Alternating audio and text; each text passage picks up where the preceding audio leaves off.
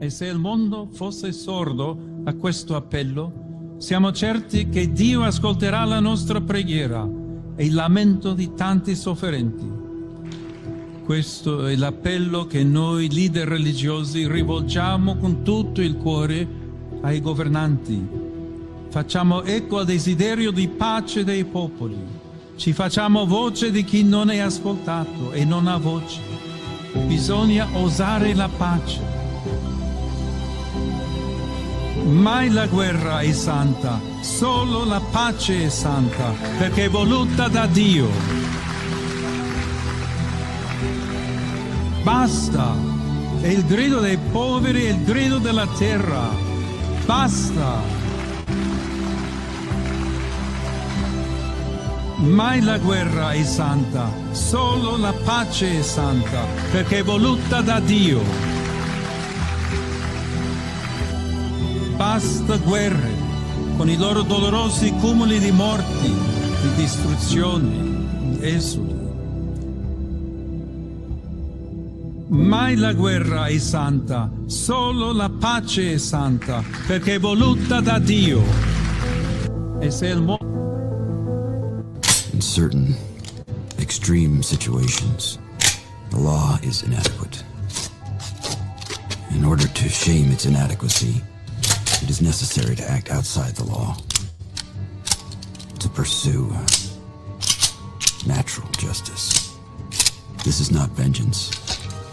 Revenge is not a valid motive, it's an emotional response. No, not vengeance. Punishment. Tonight we have a chance to say, yeah, you're right. We're too extreme, we're too wild, we're too out of control, we're too full of our own shit. Or we have a chance to say, hey, fuck you, you're wrong. Fuck you, we're right. Because you have all made it to the dance. Because believe me, this is the dance. Start the show.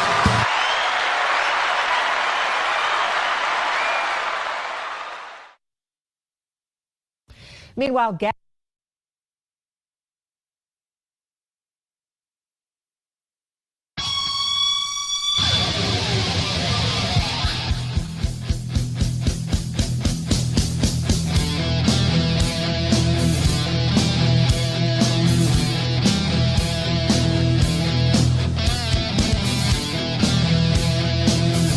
Good morning, everybody. What a start.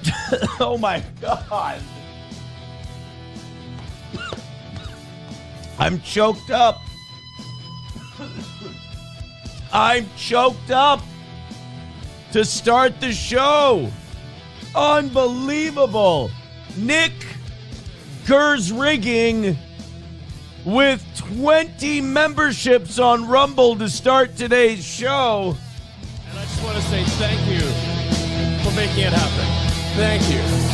Oh, my God. Thank you. He wanted to know how many memberships to go till noon today. And we were, I screwed up the number on the screen there. And it was 76.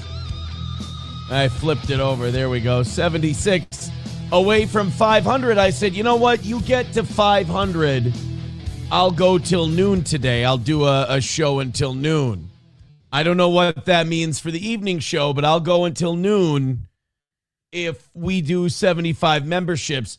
And Nick Gersrigging said, I'll start with the first 20. Now, whenever someone says, like, I'm going to start with the first 20 memberships, I'm like, sure you are. Of course you are. Of course you're going to start with the first 20. I've fallen for that banana in the tailpipe before. That's not a gay sex metaphor. And I said, and I'm like, okay, we'll see. And then boom, right immediately after, I said, do it. And I thought he was bluffing. Bam, 20 gifted memberships from NGR, that's what we'll call them, to start the show. Unbelievable with this guy. Thank you so much. So I guess you guys have the next 56, and then I go till noon today. That's my promise. Thank you very much for that 20 gifted memberships. That would be Monday, Tuesday, Wednesday, Thursday, Monday. That would mean 3 of the last 5 shows have started with somebody dropping a hundo on the toe. Unbelievable. Thank you, Nick Gers Rigging. Thank you very much. Eagle of America says going until noon should be called a blue chew. 6 hours. I get it. Oh, by the way, speaking of Nick, last name Gers Rigging, there is a clip that I cannot play on this show. And I have to answer this right away. Los Federales says, Aaron, have you ever hired a prostitute? No, I've never hired a prostitute, unless your mother counts. There was something that happened. I was on Twitter this morning, and one of the first things I see on Twitter this morning is numero uno Josh Denny fan, friend of the show, numero uno Josh Denny fan, had a clip that has gone viral. I think 275,000 people have seen this clip.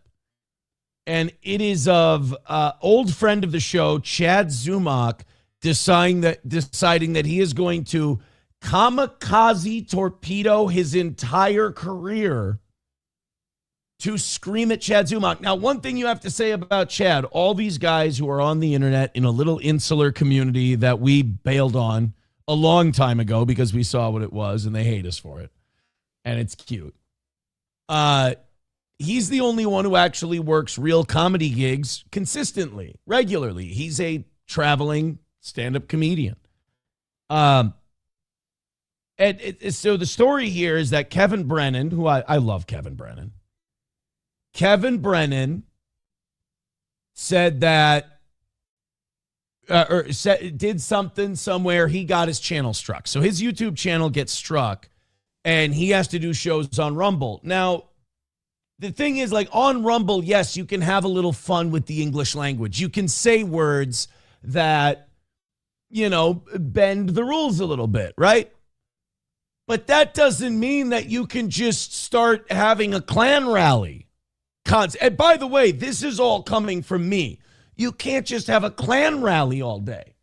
You got to be, especially if you want to do something more. Now, these guys who all they have is this stream and they have no higher aspirations, I guess technically you can do whatever you want because it's over for you. But Chad's got a comedy career. Chad's opening for people like Nick Swartzen, people like Jim Florentine, and then he does his own headlining gigs where people open for him.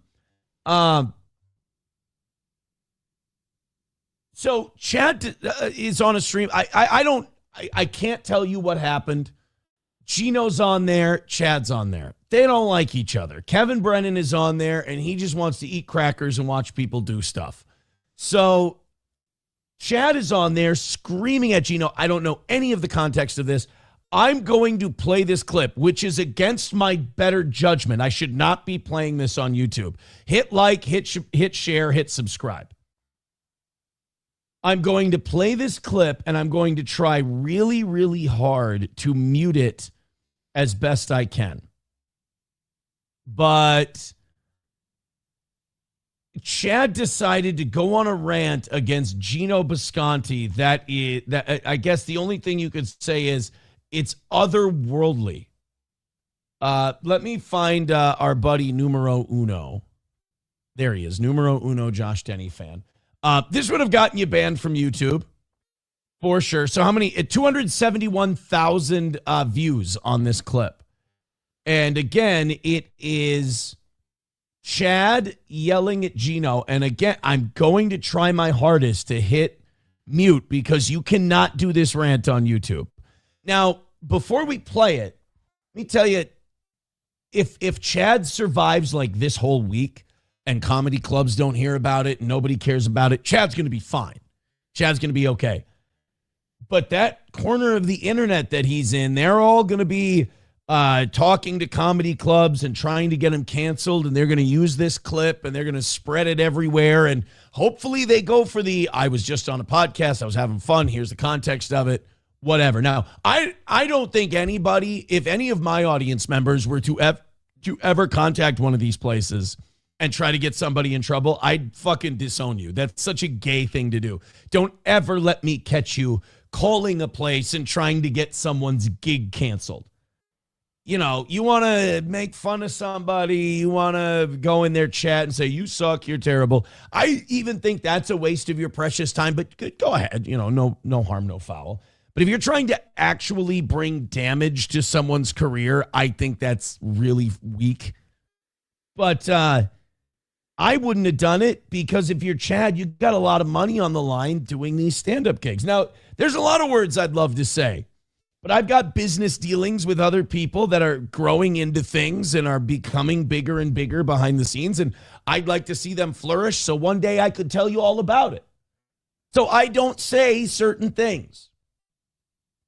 You know, you go, you say this a certain way, or you say that a certain way, and it's called being diplomatic. It's something all adults have to learn how to do.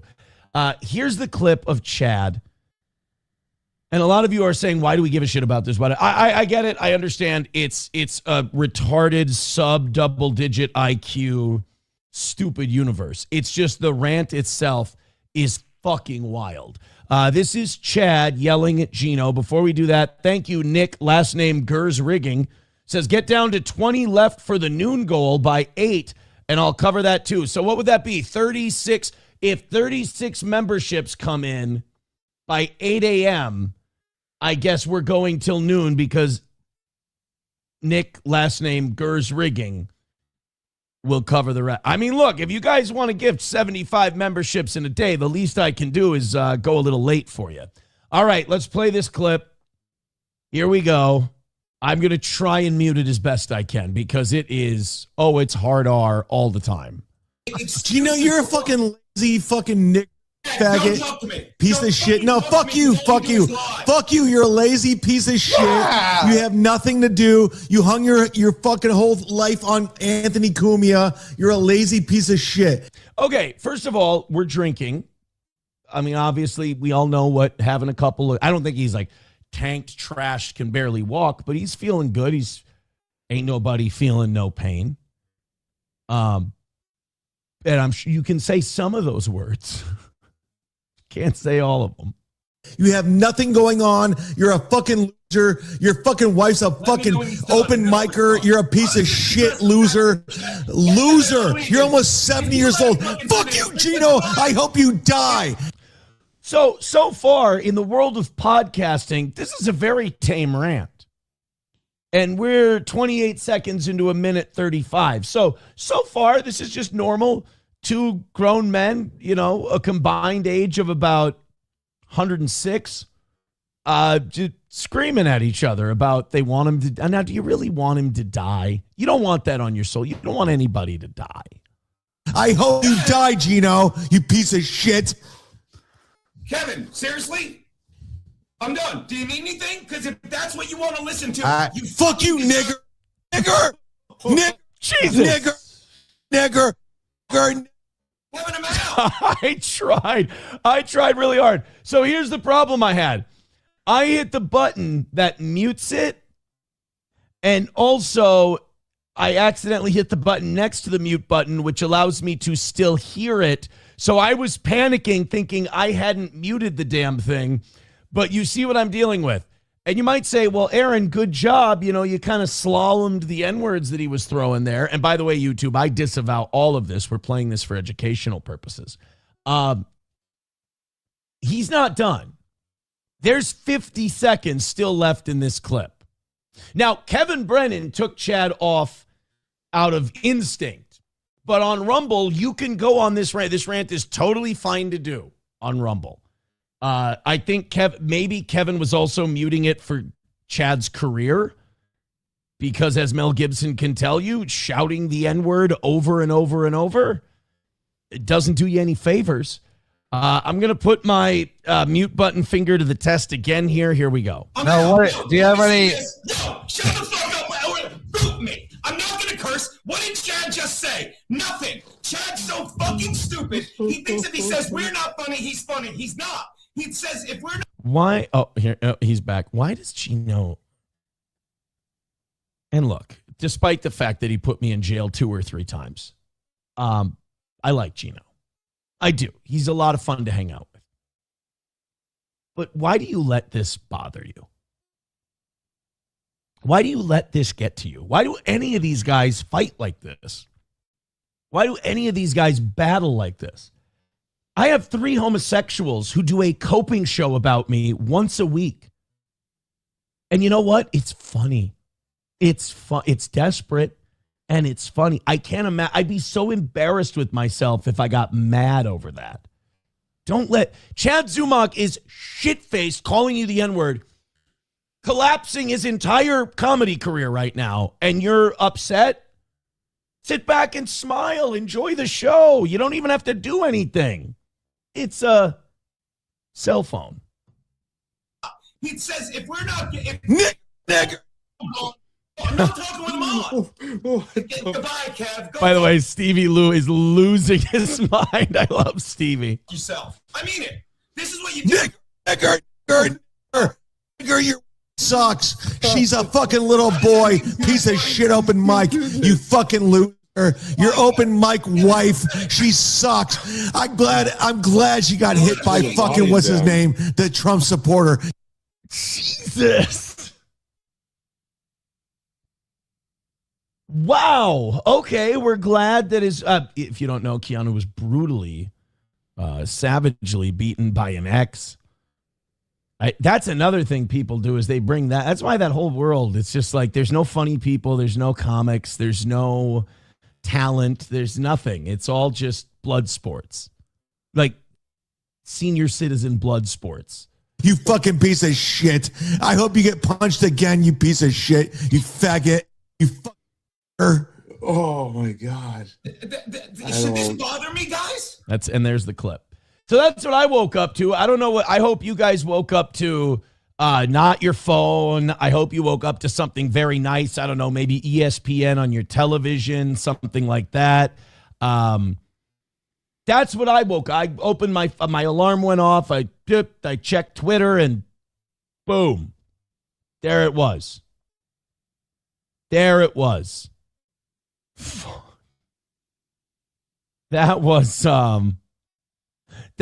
wild. And that's a lot of ends.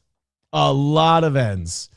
Somebody said goodbye, YouTube. No, we're still... Oh, they're joking because of the rant. That was $2 from Honky. He says, let's be honest, at least 75% of people who interact with Gino think of telling him the same thing. I mean, look, I've called him that word to his face, but I don't do it publicly. My God. 275,000 views for that. Joey Caravello at $2 says, I'm advocating for the swift and sudden executions of all Dabbleverse creators and viewers. To quote Saladin in Kingdom of Heaven, perhaps it would be better if you did. Then we've got Coltrane gifting a membership. Thank you very much, Coltrane. Very nice of you to gift that membership. You guys are off to a great start today. Thank you very much. 55 memberships away from 500. NG Rigging has already said that if you guys get it to 20 away from 500, he's doing the rest. Snigger Niggardly says, call Chad whatever you want. He's not wrong here. I mean, look, it's the obvious, and the obvious is you can't say that. I mean, that's just, you're going to get in a lot of trouble going on a rant like that if you have anything to lose. And then the other flip side of that, people's opinion seems to be they agree with Chad. Basically, one person retweeted and said, in the words of Aaron Imholt, I got dragged in the words of Aaron Imholt, you speak my thoughts. Oh, boy. Jelly for the Smelly says, Chad went full Kramer. Everyone knows you never go full Kramer. I think Anthony Cumia had a tweet. It was catch Michael Richards with his opening act, Chad Zumock, on their new Incredible tour. Not bad. Not bad. Vic Q says, I woke up to women being retarded. So another normal day. You mean watching that clip or in your actual life? Because now I'm confused. Honky with $1 says, question, why is Gino so butthurt when Chad did a good Opie and Anthony era Cumia rant for a drunk loser? Chad was spot on. A lot of the polling seems to indicate that people are empathetic towards Chad's thoughts. Redbird with $1 says the only gay F words are the ones who find this shit entertaining.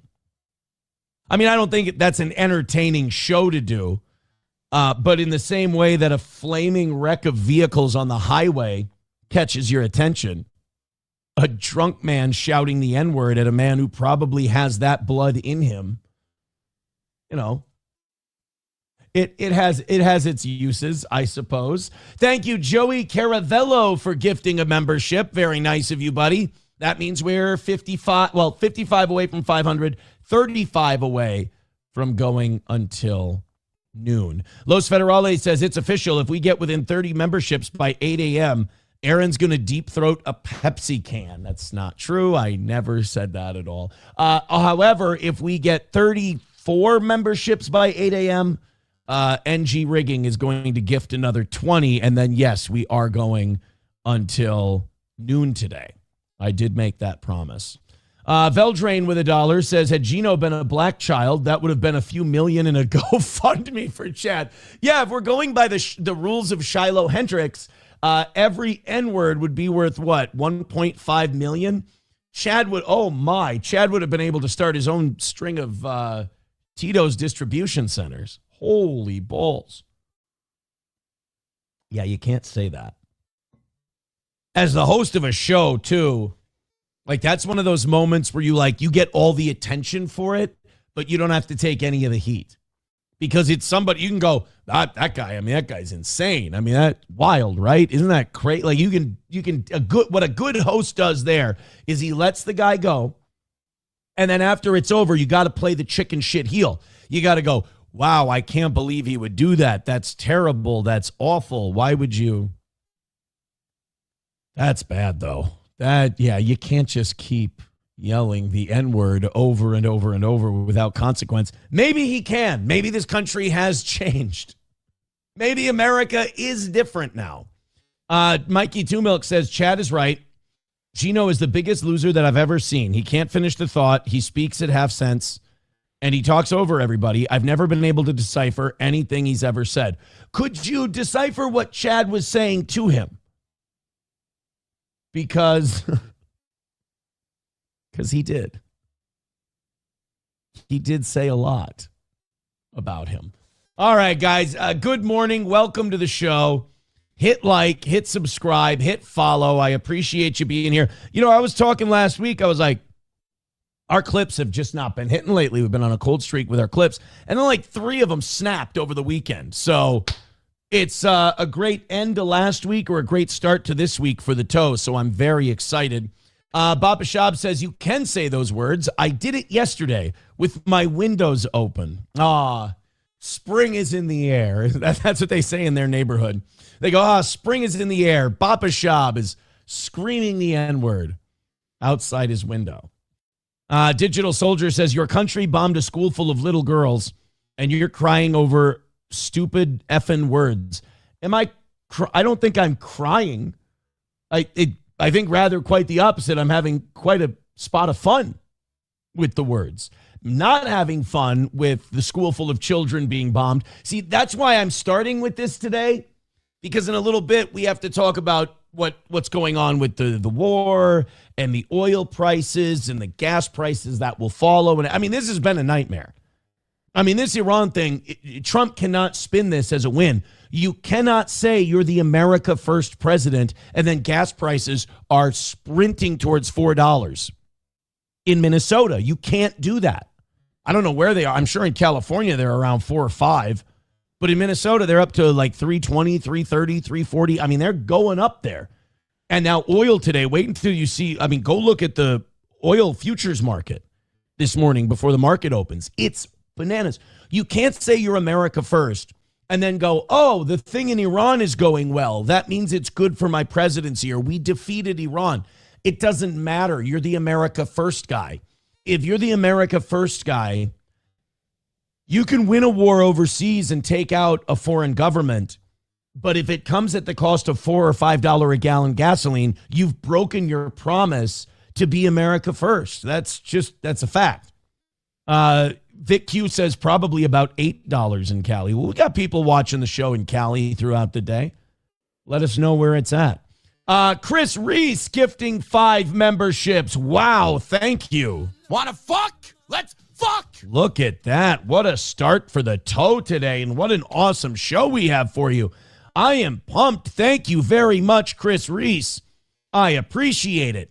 Coltrane says now he's talking Cuba next. Yeah, dude, I mean, whatever his donors want. Trump is a slave to his donors now. That's it. Professor Tie-Dye with $1 says, you told chat how much you hate your mostly Protestant audience and think we're all pagans. That's not... Professor Tie-Dye and I had a back and forth on Twitter about this yesterday. I went to I made a deal with my children. They've gone to 2 Catholic masses now in the last couple of weeks. I went to mass at St. Mary's Cathedral in St. Cloud. I've only been to 1 mass in a cathedral in my life. Otherwise, it's been, churches, parishes. Love it. Love it. I might be a cathedral guy from now on. But they went Saturday night. I fulfilled my weekend obligation. I don't like calling it an obligation either. They call it that. I don't like calling it that. And we went to mass at 5 p.m. Saturday evening at St. Mary's Cathedral. And they want to go to I struggle to call it a church, the non-denominational spot that their cousins go to. And I said, well, you guys have been very good at mass and you've done very well. Okie dokie. I'll take you there. And I also thought, you know what? I can do a little research while I'm there. I don't want to talk about, if you guys want me to skip this, I would have no problem skipping it because I don't want to trash anybody. What I do want to say is my trip to they're not non-denominational, by the way. They're not. We can talk about that some. I can do a separate video on that. I don't have to do it during the show. I get people are tired of the religion shit. That's fine. It is helping me not do the Jew shit quite as much. But I went to the non-denominational church. And one thing I do want to say about that is I apologize to Lutherans. I apologize to the first branch of Protestants. Luther. I watched a Lutheran mass with SP yesterday, and I was like, it's almost like it's right about there. I kind of consider the Lutherans to be Catholics with a daddy issue. They don't like the idea of a pope. They don't like, Martin Luther didn't like the way the church was being run. He thought he could do a better job. And in fairness, if you think you can do a better job, do it yourself. And he did. But I went to this non-denominational church and, oh my God. Now, I think it's evangelical just by the vibe of it. Holy Jesus. First of all, does anyone else find this to be mildly blasphemous? They didn't have Christ on, it was a cross, not a crucifix. When Christ's on it, it's a crucifix. They didn't have him on there on the stage. I'm not even going to call it an altar. It's a stage. And instead, they had their church logo on the cross. And I'm like, no, you can't put your church logo on the cross. That's, first of all, the cross, the whole point of it is Christ's sacrifice. And I understand that some sects of Christianity say, well, we leave the cross empty because it represents the resurrection and all that. I mean, okay. I mean, the whole point of having Christ on the cross is to point out the sacrifice that he made. Okay, whatever. We're not, again. But to put your logo on the cross, no, we're not putting our logo on the cross. Then they're advertising all this stuff, when the guy comes up after the fucking jam band goes up and does their showy thing, and the guy singing the songs shits all over the way other churches do mass and shit. And I'm like, suck my dick, you ain't got a cathedral, bitch. And after he gets done with his whole thing, this guy comes up and makes announcements. He does announcements in the middle of the thing. And he's like, oh, we have a class on speaking in tongues. I'm like, Wow, I guess we're just blaspheming all over the place today. I guess this is just, I walked into the house of blasphemy. We got your logo tattooed on the cross up on the stage there. We're pretending that speaking in tongues is an actual thing. And then the idea of, and I'm done after this because I'm boring myself. And then the idea of, they said, when you take one step towards God, he takes a step towards you. No, the Bible says the opposite. Christ is waiting at the well when the Samaritan woman comes to the well. He's that you go to him. He doesn't walk to you. He's already where you need to be. He's there. You need to come to him. So it's just like, we're just blaspheming all over the place, calling it non-denominational. It's fantastic. So I apologize. I said that to say this to Professor Tie-Dye. I apologize to the Lutherans. I'm not going as hardcore as Shia LaBeouf did. However, I still find it really funny that they asked Shia LaBeouf, who's in hell? And he goes, Martin Luther. That was like the first name that came to his mind. Veldrain with $1 says, disappointed with Chad. Not a single slur against Gino for being a greasy Italian was heard in that rant. I think, and I'm not trying to say what Chad meant by that, but I think the N-word, the greasy Italian part, was implied. It's just my theory. Joey Caravello with $2. He says, Tori Spelling mentioned you on her podcast. She says she loves the show. Oh, well, we're big Tori Spelling fans here on this show. $1 from Professor Tie-Dye said, like I said, I'm busting your balls, but if you want to see an all but pagan practices church, look at Emmanuel Christian Center in Spring Lake Park, Minnesota. Dude, is it not? Like, I was talking to like pastors and stuff on Twitter, and they're like, no, it's like really blasphemous stuff. Really bad. In Ireland, when trying to gain public support, I pretend to be Catholic, says Joey Caravello, but behind closed doors, I'm a hardcore Satanist. Don't tell me that. I'm not supposed to know that. 09 Canyon says, I saw a church online yesterday that has a punch card for their on-site coffee shop. MFer, it's a church. Coffee is free. They have a coffee shop at church and they charge people money. This church I was at has a gift shop. You have a gift shop at church. What? No.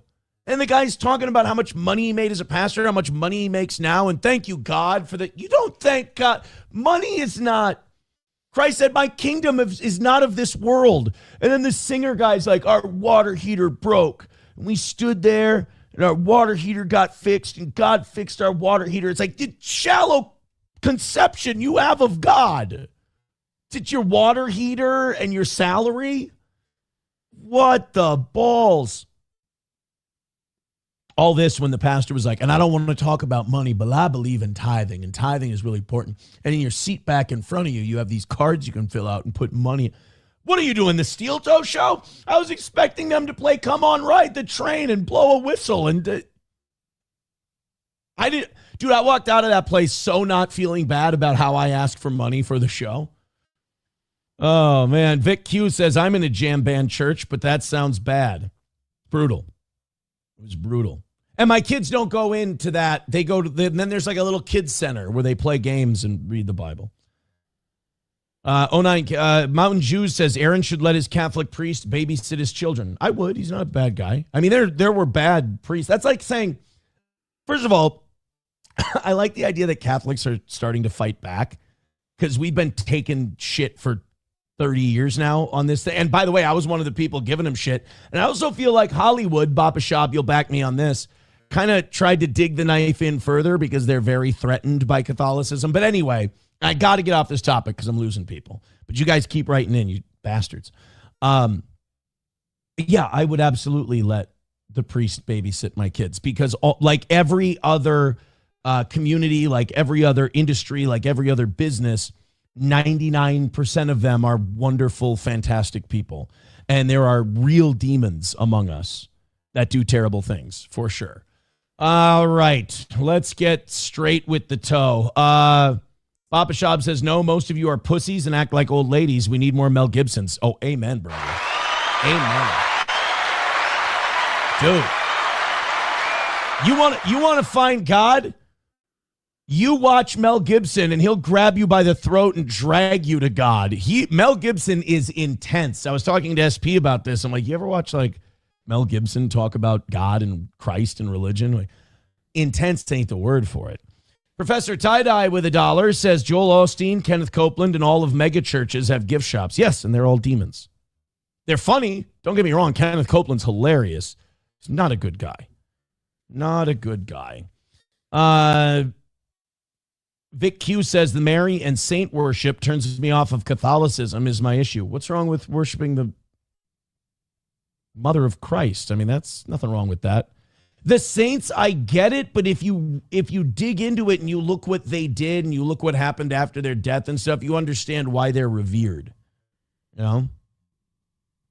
You understand why they're revered. But look, I ain't gonna, It's called the Catholic and Apostolic Church for a reason. It dates all the way back to the apostles, which, by the way, go look into how those guys died. That's like one thing Mel Gibson said.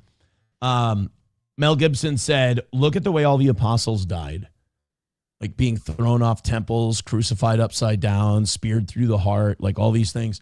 And all they would have had to do for it not to happen was say, we made the whole thing up. It's a lie. It's a con. And Mel Gibson said, nobody dies that way for a lie. And I'd say, that's some pretty powerful shit. All right, let's get after it. We've got a lot to do. Red Fox Mad becoming a member for 46 months says, Aaron, when are you going to baptize your kids in the Catholic faith? You're sinning by not doing so. That's because when you do a wonderful thing called co-parenting in a healthy way, it's not just your call. It's not just your call. Although it is nice that she also thinks the speaking in tongues thing is bullshit. It is. I mean, they've looked into the speaking in tongues thing. You're not speaking a language. It's literally babble. You ever watch people do that, by the way? All right, fine. Enough with the I think it's funny watching people do the tongues thing. MSO says, if prayer really worked, the show would be over. Honky with $1 says, St. Lawrence had the most epic martyrdom. Feeling to eat a burger now. I think he means finna. Finna to eat I don't know what he's. All right, guys, let's get after it. We've got a lot to do.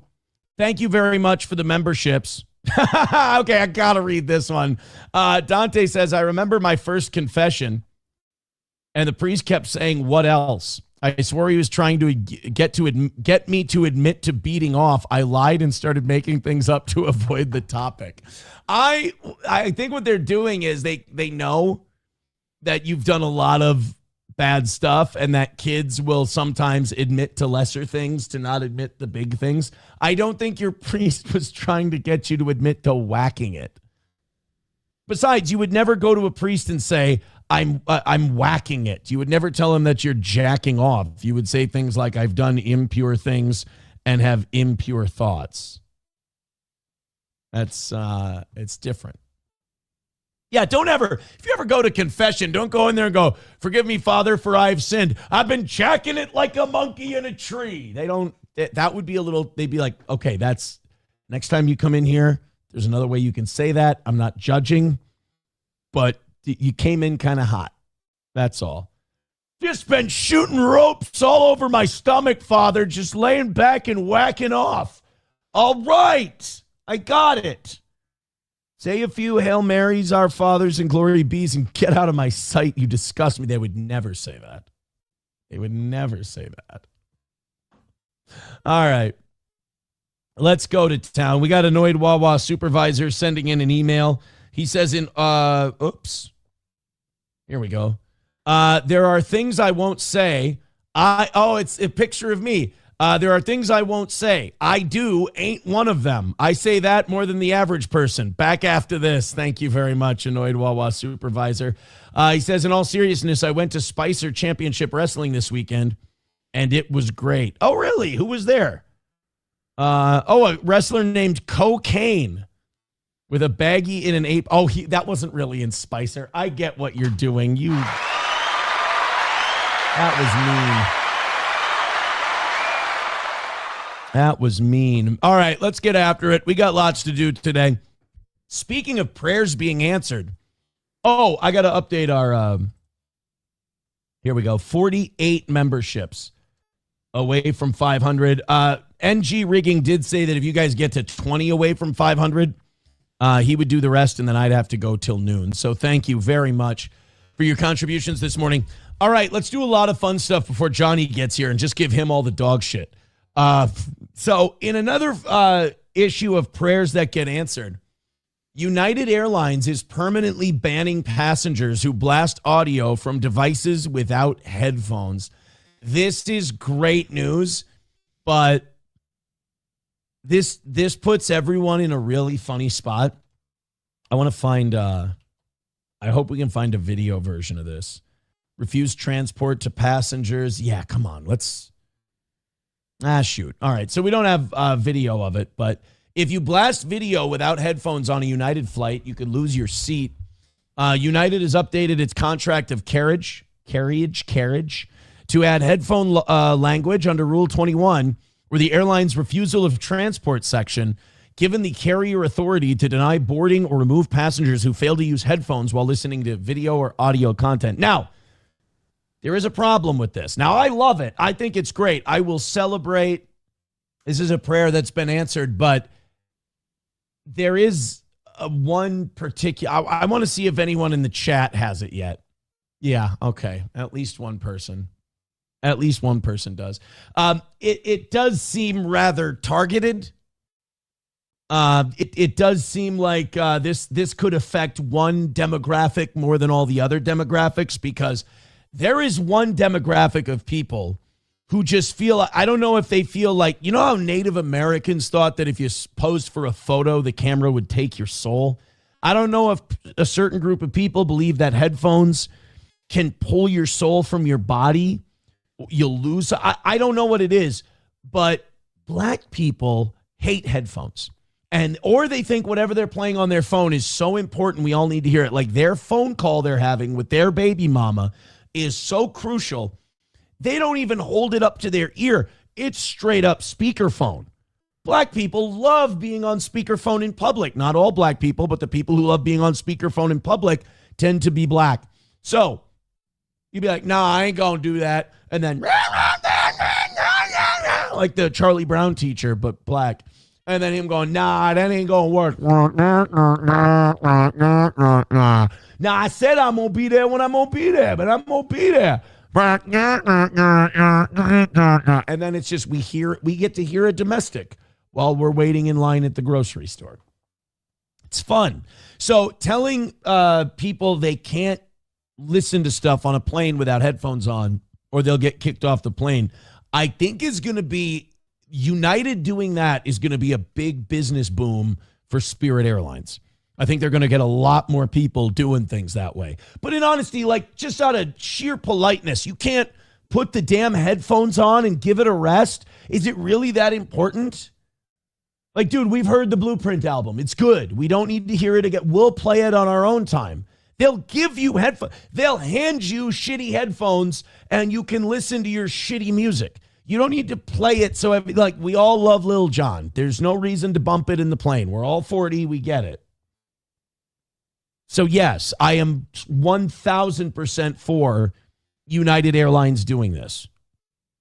But I do believe that it's going to. And this is one of those things where you have to be careful if you're against this so that you don't do the racist thing. It's kind of like when you say, like they got the big voter ID thing trying to go through Congress now. And people are like, you can't, it's racist. It's like, how is it racist? Well, how are black people supposed to vote? They get an ID and then they go vote. Most of them already have an ID and they can go vote. No, black people can't figure out how to get IDs. It's like, you said that, totally not me. So you got to be careful if you're like, no, this will be disadvantageous towards some passengers. Like, what passengers? Well, you know, certain passengers that like to play everything through their phone speaker. Mm-hmm. Episcopalians? Any Romanians? Any particular? Okay. Veldrain with $1 says, will the Catholic Church pay your bail if you burn down a church adorned with LGBTQ flags? I mean, I would ask them before I take any kind of action. Novocaine with $1 says, when Aaron goes to confession, they have the fire department on standby when he starts lighting his sin candles. I'm backed up. Beldrain with $1 says they were trying the no headphones rule with Spirit Airlines, but then the planes would be empty. Oh, it's terrible. It's a bad business move. Yeah, Ryobi was the first one to write in the chat. Let me scroll up here. Ryobi wrote, "Oh, so it's for the blacks." We don't say the blacks anymore. It's not how we say it. Bill Grant says, "You're not fooling anyone with the whole religious thing. Nice try." Sorry. I'm sorry if me changing my life for the better is upsetting to you. I guess that's the thing about happiness and fulfillment. Bill Grant saying he's not buying it ain't hurting my feelings at all. Maybe we can go to church together, Bill Grant. We'll go to mass. Ryobi says it's because they have no manners. Don't pretend. Is it that they have no manners, or is it that to them it's not rude?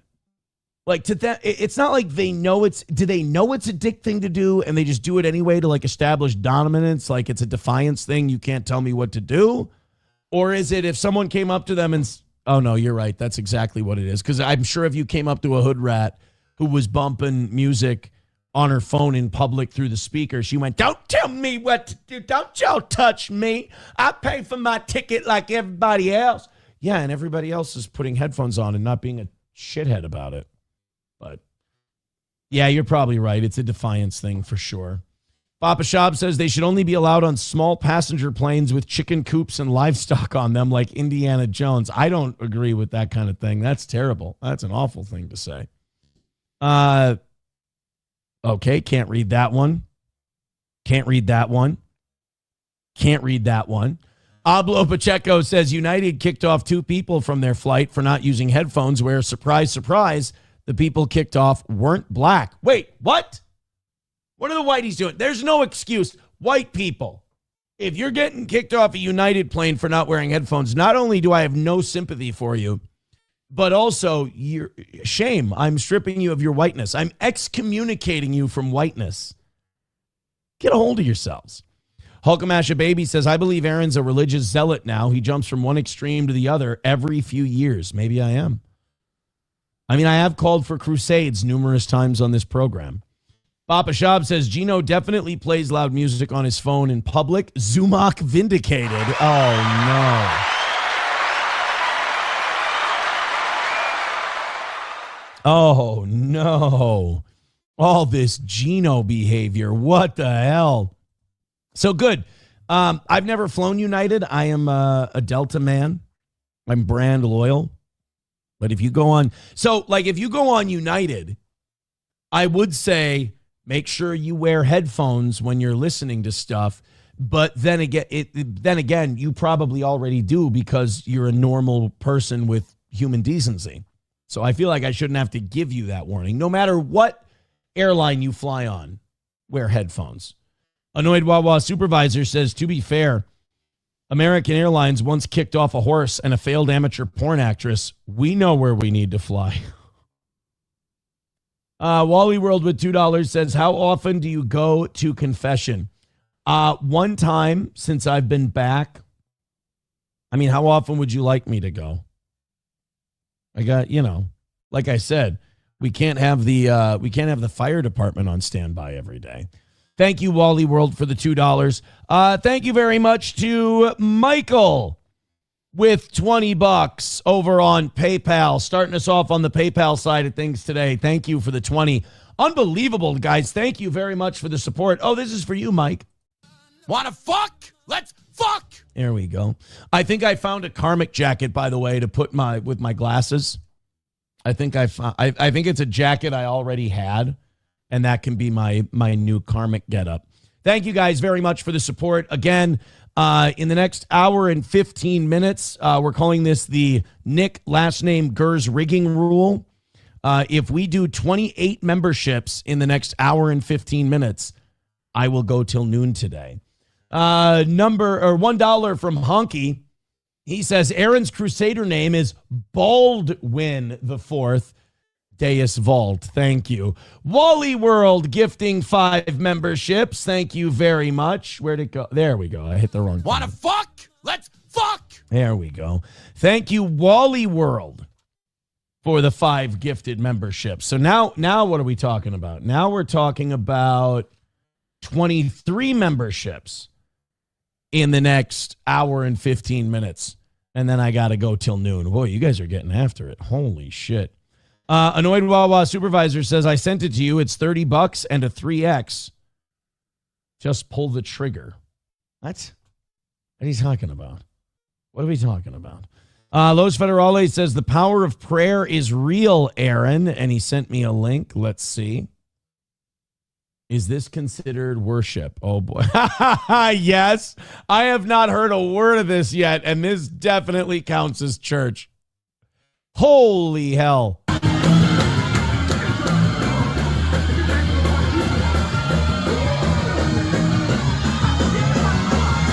I mean, it's not Christian. It's straight from hell. But yeah, it counts as worship. They're worshiping something. Baal, most likely.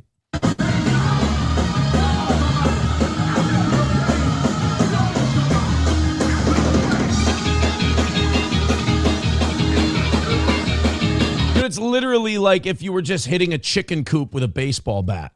Like that's exactly what this looks like. You're in the world's largest chicken coop and you're just going push, push, push.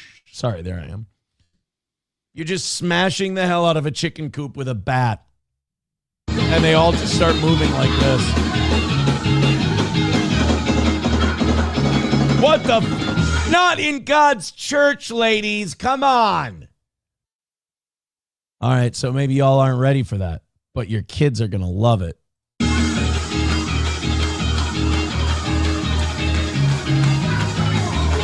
What the?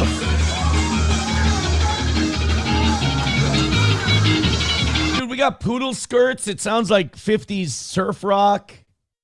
But then you got black people like doing black trance dances. I can't figure this. I can't figure it.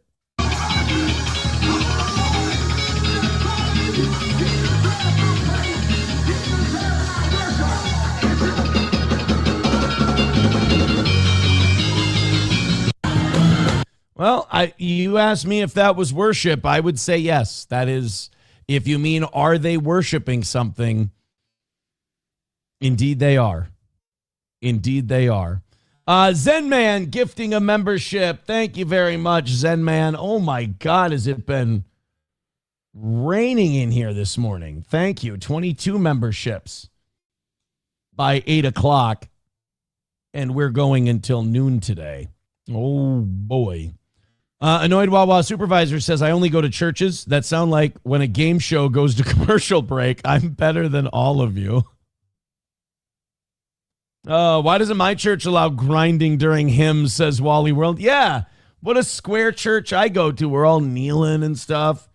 These guys are butt humping each other to fucking Beach Boys guitar solos. Papa Shab says, black people go to church to party, then go to the club to worship. Strange people.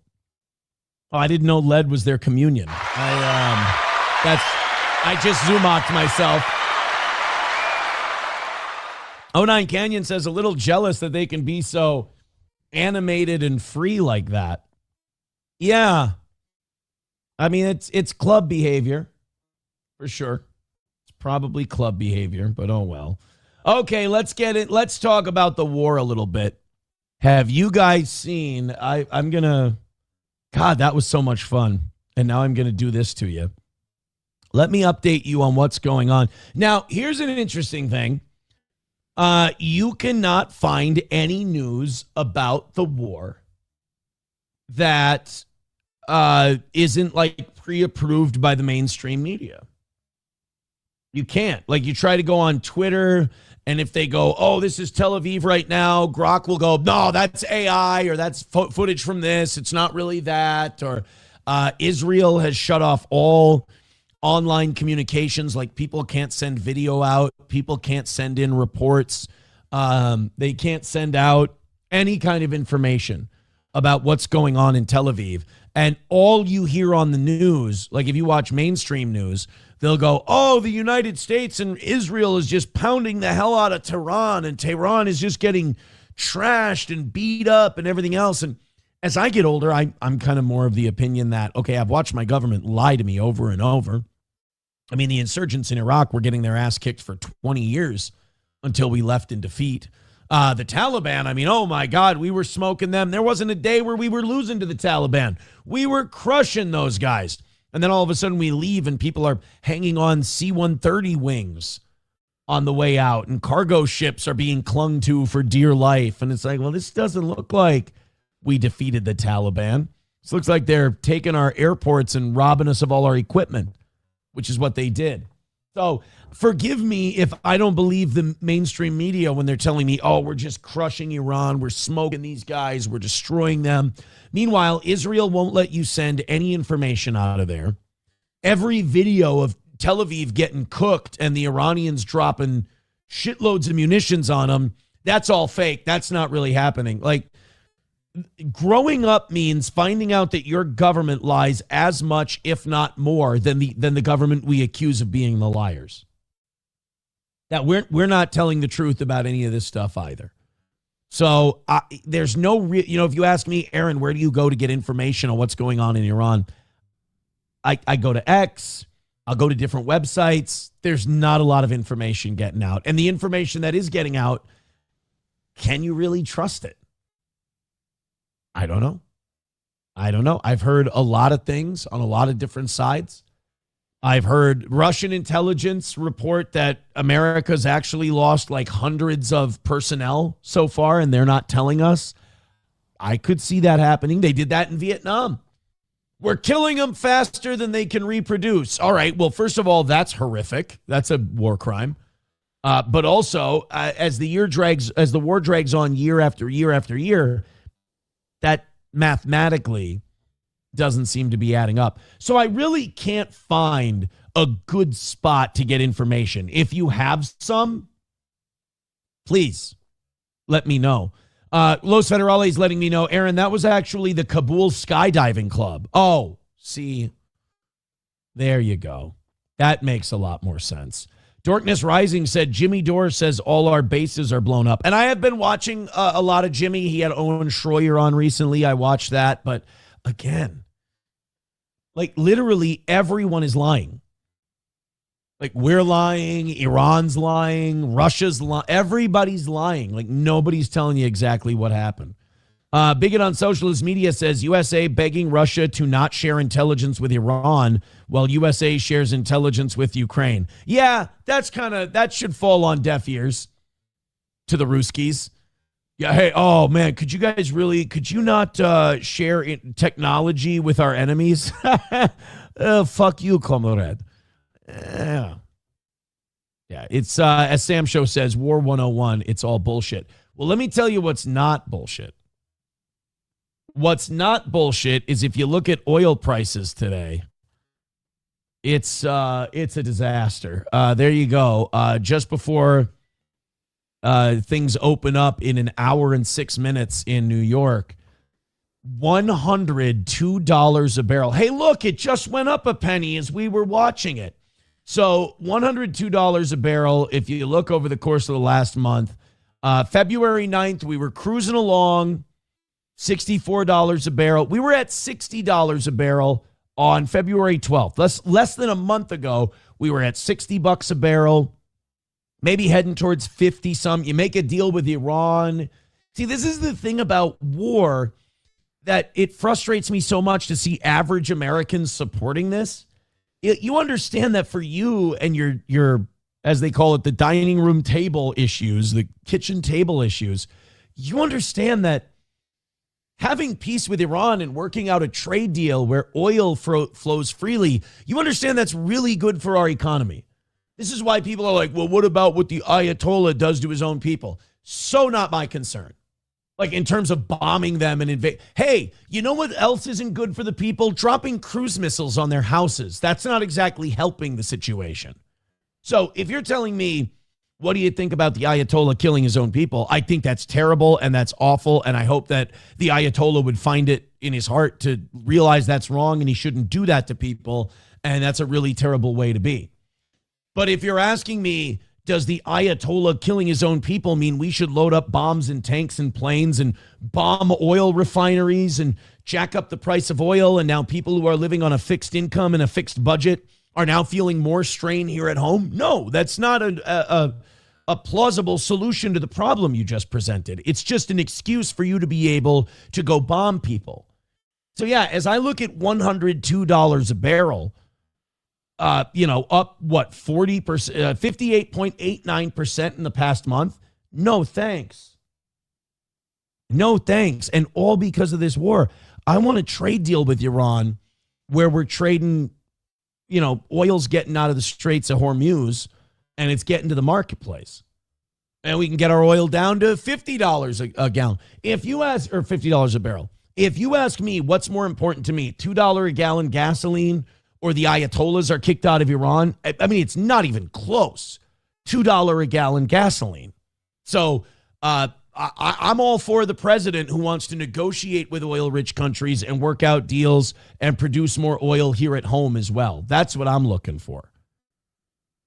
But in terms of 102, I mean, what's a 60% increase in gas prices? And it's going to go up more than that. Let's say we were at 275.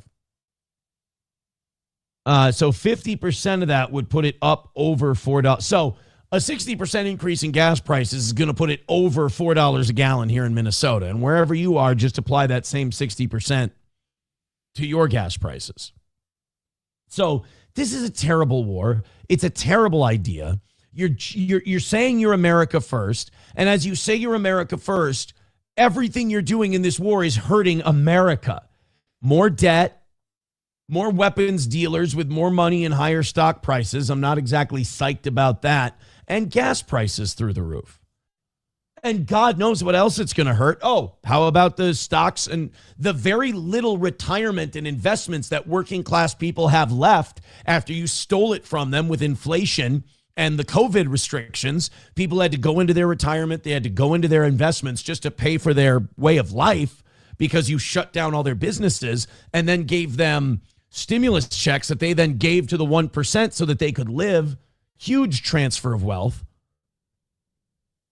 So whatever they have left in those retirement accounts, you're now taking away by bombing Iran. And this, I mean, let's see what the Dow futures are looking like. Again, this is all very easy to look up. Oh my God. 453 points down. It looks like we're going to open. I mean, that's real money to real people. And all because you had to bomb Iran. I mean, I don't know how you can support this guy at the moment. I'm not saying you can't support him ever again, but I don't know how you can support him now. Bigot on socialist media says the U.S. spends 20 years and trillions of dollars replacing the Taliban with the Taliban. Trump replaces Ayatollah Khamenei with Ayatollah Khamenei in just 9 days. The most efficient U.S. president ever. Cheers, right? Cheers. Mountain Jews says $250 barrels of oil soon. I mean, it will get there if we don't stop. Gas will approach $5 a gallon by midsummer, guaranteed. I'm not saying this should happen. But what's it going to take for this country to go after its leaders? This is not me. This is not a call to action. That's not anything like that. I'm saying theoretically, in your mind, share it in the chat. What would it take in this country for the people to go, you know what? We're having a real insurrection. Like, we're going to start going, these are criminals, and we're going to starve, and we're going to get killed, and we're going to lose our jobs, and we're going to lose all of our money, and our children won't be able to eat. We need to go we need to physically go and stop these people. Like, at what point does this country do that? Because it feels like we take a shitload of abuse on a regular basis from the people we elect. And you can't vote your way out of this stuff. I was thinking about that yesterday. I'm like, I might not vote next time around because I can't morally justify voting for any of these people because I'm on the hook. I'm responsible. I think Carlin had a great point when he said, if you don't vote, you have every right to complain. If you do vote, you have no right to complain. You chose these assholes. I don't have a lot of right to complain about Trump. I picked him. Contagious Cody with $1 says, so you're cool with killing innocent people for cheap gas. Got it. Better not hear you bitch about Gaza then. Gaza doesn't make gas cheaper. killing of innocent people for cheap gas. Killing innocent people never leads to cheap gas. There's a very simple concept to understand. When soldiers cross borders, goods don't. When goods cross borders, soldiers don't. All right? When you have war, you're immediately shutting down trade. That's going to make everything more expensive. When you have peace and you have free trade and you have people making deals, the cost of things are going to go down. Sharing is caring. Diablo Sandwich says, Aaron, you got so many views live streaming the Minnesota protests. Thank you. Go to Tehran and be a trusted source on the ground. Think of the goal. I mean, the goal would get hit instantaneously, but so would my head with a scimitar. So it's, there's good and bad to the whole thing. Bong Time says, revolution needed. Well, my question was, what does it take? In like a first world evolved economy like this, what would it take? Bong Time says, I was wondering when them dark winters would show up. Annoyed Wawa Supervisor says, if they were outed as pedophile, never mind. Yeah, see, that didn't work either. By the way, you're going to have people defending Trump on the latest Epstein allegations that we'll get to later today. They'll be like, no, couldn't be. It's like, stop being a child. You believe that all the people, quote unquote, in positions of power are blackmailed. And you believe that they've done some messed up shit and that's got them blackmailed. Otherwise, the real people in charge wouldn't allow them in there. What do you think, Trump's special? What do you think, Trump just got in without paying the toll? Paid the toll. And a lot of these guys paid the toll willingly. You know, not all these guys paid the toll, found out later, and then went, oh my God, what have I done? A lot of these guys did it and were like, yeah, let's party. 09 Canyon says, enough people going homeless, hospitals without power, and our babies dying. Yeah, I guess so. A long way. A long way. Bong Time 2 says, I haven't voted in over 25 years, not since Bush and them hanging Chads and his brother and the governor of Florida.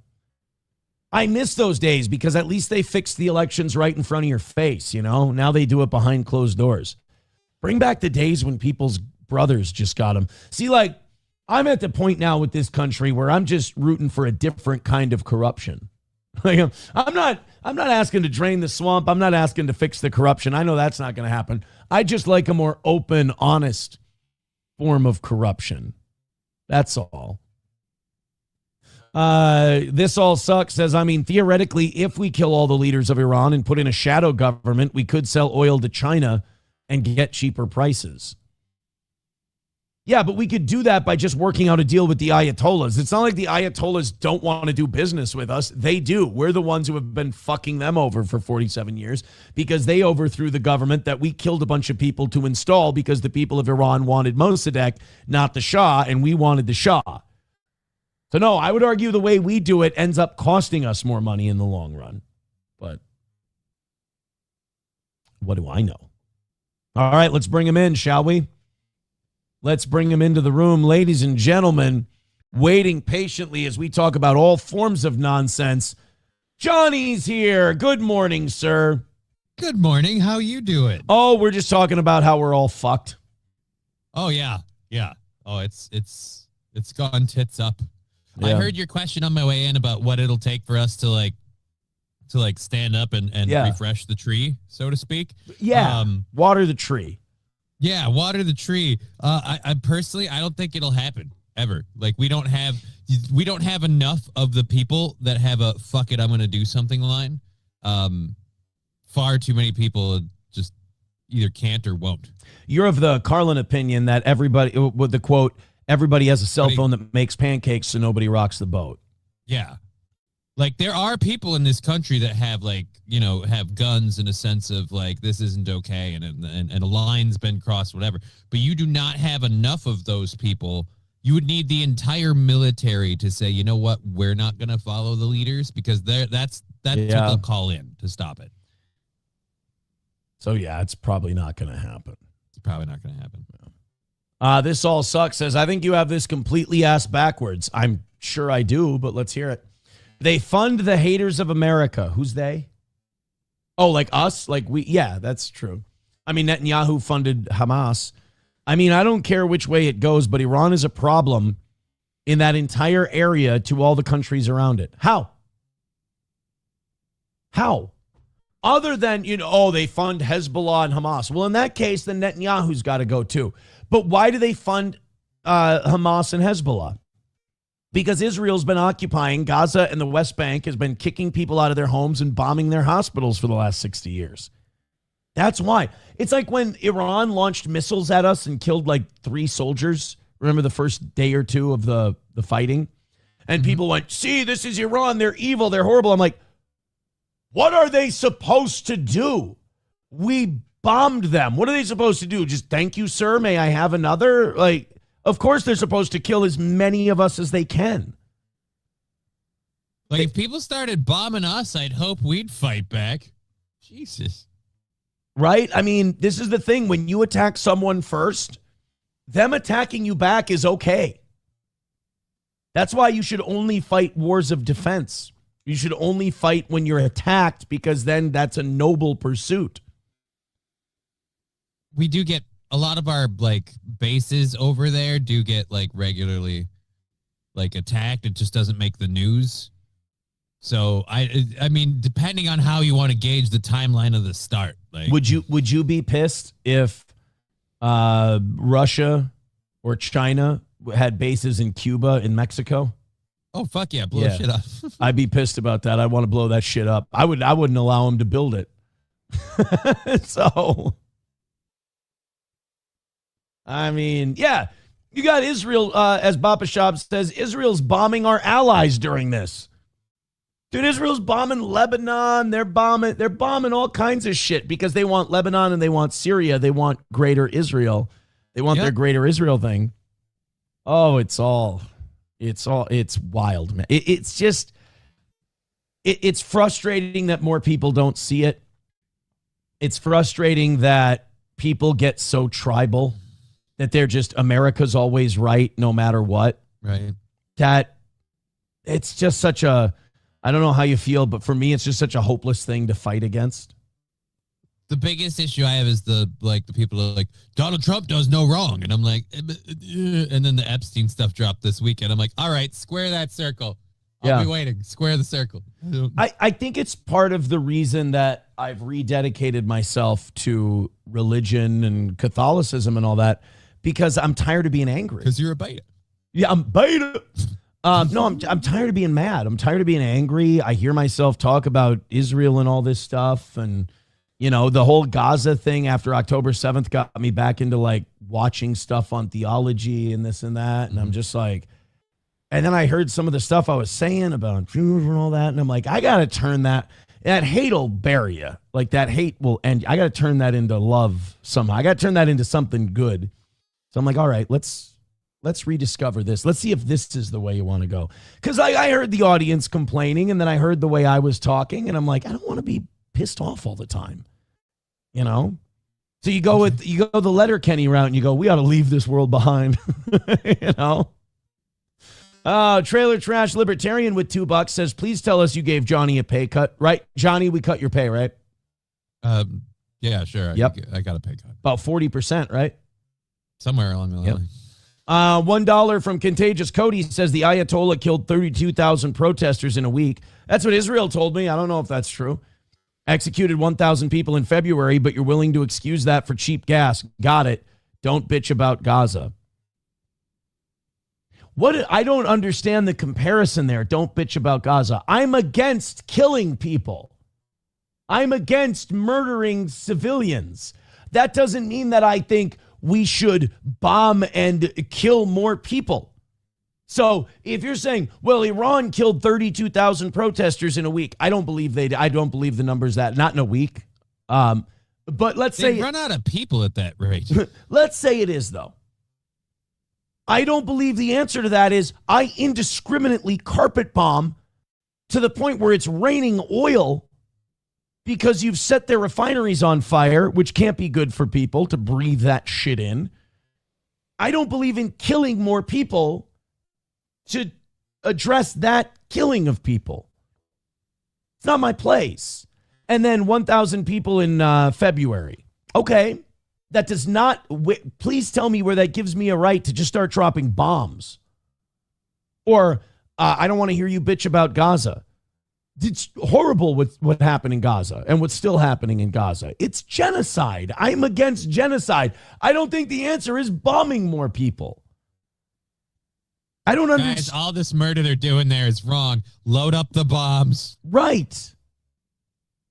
I mean, I would pray that the people of Iran would win their struggle against their oppressors. Absolutely. And even if people in that region wanted to handle that issue, like the United States intervenes and helps the Mexican government with the cartels, I'm fine with that we have a vested interest in that. I mean, I don't understand the ration. I mean, I understand your point, but I don't understand the rationale of your point. Does that make sense? Here, and our bombs are very accurate, so we don't hit innocent people. In fact, the other day we took out a tactical girls' school. Yeah, you know what? That's a great point. Please tell me how bombing a girls' school makes us better than the Iranian regime. Okay, the Iranian regime, when they shoot a bunch of people, it's because those people are trying to stop them from running the country and overthrow them. So while it's wrong, that's their A to B logic. We just bombed a fucking girls' school and killed a bunch of kids. Whoops. And that's what we say. Oops, a bibble. Sorry, we killed a bunch of your daughters. Gotta buy more bombs now. And I'm sorry. Hit a target. But if let's say that my children or your children, let's say they were killed in that bombing, it would make me so mad I might strap a bomb to my chest and run into that country's military bases and try to blow up a shitload of people. Yeah, I'd probably want some vengeance if you blow up my daughter. We can't understand that in the Middle East, they hate our fucking guts because we haven't stopped fucking killing their children in 70 years. We've been murdering their sons and daughters for generations. They hate us for that. So yes, I'm against the killing. Let's stop killing people. And then if other countries are killing their own people, then I can stand on principle and say, that's wrong. Don't do that. Or we're not going to trade with you because you're killing all those people. But please tell me, please enlighten me, Johnny, inform me about when America has ever had a problem with people, with governments murdering their own people as long as we get a good trade deal or as long as they're willing to pursue our interests. We're all of a sudden, we bomb people for moral reasons? Hi, China. We trade with you all the time. How much of our debt are you holding? Pinochet, motherfucker. I mean, the Shah of Iran. We installed Saddam Hussein, Osama bin Laden, Benjamin Netanyahu. We work with murderers all the time because they do our bidding. It's when they stop doing our bidding. Hey, Johnny, the largest mass murderer in human history was our ally in the largest war ever fought. We allied with the largest if you were to take the dictator who killed less people and less of his own people, would you let's take Contagious Cody's point here, and I don't mean to beat him over the head with this, but if you were to go, we're going to make our military alliances based on who kills the least amount of people, would Hitler or Stalin have been our ally in the Second World War? Technically, would have been Hitler. Stalin willfully starved people. They forced people to serve in the military to the point where it's like, you got to run up with the gun, and if you die, the person behind you gets it. And then they had people at the back going, and if any of you bail out, we'll put one in you. Stalin was old school too. He just round up thousands and thousands of people and shoot them, to the point where the Russian military, when World War II started, had an ammunition shortage because they were busy mowing down their own people. So yeah, Contagious Cody, I hate to belabor the point, but please don't make that bullshit they're bad, mean guys who kill their own people argument, because that's not why we go to war with people. It's just not. Thank you, Balls Deep. Balls Deep gifting 5 memberships. Holy monkey balls. Wanna fuck? Let's fuck! There we go. Thank you so much. Let me update the number here, 37. So now 17 memberships in the next 45 minutes, and I have to go till noon today. Thank you very much, Balls Deep with the 5 gifted. Sergeant Holka with $5 says this has nothing to do with Iran. Venezuela and Iran provide China with 75% of their oil. This is a soft war to keep the dollar as the primary world currency. Everybody who's fought against the dollar as the world reserve currency is dead. Saddam Hussein, Muammar Gaddafi. Now they're going after the Ayatollah. Yeah. There aren't even a lot of people who've resisted the world banking. Like Venezuela was one of the last ones. Yeah. And like the whole thing of like, oh, he treats his people like shit. Yeah. That's not something that we've ever drawn the line at, though, for like our allies. Zelensky he's not allowing elections in Ukraine. He's literally killed democracy. So we sit there and we give all this money to Ukraine. Well, we're fighting on the behalf of democracy. You might want to tell somebody because their guy that we installed, he's not allowing them to vote. And there's a very simple reason why they're not letting Ukrainians vote. Because they'd vote win to throw his ass out of there. Yes. Yeah. Yes, sir. All right. I am way behind. Oh, my God. They've been chatty in the chat. Chatty in the chat, which we like. We like that. But I can't. It's hard for me to find like individuals to share their thoughts. Because we like to see what our audience thinks about these topics because there's so many of them. Sam Show says, hey, they treat their people like shit. Let's kill more of them. Yeah. Yeah, I don't know. See, they can't kill them if we blow them all up. We did them a favor. Balls Deep says, I don't mourn Muslim theocrats. Sorry, gay F word. Well, I don't celebrate any death. Because at least when you have life, what's the saying? Where there's life, there's potential. You know, whenever someone gets killed, like whatever they've done, that's their story. You know, you kill the Ayatollah, that's their story. That's what they did with their time on Earth. They killed a shitload of people. That sucks. To be fair, I don't see that guy turning a page no matter how many more we give him. No, you're probably right. Bapa Shab says, we're saving them from themselves by killing them. Imagine, you know, it really is. There's two kinds of adults. The ones that make peace with the fact that they were taught a bunch of bullshit growing up and it's not true and we're pretty much like everybody else, or the ones who believe the rah-rah Toby Keith songs. And now I'm just hearing Red Solo Cup. No, not that one. I'm sorry. That one you can okay. go ahead. It's a terrible song, but you can celebrate that. That's my Toby Keith song. I'm a piece of shit. I mean, I believe in beer for my horses. I mean, that one you can live by. Historically, yeah, this is another thing about growing up. Isn't it weird, Johnny, in every war, the good guys always won. Right? It's amazing. The bad guys have never won a war. Like, you see any other competitive sport or whatever, when there's like two fighters going head to head, like a lot of times one will beat another, but every once in a while you get a good back and forth where he won the first match. You'd think bad would have won at some point. Yeah, in like boxing or MMA, the cunt wins. You know, sometimes the guy who's more noble wins, but sometimes some guy's just a fucking dickhead the entire build up to the fight, and then he kicks the living shit out of it. Yeah, Floyd Mayweather. It's not even close. It's like God hates me. Conor McGregor, Josie Aldo. Josie Aldo, decent guy as far as we know. Good guy, humble guy. Conor McGregor, piece of shit talker. Conor McGregor kicked the living dog shit out of him. We don't rewrite UFC history and go, Conor McGregor was the good guy. No, he's a dick. Everybody hates him. Same with Floyd Mayweather. But in war, in history, wouldn't you know, all of these people backed by the Rothschild banking cartel were the noble good guys who never did anything wrong. And we won. J-Fish with $2 says, when you are on the same side as Danny Bong's, I think he means Dan Bongino, Shapiro and Lindsey Graham, grab a mirror. Yeah, that's usually I like that. That's a good barometer. If Ben Shapiro agrees with you, I'm not saying you have to change your mind. Just reanalyze. That's all. Lindsey Graham was the only name I needed to be like, all right, and we're out. He was on all the news shows again this weekend. Oh, Jesus. He's just a piece of shit, man. I don't know what other way to put it. He's just a dick. Yes, McBuster, the outlaw Josie Aldo. Same guy. Sergeant Hulka with $2 says history is written by the victors. You should put that in a book. That should be a quote. Red Fox Mad with $4.99 says, how did God say he would take out humans next time?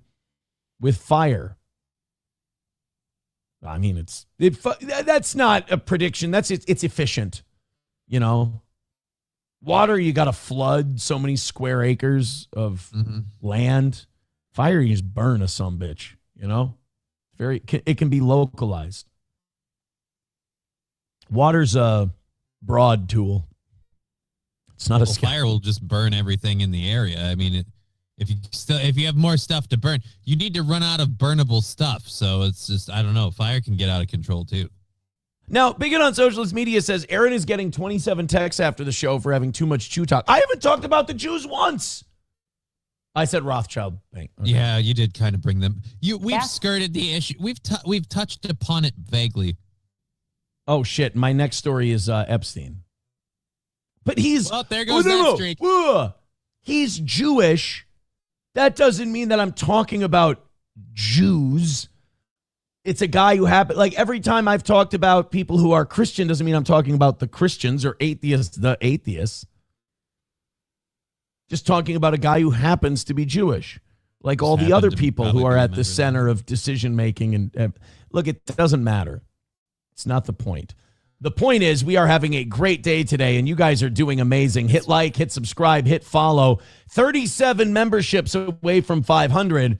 Now, Nick, last name Gers Rigging, has made the promise that if you guys get to 20 memberships by 8 o'clock, so that's 38 minutes from now, he will do the next 20, and then I will have to go till noon, because I did tell them if you guys do 75 members, they said, how much to go till noon? And I said, 75.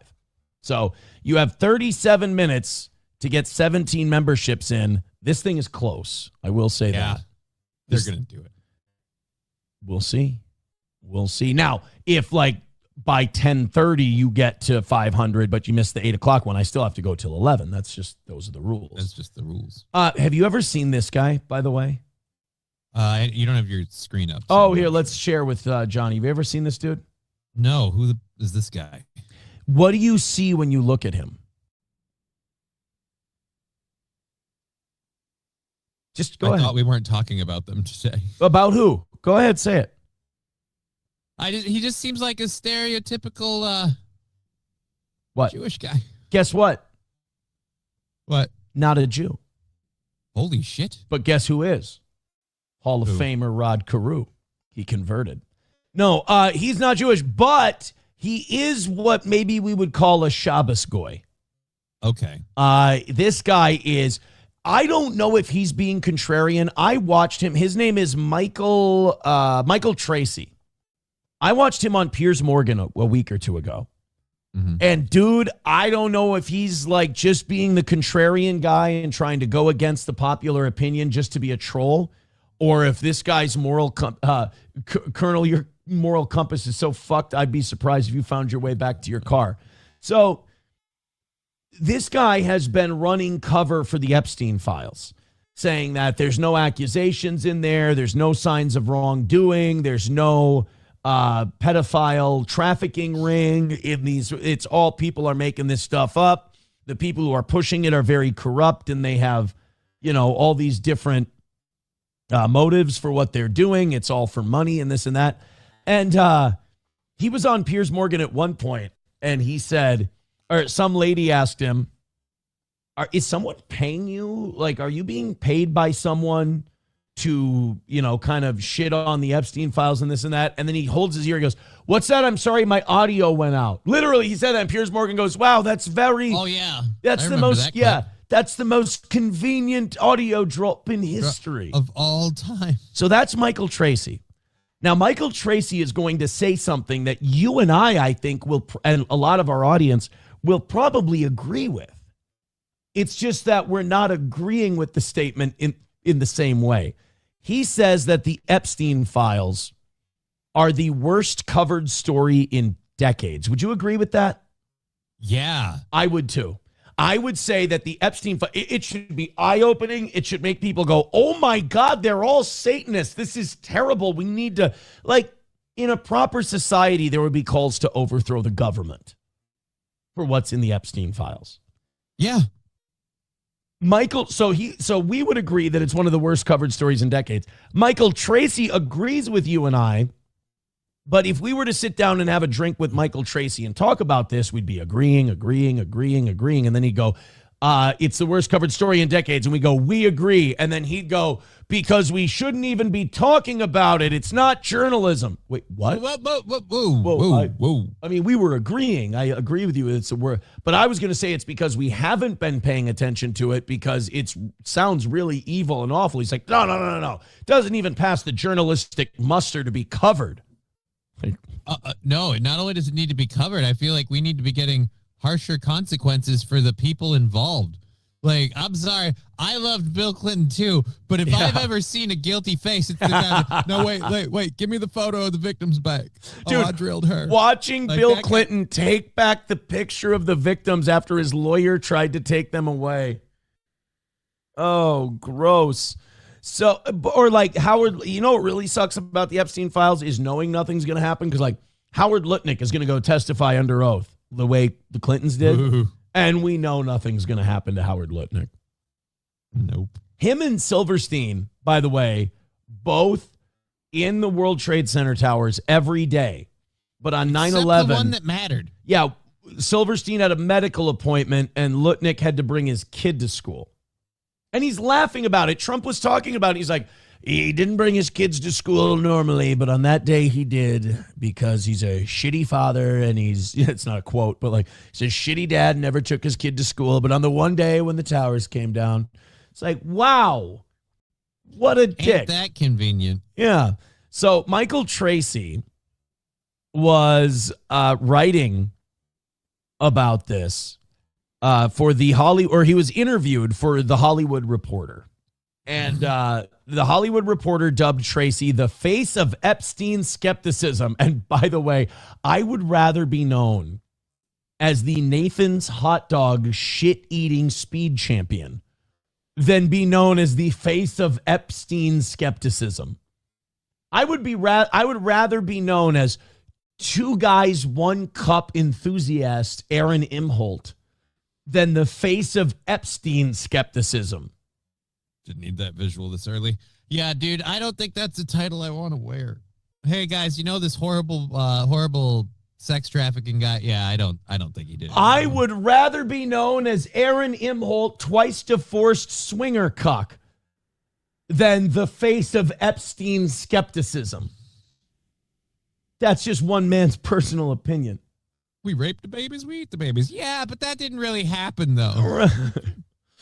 Tracy has fought the widespread belief that Epstein was running a massive pedophile network for rich politicians and celebrities on both his Substack blog and on X, where users frequently rip him for questioning how sordid Epstein really was. What's funny about this is people are like, oh, I bet she's getting paid to say that. And I'm like, my response to that would be, God, I hope so. No, he just does it for the love of the game. I hope he's not in it for the win, man. I hope he's not doing it because he believes it ardently in his bones. I hope he's getting paid really well to say this shit.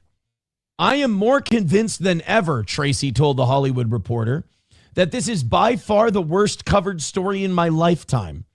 Writer Seth Abramovich noted Tracy does not believe Epstein was innocent, but that the coverage of his crimes has suffered from narrative inflation.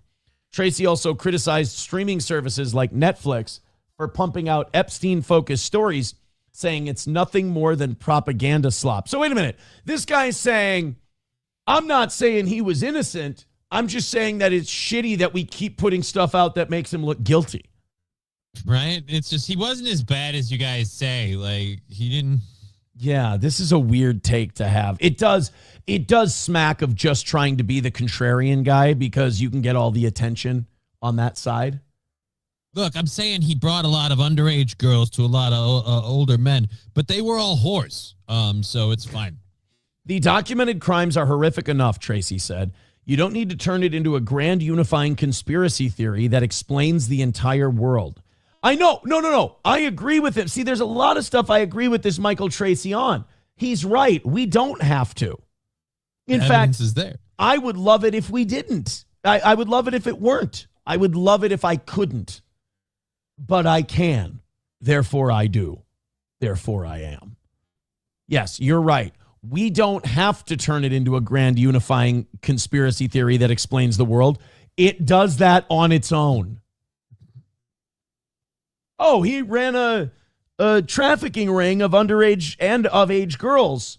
Now, if it wasn't a grand conspiracy that unifies the entire world, then he would traffic to everybody. There would be painters and plumbers and electricians and everything. But his client list seems to be exclusively heads of World industry, leaders. heads of state, influential people, hedge fund managers. Oh, sorry, Howard Lutnick. You just had lunch there one time with your... Whoops. By the way, after Epstein's conviction. And remember what Lutnick said. Oh, yeah, my wife and kids were with me. After he got out of prison, you took your wife and kids to Rape Island? You creep. Were those the same kids that you used as an excuse to stay out of the towers on 9/11? Oh, his poor... Did you literally bring your kids onto the Lolita Express? How do you square that circle? Howard Lutnick's children have functioned in his life as a alibi for his crimes. Ew. Yeah, not a good thing. So Michael Tracy, is he going to burn in hell or no? I mean, yes. I'm going to say yeah. I agree. I'm not a good judge for this, but I'd say probably. Say probably burn Given in hell. what he's doing. You know, I don't think he's going to make it in the hereafter. Lab Glass gifting 5 memberships. Thank you, buddy. Wanna fuck? Let's fuck! Oh, my. Things are happening here on the toe today. Thank you very much. So now where does that put our count? 5 more, 32. So now 12 memberships away from 20 away from 500. That's a confusing thing to say. Nick, you know what? Rigging has said that he's going to get to 500 if I go till noon. And I am going till noon if we go to 500 memberships. My shoulder isn't all the way back yet. It's almost back. It catches right here really bad, but it's almost all the way back. So I'm going to skip the gym one more day and get fatter and then get back tomorrow. I hate bursitis is such a tricky one because when it starts feeling better, you're so excited that it feels better that you overwork it and bring it back down. Yeah. And then it slows down the healing. It sucks. I hate it. Joey Caravello with $2 says, Aaron, did you know Vindex is here and will remove the goons from control over the world and bring the group of Order of Nine Angels to international prominence and public recognition? I can always count on Joey Caravello to educate me. I don't know what that order is. Is that a Catholic sect or something? The Order of Nine Angels? The Order of Nine Angels. Well, you know what? We could sit here and say, I know, or I don't know. Or we could Google. Yeah. The Order of Nine Angels is a secretive UK-originated neo-Nazi, satanic, and accelerationist network established in the 1960s and recognized in the 1980s. It promotes extreme ideology, including fascism and social Darwinism, and is classified as a terrorist entity by some governments, with members linked to violence. Was that Crowley? Was Crowley Order of the Nine Angels? That would be no. Aleister Crowley was not part of the Order of Nine Angels. Crowley founded the magical order AA. Oh, no. The ONA is a separate neo-satanic group. Yeah, we got all kinds of different sorcery.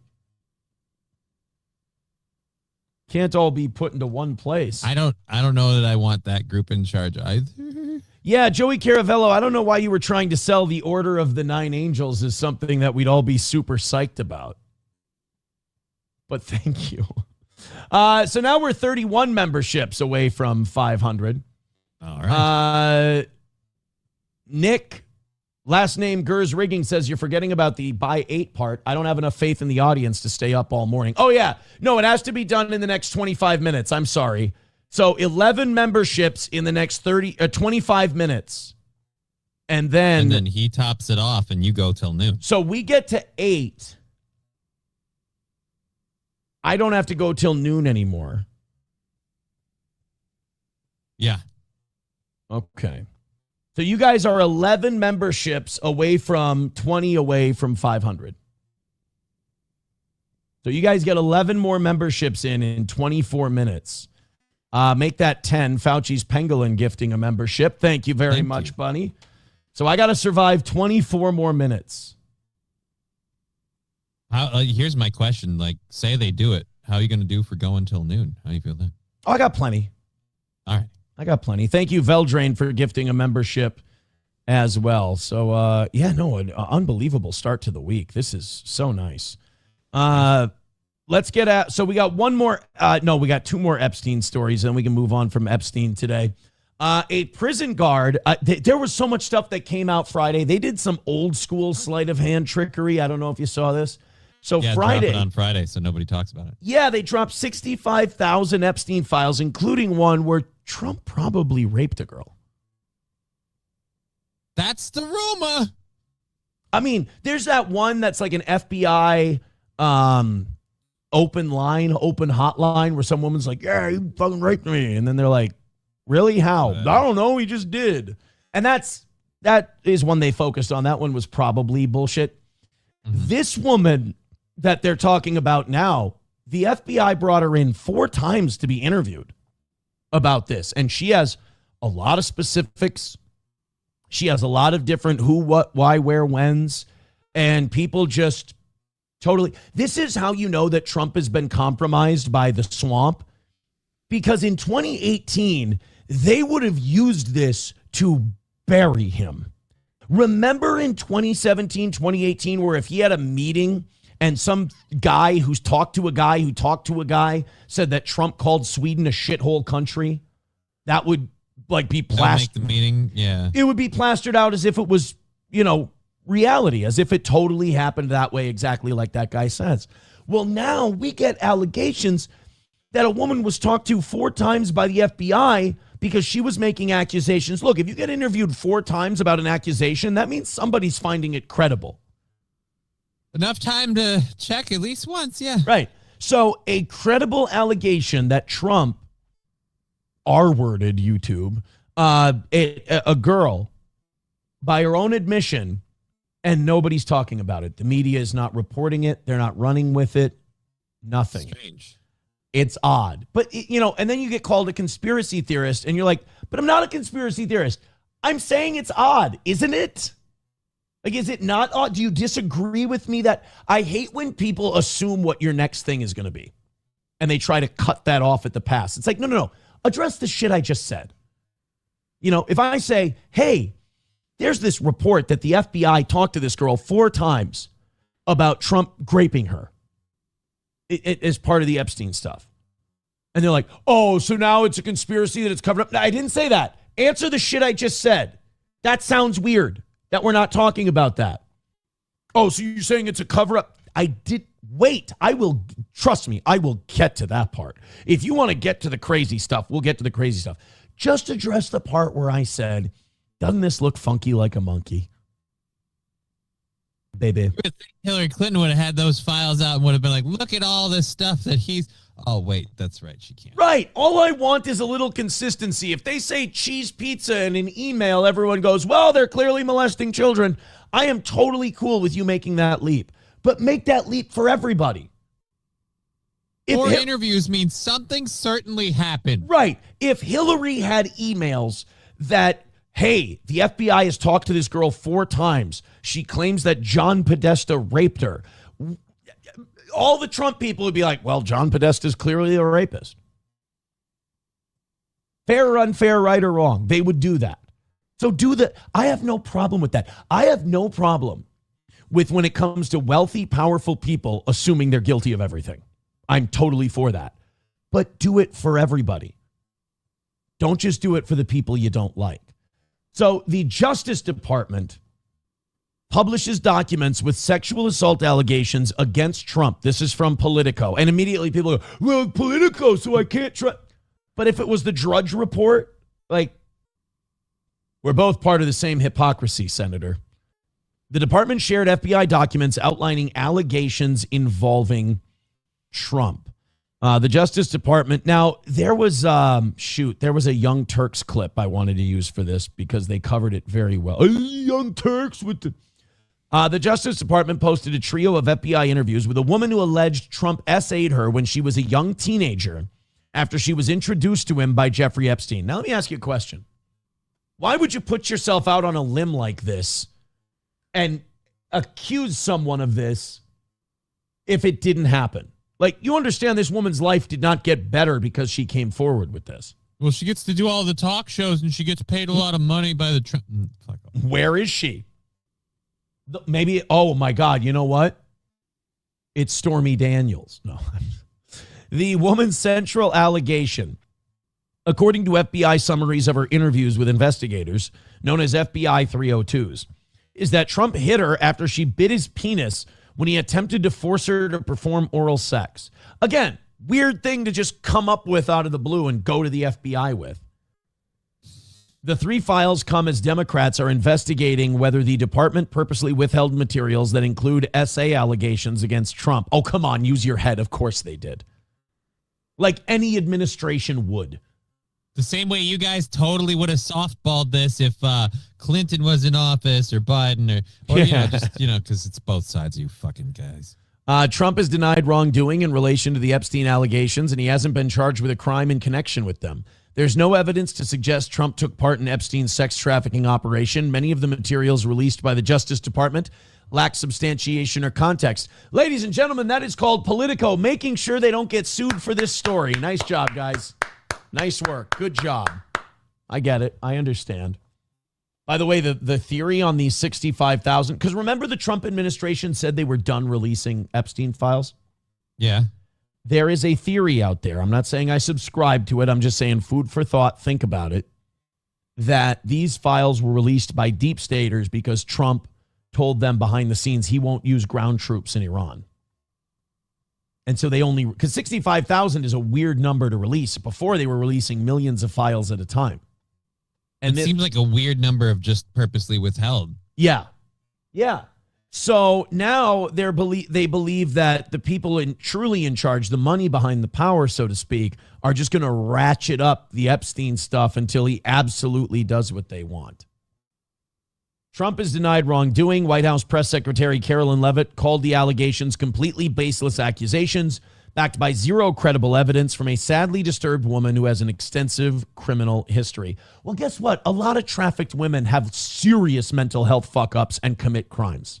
So wait, you're saying if you take a young girl and then you put her in an SA like ring and she gets R-worded regularly, that she's not a picture of mental health? Yeah, weird. She might break the law. Fucking weird. Yeah, it's very strange that would happen. It's just that, like, how can people be, like, on board with the Epstein files beliefs, but then also believe Trump's not part of it? I don't understand it. So, like, you believe that there's a secret cabal, power behind the throne, that blackmails all of these people using CIA and Mossad resources, but they just let Trump slip through the cracks and take power without any of that stuff? Well, they tried to kill him, but they missed, so they couldn't do it again for some reason. Dude, the people they hire to shoot you, they fucking kill you. Hey, ask Charlie Kirk. You know, his wife only hires the best. Can I get a mic check? No! It's a terrible idea. Somebody pinning his mic to him goes, "Are you sure you don't want to say something nice about Israel before you go out there?" In the files dated between August and October 2019, the woman, whose name is redacted, alleges that when she was between 13 and 15 years old, Epstein took her to either New York or New Jersey, where in a very tall building with huge rooms, he introduced her to Trump. Trump, she said, quote, "didn't like that I was a boy girl," which the interview notes interpreted to mean tomboy. Oh, okay. Dude, if Trump would have killed Jeffrey Epstein on the spot and be like, "You brought me a trans teenager," and then just killed Epstein for that, I think the world would have been a better place. That would have been good. This gets a little graphic. The woman said other people were present, but she couldn't recall who. Just say Lindsey Graham. I would appreciate that. Trump asked them to leave the room, then said something to the effect of, "Let me teach you how little girls are supposed to be." According to the interview notes, Trump then unzipped his pants and put her head down to his penis, she recalled in the interview. She said she, quote, bit the shit out of it in response. She said he pulled her hair and punched her in the back of the head. "Get this little bitch out of here," the woman recalled him saying. All, by the way, seems like Trump. I mean, it could fit. Yeah. The FBI interviews don't contain information about how the incident ended or how the woman exited the encounter. In one of the interviews, again, they brought this woman back 4 times to talk to her. Mm-hmm. The woman disclosed that she had begun working with attorneys and wanted to be upfront about her pending civil case in the event the agents determined a conflict of interest could occur. Now, there's this chick, Emmy Rue, who accused this streamer, Ms. Kiff, of abuse and R-wording and all this, and she came out this weekend and said, "I'm a lying bitch. We broke up, and I was trying to get back at him." So another, like, when women come up with these allegations post-breakup, I'm at the point now where there's so many times, you know, Turkey Tom, Ms. Kiff, all this stuff, I don't believe them anymore. Like, if it's after a breakup and someone says, "He abused me, he did this," I'm going to go, "I bet you were both really shitty to each other. I bet you this was a really toxic relationship. I'm not buying this because I've seen it go." Now, if someone files civil suits and wants to go to court and do all of this stuff, I'm not saying she's 100% right on with what happened, but something. She's committed to her story. Something happened. I mean, I'm not saying every word she said is true, but there's smoke there. If you're willing to commit the publicity and time and energy and money and focus to do this, I mean... And by the way, it's not the first time Trump has faced SA accusations, not by a long shot. You know, and no, he's been in it for a while. Since a lot of people didn't trust him when he was running the Miss Teen USA pageants and stuff. Miss Teen USA. That's a good point too. Everyone that hated him, if you like, "Oh, I heard stories that he goes in and he watches the girl." Yeah, because Trump's like this or whatever. So like, you've had factless, baseless, or maybe somewhat founded accusations coming out for a while. Dude, I'm just looking at all the promises he's broken and how blackmailed he seems to be. The more this stuff progresses, the more I'm willing to believe, if that makes sense. Okay. They're just reining him in like, all right, he's not doing what he's told. Let out the files. Right. And each file that has him in it gets more and more detailed and evolved. It started with the crazy lady who reported him to the FBI via phone call or whatever. And they're like, "She's nuts. We don't need to follow up on this."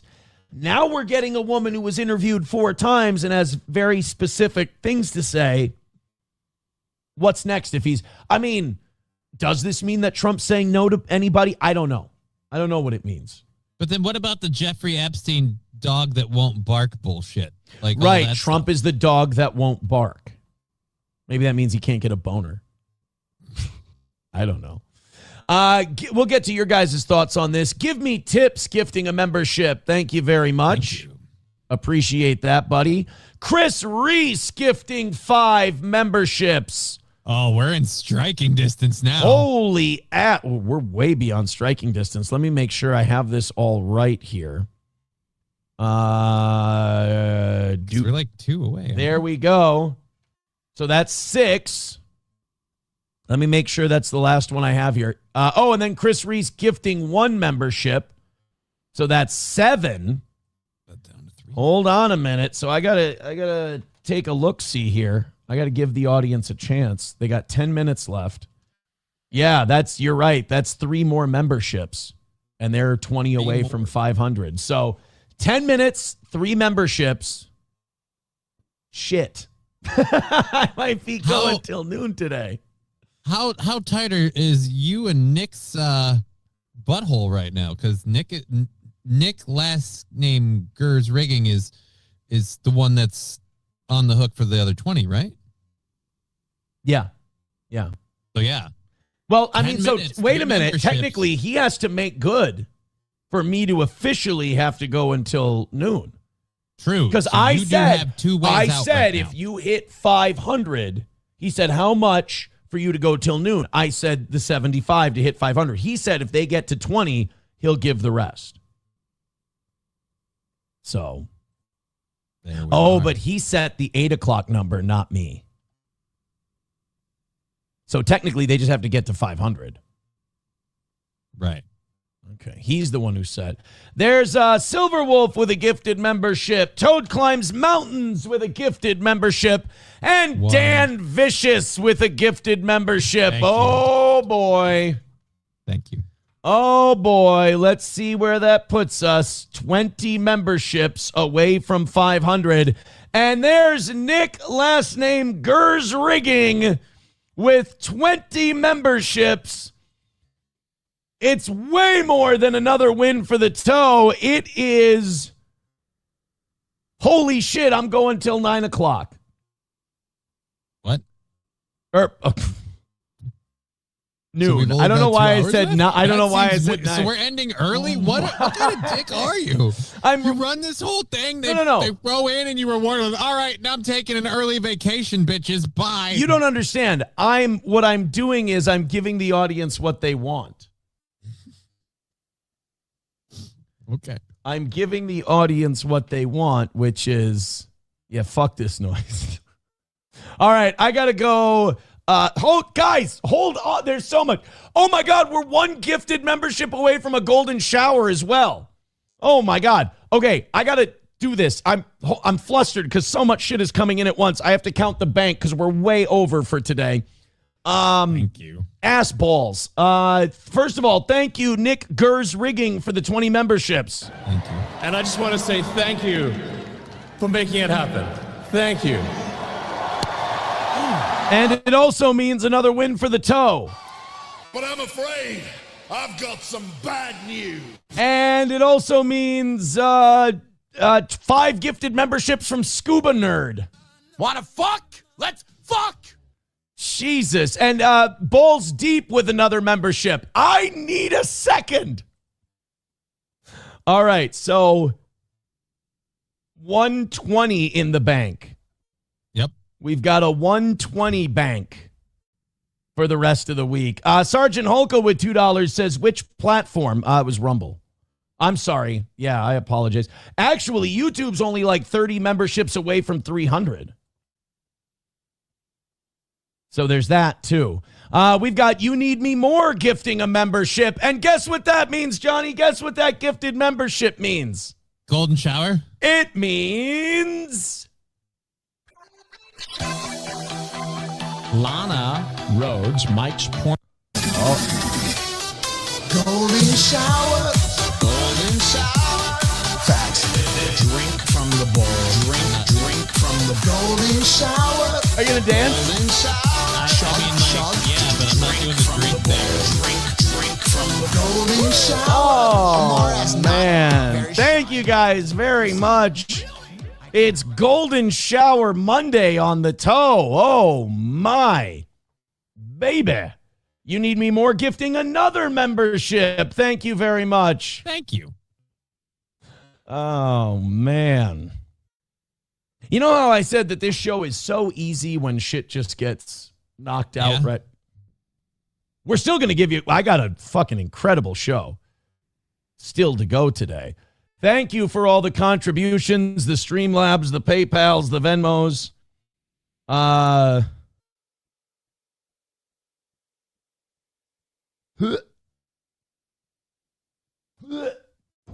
What? I just, Coughing up a hairball? What's Okay. going on? I hate anyone who sends this to me, but I forgive because they had to see it, so therefore I did too. Do you know? Oh God. Nick Gers Rigging with $1 says, "Do I get a hoodie now?" I mean, you get what are you at? $200, $50 more, and you are you're a VIP, and you get a hoodie, a T-shirt, a beanie, a coffee mug, all sent to you this Friday, and then you get 2 tickets to all of our live events. I'm hoping I might have 2 this year. And then every year you get a new item for either from the store or that we have to create in the store for you if it's available. Nice. So, yeah, you're $50 away from that. But if all you want's a hoodie, I mean, someone gives us $200, I can certainly Make that happen. Float him a hoodie if he wants a hoodie. Just send me an email. I'm going to put my email address in the chat. Gray Duckling says, speaking of beanies, yeah, I had to order it to myself because I'm not saying you sent me a bad address, but whatever address, there's like 3 people who have sent me addresses and Streamlabs will not mail to them. What are they in some sort of like Booneyville area? They keep canceling the order and refunding my money. So I've decided for those people, I'm just going to order it here. And then ship it to him yourself. And I got a bunch of boxes. I can just ship it to him. Yeah. Chips and Dip with $1 says, how much for you to drink apple juice from a bowl every time we get a golden shower? God, I hate this rule that I have to come up with an answer if they ask me how much. Because you're really worried that they'll hit it? I mean, I don't have any apple juice right now, so I have to grocery shop. We'd have to start it tonight on the evening show. Let's say a double golden shower. So if we do 10 within 10 gifted memberships, it has to be one at a time, though. They have to show up as gold. See how our chat is right now? And you see all these numbers across the top? They'd have to be within that. Yeah, they'd have to be double gold. Nick Kerr's Rigging says, I'm already a VIP. I just want a hoodie. Well, shit, you get a free item every year, so just send me an email and we'll have it sent out to you. Mailing day is on Friday. Sound good to you? Sounds good to me. All right, so now Coltrane gifting a membership. Thank you. We got to keep, now we're 92 away from 600. I did say I wanted to get back to 600. You know what the thing is now? We're over by like 8. And so tomorrow when it expires, I might be going till 11 like every day this week. Oh, no. Because it's going to cancel to like 4 away from 500 and then just keep doing that. And you're just going to be right in the range. Yeah. There's usually a week like that every month. Mr. Stellar gifting a membership on YouTube. Thank you for the support, Mr. Stellar. Oh, my God. We've got a hell of a bank going tonight. Hell of a bank, or this morning. Thank you very much. How are you doing with daylight savings time? A lot of people bitching about that one. I want it to just fucking pick one at this point and lock it down and stop changing it. I'm sick of everything changing around it. I'm not having a problem adjusting. Well, that's a lie. I guess I am having a problem adjusting in that I filled up the powder Celsius into the water bottle today. Mm-hmm. So I'm, geeked. I didn't think I was having a problem adjusting, but like I forgot that it happened yesterday, and then other people aren't on that timetable. So now everything changes, and what I thought I was doing at 3, I'm doing at 4, and it's just a huge pain in the ass. I hate when MSO does this to people. He's like, good luck with the VIP shit. I never got anything. MSO's not a VIP. And if you are, you've never sent me your shit. And now I've just let him know that I have no idea if he's a VIP, so now he might try to scam a freebie out of me. Possibly. Bastard.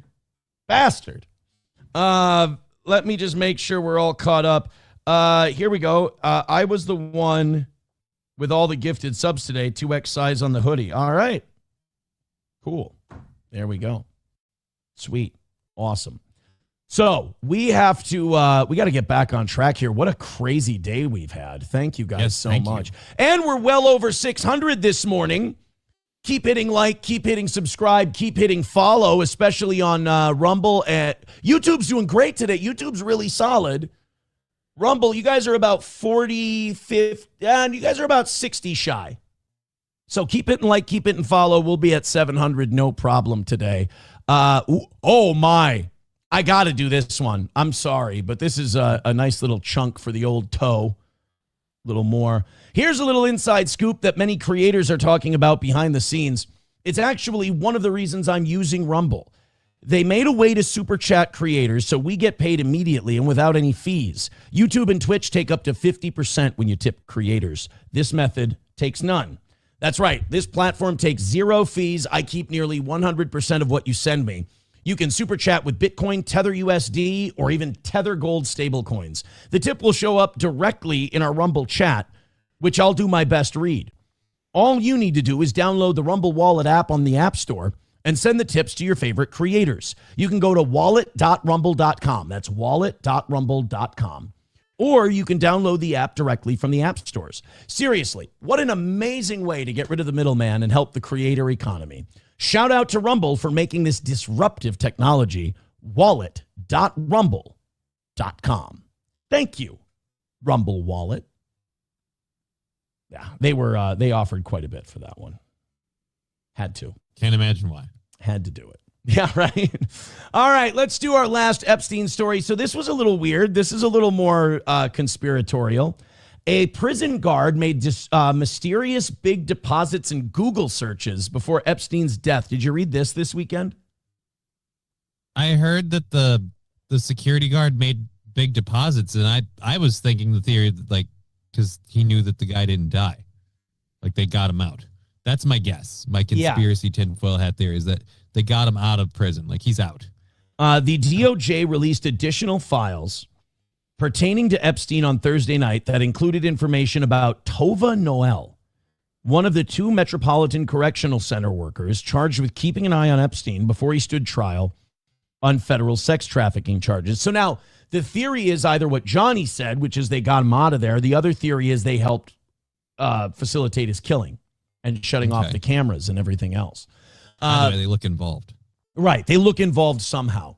The New York Post reported Saturday that an FBI record of Noel's internet search history from August 10th, 2019 showed that she Googled latest on Epstein in jail at 5:42 a.m. Now, why would you need to Google that if you're working there?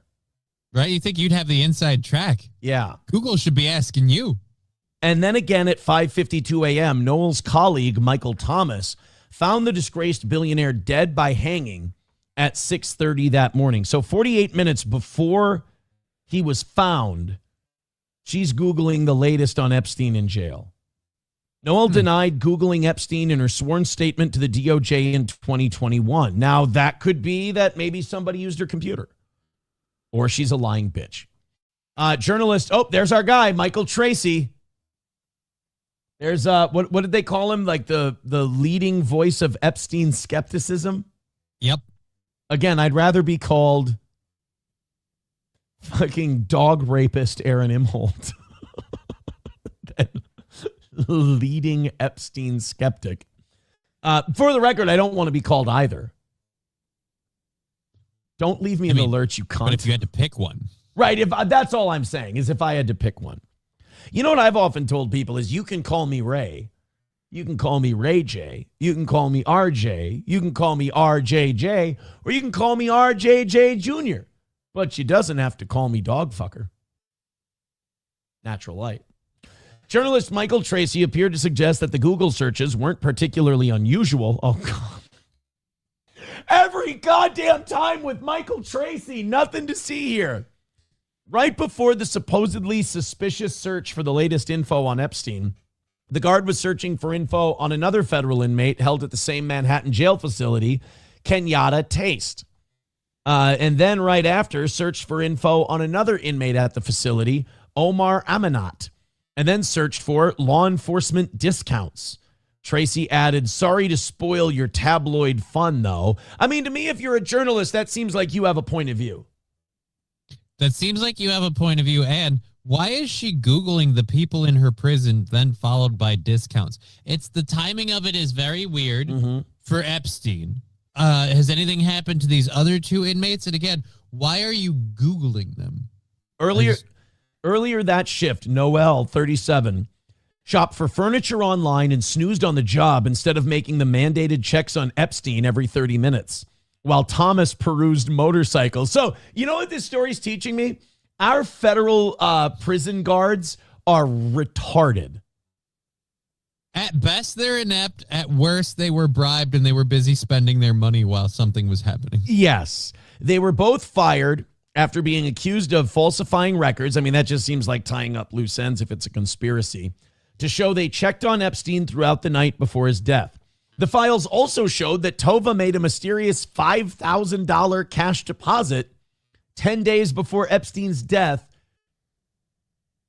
Now, you can make a $5,000 cash deposit into your bank account. That's allowed. Right. But right around Where did the cash come from? Yeah. The Post noted that Noel's bank accounts from December 2018 showed 7 cash deposits totaling $11,880. Now, first of all, if you did take this money to help cover up and facilitate the death or disappearance of Jeffrey Epstein, boy, do you work cheap. Right? You did it for less than 12 grand. Now, there's also another theory, which is she does some kind of side hustle that pays her in cash. This is possible. She could be a drug dealer. Who knows? I mean, there's a lot of reasons why you might have cash deposits of $11,880 in like 7 months' time. Yeah, as a prison guard, sure, she's not muling anything. Right. I mean, as a federal prison guard, yeah, you're ripe for corruption. But you know, the fact that you were supposed to be watching Epstein, and you end up with 12 grand in your pocket. Well, I guess that's all she deposited was the 12 grand. Now, if you get money under the table to do something like this, you don't put it in a bank account. You don't have to. No, I certainly wouldn't. They can trace that. You spend those hot stacks of cash, baby. At approximately 10:40 p.m., a correctional officer believed to be Toa Noel carried linen or inmate clothing up to the L tier. Last time any correctional officer approached the only entrance to the shoe tier. The briefing said the entry raised interest since Epstein was found with strips of orange cloth, according to the Post. Included in, and then there's the Trump stuff as well that they wrote about. I mean, look, if this was the only thing we had on this, then I would say, yeah, who gives a shit, you know? Right. But Somebody, we have the camera failing at just the right time. Right. Everything is so weird about it. Just worked out perfectly.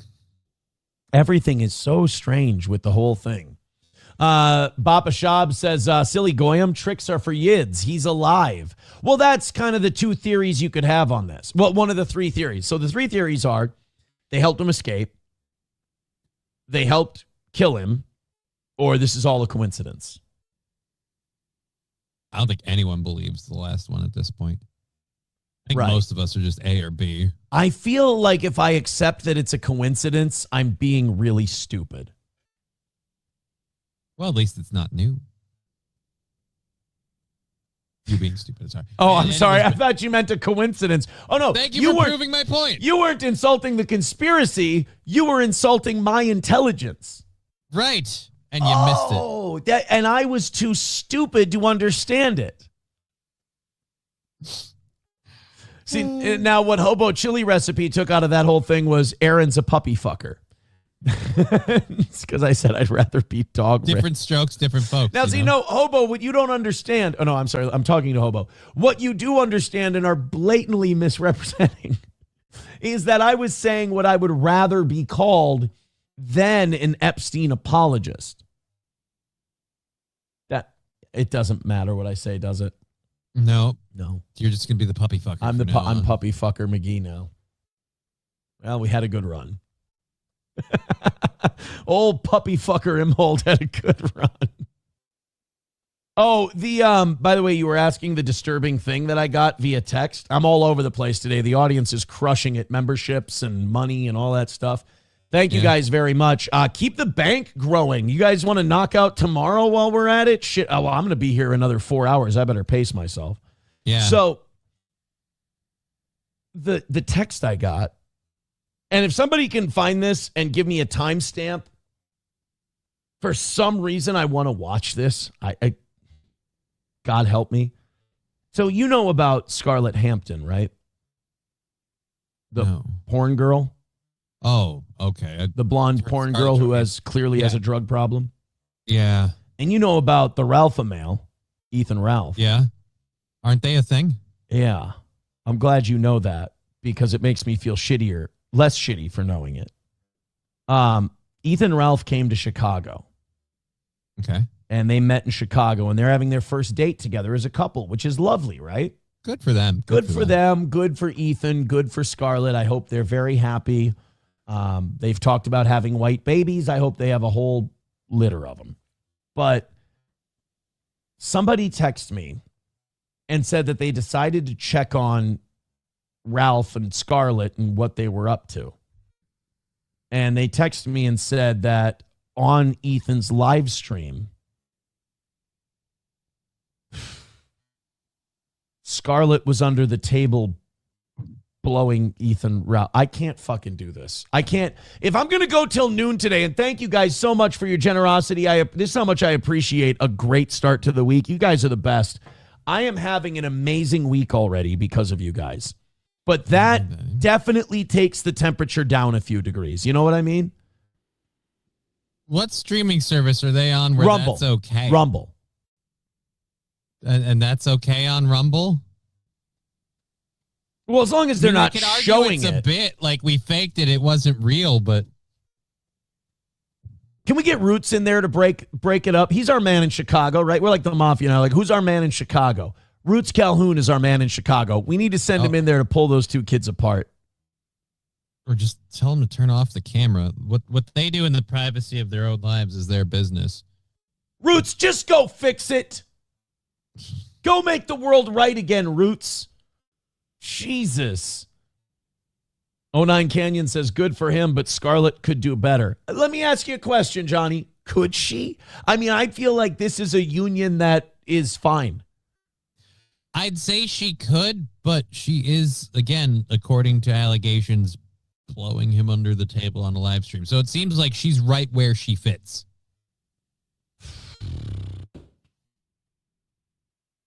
Chevy fan says, it is a blowy from a professional. That's true.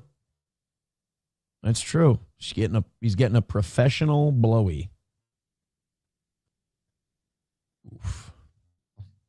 Papa Shop says, our man in Tel Aviv, Vincent Vega. Do you see how the mood in the room just dropped? Just a little bit. We were doing great. The only reason I did that to all of you is because I had to see it on my phone.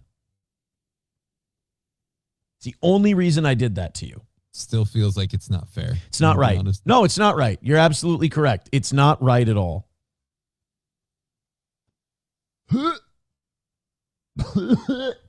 Bob Bowie says, how do I get a gifted membership on YouTube? Well, you ask really nicely for someone on YouTube to gift you one. Balls Deep with $2 says, watch this instead. Oh, God, this better be. Don't be a clip. Please just don't be let this be okay. That's all I'm saying is let Lord hear our prayer. Just let this be not bad. You ready? Yeah. Are you, though? I'm holding the arms that I hold them any harder, they're going to break. So all right. I'm as braced as I can be. Okay, this is called the pizza rest. Okay, you know what? I'm disarmed. This might be nice. Okay. The pizza wrestler may be the best athlete on the planet right now. Let's see.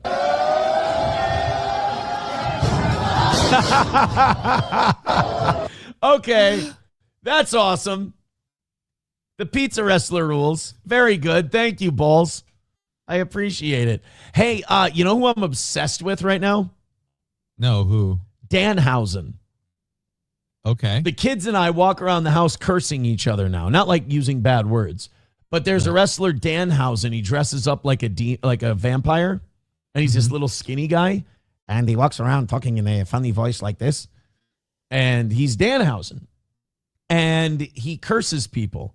So like these big wrestlers will like bully him. They'll be like, you nerd, you dork.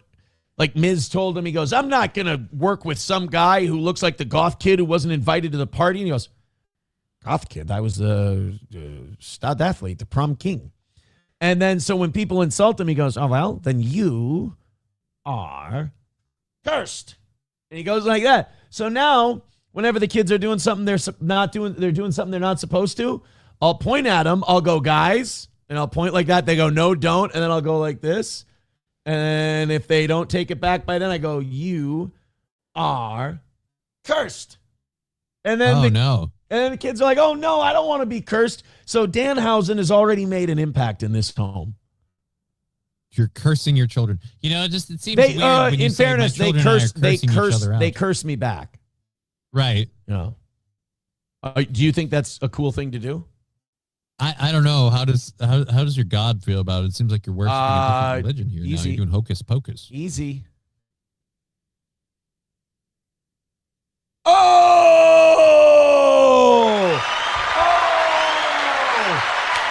cursed. Johnny's cursed. Yeah, it's called multiple sclerosis. You're about 10 years too late. God beat Danhausen to it. Son of a... Fuck. Hey, Victor, if you're watching, could you get the clip of Danhausen cursing Miz? Could you just get the part where he says, "You are cursed"? I just want that, and I want to get that as one of our video clips. A fucking booger. God damn it. Not like a booger, but I just had like a run. Like a snotty run. We're never going to hit the goal early again, are we? With this attitude. Probably not. Oh, my God. All right, let's continue on with the show. I just wanted to share a cute little relatable story to my life about my children and I casting spells on each other in an alleged Christian household. All right, you want me to go to something more wholesome? You want to see the latest Erica Kirk video that they dug up? Which... her dudes in hotel rooms? What's the new one? Whoa. No. Kissing dudes outside of hotel rooms was the last I heard of, like, look, while she was with Charlie. Wait, what? I didn't see that one. Dude, photos of, like, again, photos. I don't know if they were AI or not, but, like, supposedly, Charlie Kirk's lady may have been stepping out on him. That's the last I heard about shocking Erica Kirk videos. Well, the first thing I do now with stuff like this is I check with Grok or somewhere else to see if it's real or if it's AI. Yeah. So this one is real. This is Erica Kirk in her Miss Arizona interview. Remember when she was Miss USA Arizona? Mm-hmm. This was her Miss Arizona interview. Now, remember, Erica Kirk has always been a trad Christian, solid, moral conservative, right? That's what we've been told. Down for the cause, traditional, decent, God-fearing woman. This is her giving an interview for Miss Arizona. This is Erica Fransby. I want you to tell me if this sounds like a trad-based Christian conservative woman. Here we go. I have respect for the individuals that are in the pornography industry, not because they're degrading women or anything like that, but because that's their field and they are professionals. So I don't know if you know, God just calls those ladies whores. I can't speak for God, certainly, but I will say this. Take religion completely out of it. If you're going to be Miss Trad Mom based conservative lady, and remember, she said she was like that her whole life. She didn't date very much. We found out that was a lie. But now all of a sudden we're simping for porn chicks. It's almost like she does what she needs to get what she's after. Right? It sounds like this chick has been on a journey of whatever the fuck they tell me to say.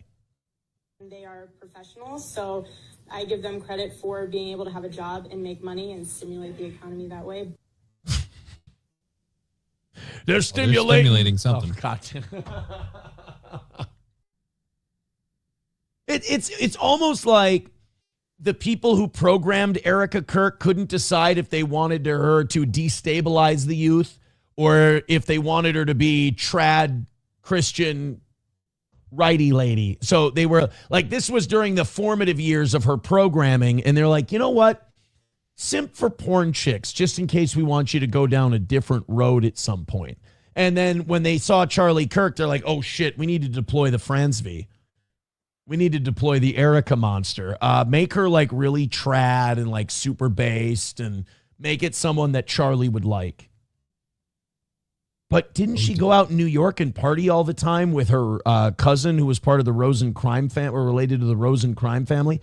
Yeah. She did that. But we're just going to totally whitewash that. We'll ever give a couple interviews where she said she never dated and she just loved coffee and praying all the time. Okay, cool. What if it comes up? Don't worry. If it comes up, we'll just blow her husband's head off. Oh, you got everything figured out, don't you? But I think that there needs to be a way to shield it from the overall public, such as the kids. Keep it away. Hey, you know how you can keep porn away from the public, Johnny? How? You can ban it and make it not something women can do for a living. And by the way, for her to say she supports the women in that industry, you understand how abused and beat up and taken advantage of and drugged and all that stuff they are in that industry? Yeah, most of the women in that industry probably not getting the best best experience as an employee. It's not like, oh, I'm so happy I got my SAG card and I'm it's a different kind of SAG. But I got SAG is what your labias do. It's not the Screen Actors Guild. You're not getting a SAG-AFTRA card. You're getting a vagioplasty card. You get a SAG card when they prolapse your rectum. Yeah. Adriana Chechik has a lot of SAG cards. From them, but in general, that's a tough one. I really have to say that we live in a free country. So if you want to watch it, turn on your pay-per-view. If not, then why don't you turn on something else that's a little bit more G-rated? This is the most bimbo take I've ever heard. If you're not okay with it, don't watch it. Well, yeah, but what if we have people who are okay with it and they're okay with watching it, and then they live in an environment again that you're leaving the window way too open here. Right. And you're leaving it open for people to take advantage of underage people as well. Yeah. So, hey, at least the women are never trafficked in that industry. Look, man, if this is like some far lefty, let's say, if Anna Kasparian was a beauty queen at some point, she was super far left and she said shit like this, you couldn't really bust Anna Kasparian's balls about that. It's not hypocritical. She's, pro-woman's right to choose what she wants to do and all that stuff.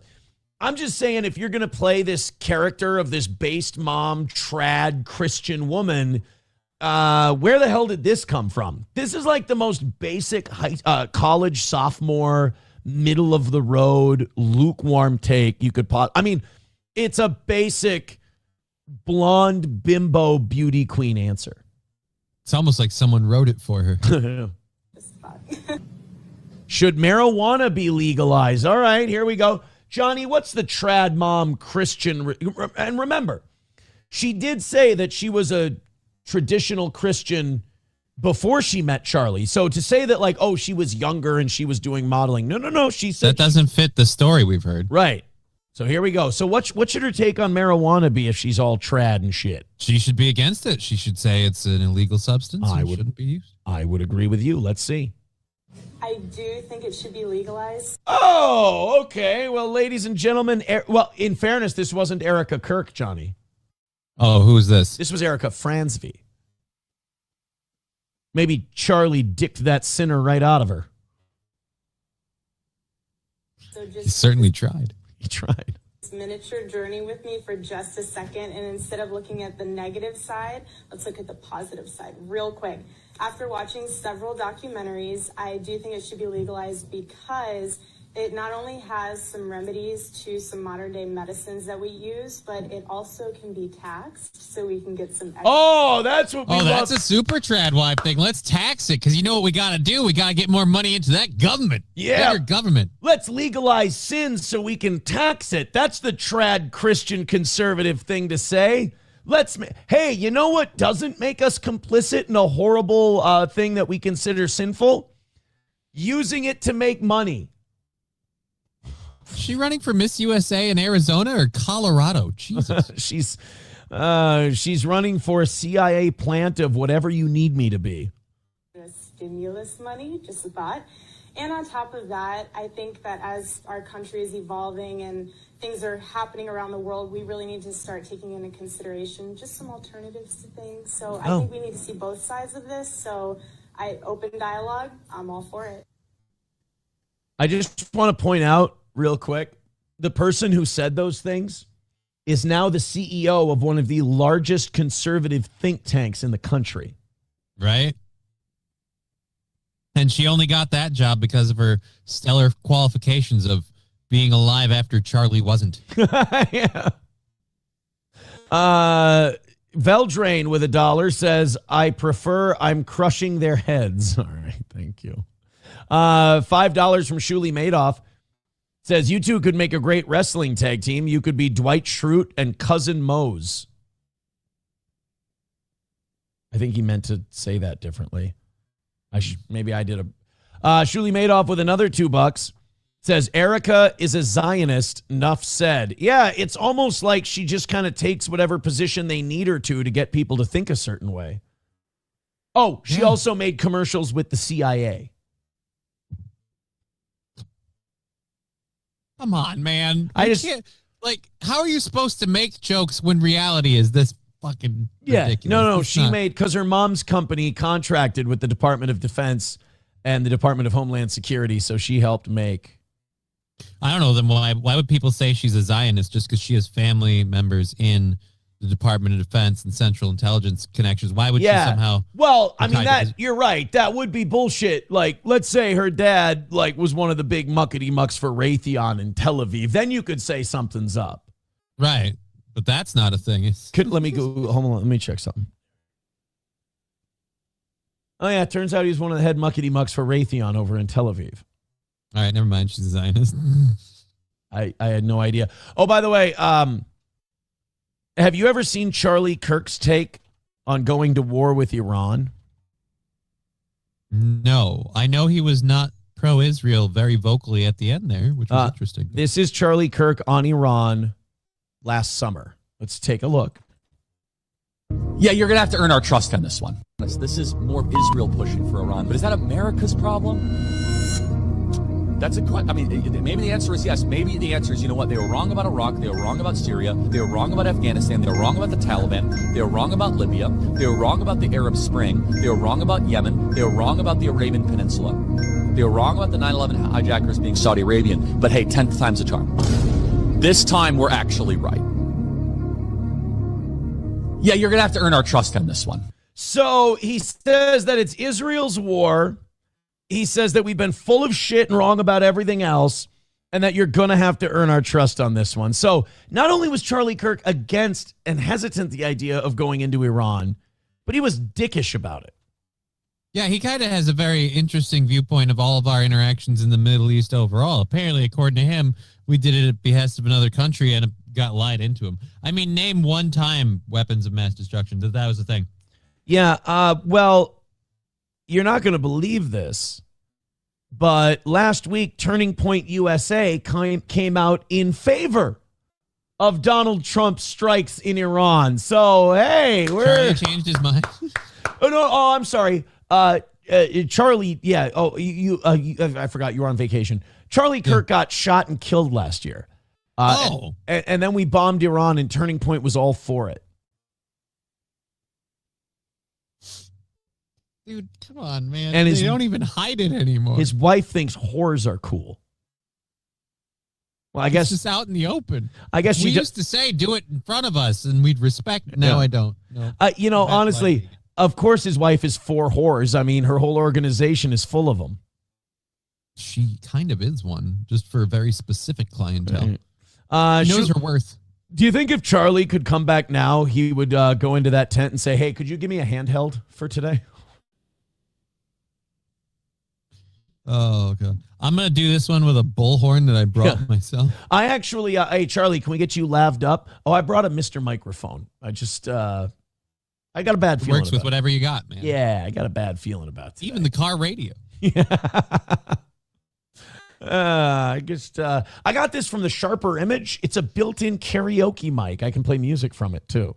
Just figured I'd use that today. Never believe this. I found the last open Radio Shack. The guy inside is like a Japanese World War II vet. He doesn't know the war's over. Yeah.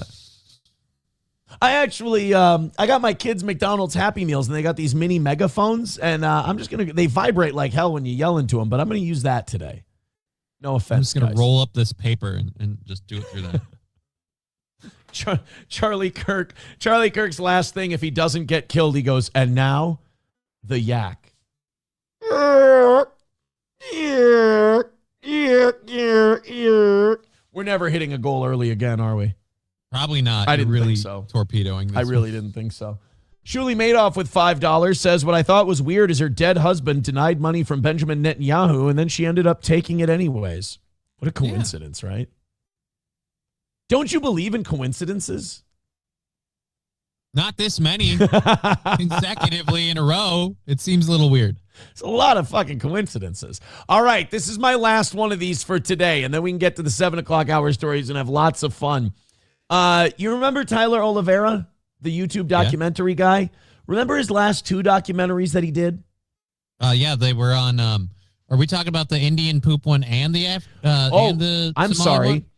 Or just the He small did one? Curious Joel, which is a Jewish community that has a shitload of kids and they're all on welfare. And then he went to a community in New Jersey that has the same problem, but shows that they're like, intimidating people to leave town, buying up the properties cheap, moving everybody in. They're all on welfare, the whole deal. Now, this is a guy who's done Somali fraud in Minnesota long before Nick Shirley ever did. This is a guy who's done, like you said, the Indian poop flinging festival. This is a guy who's gone to Muslim enclaves and exposed a lot of stuff going on there. Mega church pastors exposed them. Tyler Oliveira has just gone wherever the truth takes him. After he did the Curious Joel and the New Jersey documentaries, he lost his Patreon. Oh, that's interesting. Yeah, Patreon shut down his account. Nothing after the Somali fraud thing, even though that targets one particular group. Nothing after the Indian thing. That targets an entire country. He literally showed Indians being poop-flinging retards.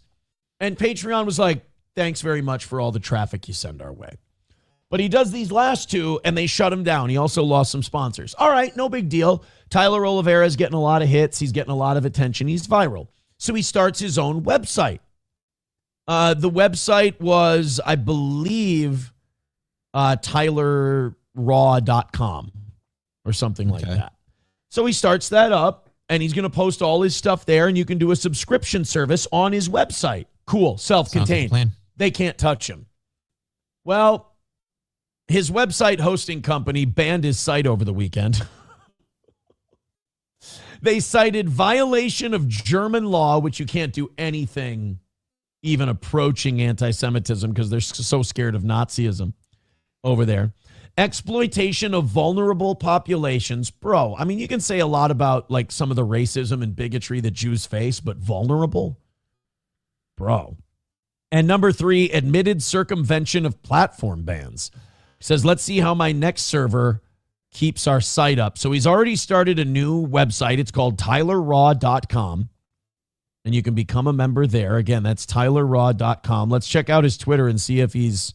Oh, and he did an interview with Sam Hyde. Hot shit. Maybe we should look for some clips out of that from this weekend. Oh, boy. Now he's going after what actually happened on 9/11. God damn. He's doubling down. Well, that website's still up. But, yeah, they took that one down. That's gone. We'll see how long this one lasts. I guess we'll see how long. Now, here's my thinking: did he pick the German? Did he not know they were a German like web-based group, or whatever? Or did he pick them thinking these guys won't hate me ripping on Jews? It's not that they're German. Oh, they just cite it's the that law. They operate in Germany. Obviously, they're a website company. They operate everywhere, so they use that as the excuse to take him down. Technically, every website you have that has stuff about World War II on it, and there's swastikas, and it's about Nazis and stuff, technically you could say that's violating German law. But they don't shut those down. It's weird. No, they don't. All right, guys, 640 checking out the show right now. Solid number for today. I appreciate it. Hit like, hit subscribe, hit follow. Rumble, you're coming up. I like that. YouTube, you came down a bit, but I think you've already gone up there to your peak, which I appreciate. We had solid peaks there. Rumble, you're still peaking, so hit like, hit subscribe, and hit follow. And let's get to 700 today. We've already had a crazy contributions day. Thank you guys so much. Let's have the numbers to match, man. Awesome day today. Thanks for a great start to the week. Let's talk about our friends at All Care Towing. 320-253-5203 for All Care Towing of St. Croix. Oh, Jesus, I'm sorry. No, that wasn't taking the Lord's name in vain. I was literally apologizing to Jesus. All Care Towing, 320-253-5203. All Care Towing will pick you up quicker than anybody else. If you get stuck in the ditch, if you get in an accident, if the car won't start, your guys who have your back are All Care Towing. That's All Care Towing at 320-253-5203. All Care Towing of St. Cloud. Midland Armory in downtown Foley, Minnesota. MidlandArmory.com. Go see Greg and Stacy today, and they take care of your suppressor needs all in one place at Midland. They also have what you need for hunting, self-protection, carry, home defense, and ammo, knives, optics, parts and gear, accessories, whatever it is you need. They've got it in one place. Midland Armory in downtown Foley, Minnesota, or online at midlandarmory.com. If you have an FFL license, you can have their items shipped right to your door. Perfect. midlandarmory.com. Midland Armory, downtown Foley, Minnesota. And Stoney's in downtown Rockville. Oh, Cheetos, I sent you an email last week. Send me all the info, all the posters you have on this weekend's St. Patrick's Day events. They're going to have Brian the Leprechaun at Stoney's this Saturday for the big St. Patrick's Day celebration. There's a parade. There's drink specials. There's obviously the green all over the place. Live music. It's going to be, as the kids say, lit, fam.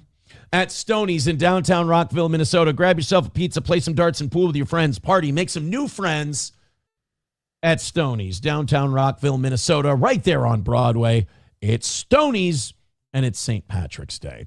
Okay, let's get into some of these, again, 7 o'clock hour stories. I got to pace myself, right? A little bit, because you got to go till noon. I've got to go till noon today. Now, I do apologize in advance.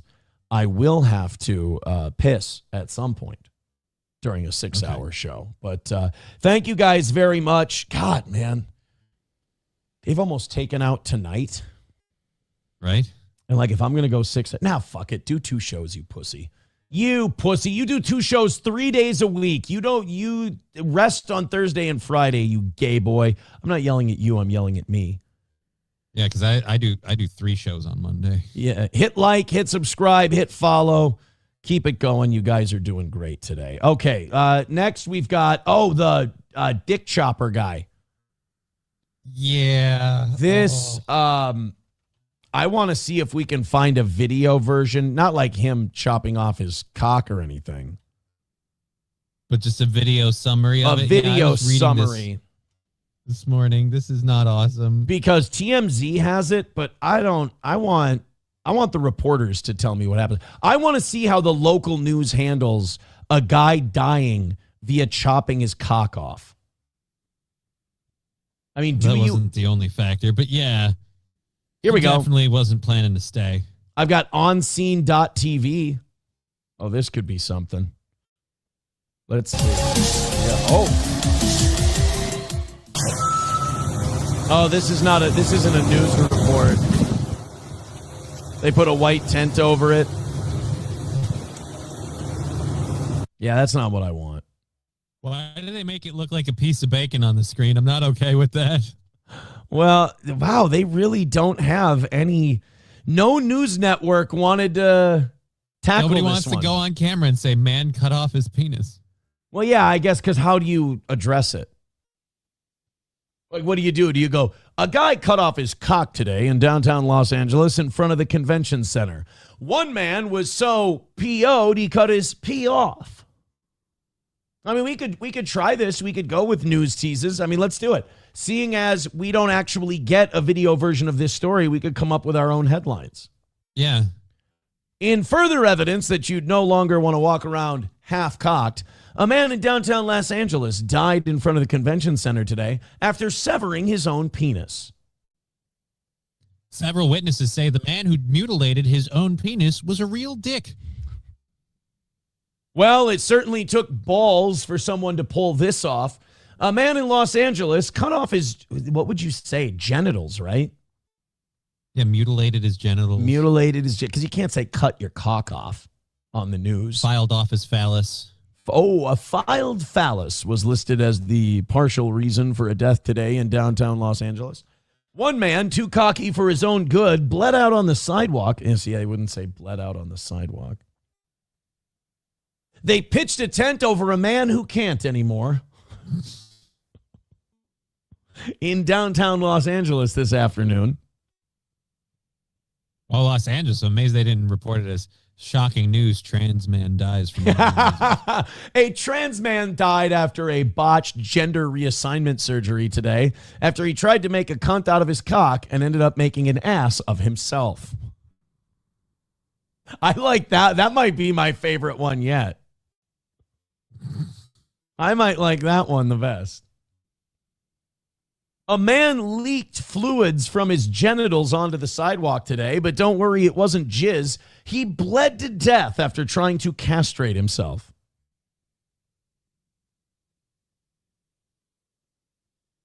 A man screamed bloody murder as he held his bloody member. Oh.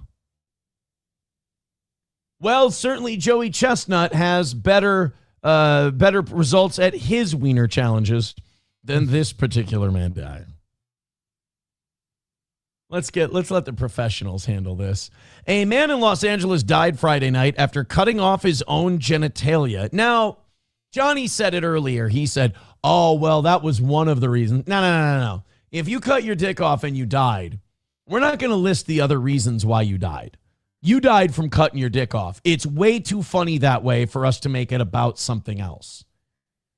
Like if you're like, if a guy cuts off his dick and he's a hemophiliac and he bled to death, you don't say, "Oh, he died from hemophilia." No one's going to click on that. You say the guy died from cutting his wiener off. Okay, I understand. Well, what else? Okay, so now ruin it for us. Well, it's just, I just read further into the story. Yeah, I know. Go ahead. Spoil it for everyone.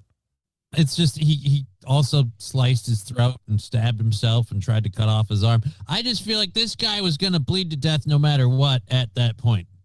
What if he just was going for the throat from the beginning? He was just missing. I told you to aim for the head. Wrong head! He cuts his own dick off, and before he slits his own throat, he goes, You should have went for the head. Oh my God, that's way more traumatic than it had to be. You will die from cutting your dick off, though. Oh, yeah, no, you totally will. He would have still died. It's just, like I said, at this point, which one is the one that killed him? Another homeless man said, "You owe me $50 for fentanyl." And he went, "And this gives you power over me?" And then cut his own dick off. You're like, wow, that guy really doesn't want to pay me. My God. You're supposed to suck those for drugs, not cut them off. God, boy. Damn. Now you tell me. The Los Angeles Police Department received a call about a man harming himself. See, that's too vague, because if you say, "Oh, there's a man harming himself downtown in LA," the cop's like, "Yeah, we'll get there in a second." But if you go, "Help, somebody's cutting his dick off," they go, "We'll be right there." 911, what's your emergency? I'm watching a dude with a box cutter in one hand and his penis in the other. You might want to get down here. He's playing a game. He's a box cutter, and his cock is a passenger on 9/11. Uh-oh. What do you mean? Jews told him to do it? No, that's not what I mean. After arriving on the scene, they set up a white tent to keep onlookers from seeing the man's body. I think it would be funnier if they just put a tarp over his dick. Though a videographer at the scene captured pools of blood staining the sidewalk. Yeah, so there's blood there. At least Charlie Kirk's tent was available. Another guy who died from a vicious shot to the head area. God, why did you have to bring Charlie into this? Now, I'm not going to be able to. I can't not see that with the white tent and just feel like his balls went off first. Oh, no. I can still see the TPUSA logo. God damn it. Law enforcement. No, it's okay. Erica Kirk's totally fine with that being out in public now as long as you rent it. Remember, Right. She put the tent up at America Fest. Hey, pose for a picture where my husband was murdered. That's fun, right? Yeah. That's like Jackie Onassis having an event and going, "Hey, you want to sit in this convertible?" Sit where my husband got his brains blown out. Yeah. Hey, Mary Todd Lincoln is going to have a big benefit for Abe. She figured Ford's Theater would be a great place. You can even sit in the seat if you want to. Oh, dear Lord. By the way, who gives their daughter the middle name Todd? Ugh. Somebody who wants her to stay single. Right. Law enforcement sources tell TMZ the man cut off his penis, sliced his throat, and stabbed himself with a sharp instrument. Clearly a flute. He also tried to cut off his arm. Boy, this whole thing is kind of a race against the clock. Race against the cock clock, if you will. But like once you cut off your dick, you're on borrowed time. Yeah, because there's a lot of arteries down there. You're going to bleed quite profusely. So is it in that order? So he goes, cuts the cock off, slices his throat, starts stabbing himself, and then starts to dude. I guess he wasn't dying fast enough. I mean, it's commitment. He's not a pussy. Well, I mean, he's not a dick either anymore. He's kind of somewhere in between. It's unclear at this time what he used to harm himself. I would say mental illness. Officers also do not know the man's motivation. Oh, God. Or if he was on drugs at the time. Hey, let me save you some time and energy. 1,000%. What? Yeah. I mean, that's a pretty bold assumption. What, just because he's homeless? Just because he cut off his dick, sliced his throat, stabbed himself, and tried to remove his own arm? You think there's a substance involved? Shame on you. No, you're right. I'm clearly being irresponsible. It's on me. All you got to do is scoop up a little bit of his blood that's still sitting there fresh on the sidewalk, and you'll be able to figure it out. Oh, what a terrible way to go. I mean, I'm not saying there's a lot of good ways to die, but that ain't one of them. Better ones than that. Oh, my. Satan's Mechanic says, what drugs was he on is my first question. I think a better question is, what drugs wasn't he on? Yeah. Sam Show says, clearly he was on the good shit.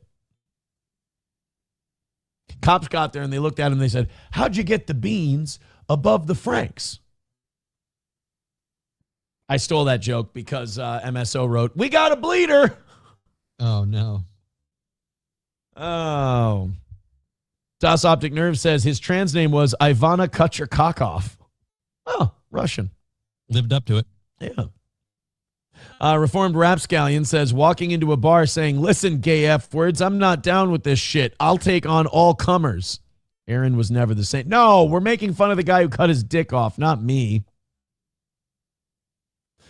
Shane F says, oddly, I think you can get a pic sitting in the limo at the museum. Oh, you can take a picture in the Kennedy car? That's how you... kind of gross. We made that as a joke. That's how you know our government killed him. Is they're like, hey, you can sit in the thing where we executed a world leader. It's kind of part of the hiding in plain sight sort of a thing. All right, now say, don't rock the boat on 3. Don't rock the boat. All right, on 3, say, nukes, what nukes? All right, on 3, say, AIPAC doesn't have to be a foreign agent. Fucking abolish the gold standard. Yeah. And like if you don't pose for the photo, you don't say what they say. Fucking say it now. Like, oh, sorry, you guys don't fuck around here. I apologize. See that stain on that car? You know why that stain's there? Because the guy before you thought he was fucking cute. All right, don't start this. Oh, you want to say that AIPAC has to register as a foreign agent? You know who else thought that was a good idea? The guy whose head got blown off. Yeah. Not so funny now, is it, you little dickhead? Learn who your real gods are. Oh. All of a sudden, I'm not having a very good time here at this field trip. Just all really become confrontational really fast. Thank you guys very much for your generosity today. Hit like, hit subscribe, and hit follow. I'm going till noon because I said if you guys did those 75 members, now you're over 80 memberships in today, by the way. Yep. 93 away from 600. Thank you very much for how kind and generous you have been. Almost got to 700 today. We appreciate you guys doing that, getting us that close. Let's do one more of these and we'll call it a day with these for the day. Ever feel like the phone is eavesdropping? That's because big tech treats every user's life like a corporate paycheck. It's time to stop being the product. Millions are making the move to MeWe, the place where private connections and online communities actually thrive. On MeWe, privacy is a human right, not a hidden setting. They don't track users, they don't sell personal data, and they truly believe in free speech. No shadow bans, just real conversations. Join the 21 million people taking back their digital lives. Use code WELCOME2026 at checkout. That's WELCOME2026 at checkout to grab 20% off MeWe Premium. That's MeWe, welcome code 2026. Thank you, MeWe. Thank you. All right, on we go. Coming back to Minnesota for this next one. Okay. And Abel Graham says, cut my dick into pieces. This is my last jerk off. It fits the syllables, I think. Oh, you know that viral Jack Black clip from the last couple of weeks, the Nickelback one? Mm-hmm. We were listening to that in the car, and it led to my kids asking about him making wacky noises when he sings. And so I got to show them Tribute, the Tenacious D they don't song. understand. That's his thing. Yeah, and I was like, no, that's what he does. That's always that's how Jack Black developed like a musical career. Yeah. Just I mean, and by the way, listen to it. Tribute still rules. Still a really good song. dude, Tenacious D's first album still kicks. That first album was really good. Was the second album The Pick of Destiny? I think so, because that was with the movie, wasn't it? Yeah, they only have those two albums then, but they're good. They're good. Yeah, I've been playing this all weekend. What was Nickelback's biggest hit? Silence. By the way, Paul Rudd, I like Paul Rudd, but fuck anyone who can't respect Nickelback. What did they ever do? I've listened to too much to truly hate them. Yeah. And like, it's all harmless, silly, fun shit. Didn't we as a world rock out when they, what was it, Chad Kroger, and who were the people that came together in that super group thing for that hero song on Spider-Man 2 or whatever? Because it was Chad Kroger. Chad Zumach. And they say that a Chad will... Oh, Jesus. What was Nickelback's biggest hit? And they say that a mud shark will save us. A mud shark. But only if he says the N-word. Biggest hit. Silence. Fuck you, Paul Rudd. Sorry, Nickelback. No one wants to admit it. I saw the doc. That poor guy is getting there. They're like, oh, wait. I gotta ask you, Paul. Like, we have a lot of friends, diehards. I love that Jack Black just retardedly... I love it when people bring shit back up in the middle of a conversation. Yeah. Like, I love when, like, you're not talking about that thing anymore and someone just blurts some shit out. Like, my grandma one time, we were talking about... This is like back, like, in the Marshall Mathers LP days. We were all obsessed with gay. My cousins and I were all obsessed with gay. So one time, we're all at my aunt's house, and my grandma's there. And we're like, Grandma, what did you call gay people when you were our age? And she goes, when I was your age, we called them, and my aunt and my mother both go, Mother, no. And my grandma shut up. But I think she was kind of insulted by it. So the conversation changes. We're talking about something. This is like 7-8 minutes later. And my grandmother, as soon as there's a break in the conversation, and all of my cousins and I just fell on the floor belly laughing. My grandmother, out of nowhere, goes, when I was your age, we called them cocksuckers.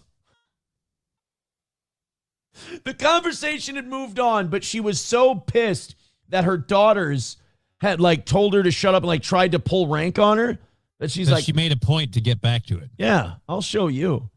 So Jack Black jumps right back into the conversation with his own version of it. Diehards. This is how you remind me of how I really am. Not like you, so sorry. I'm with a different story. Never shot, I'm breaking. Keep up and make it. Better. You know, world in my head.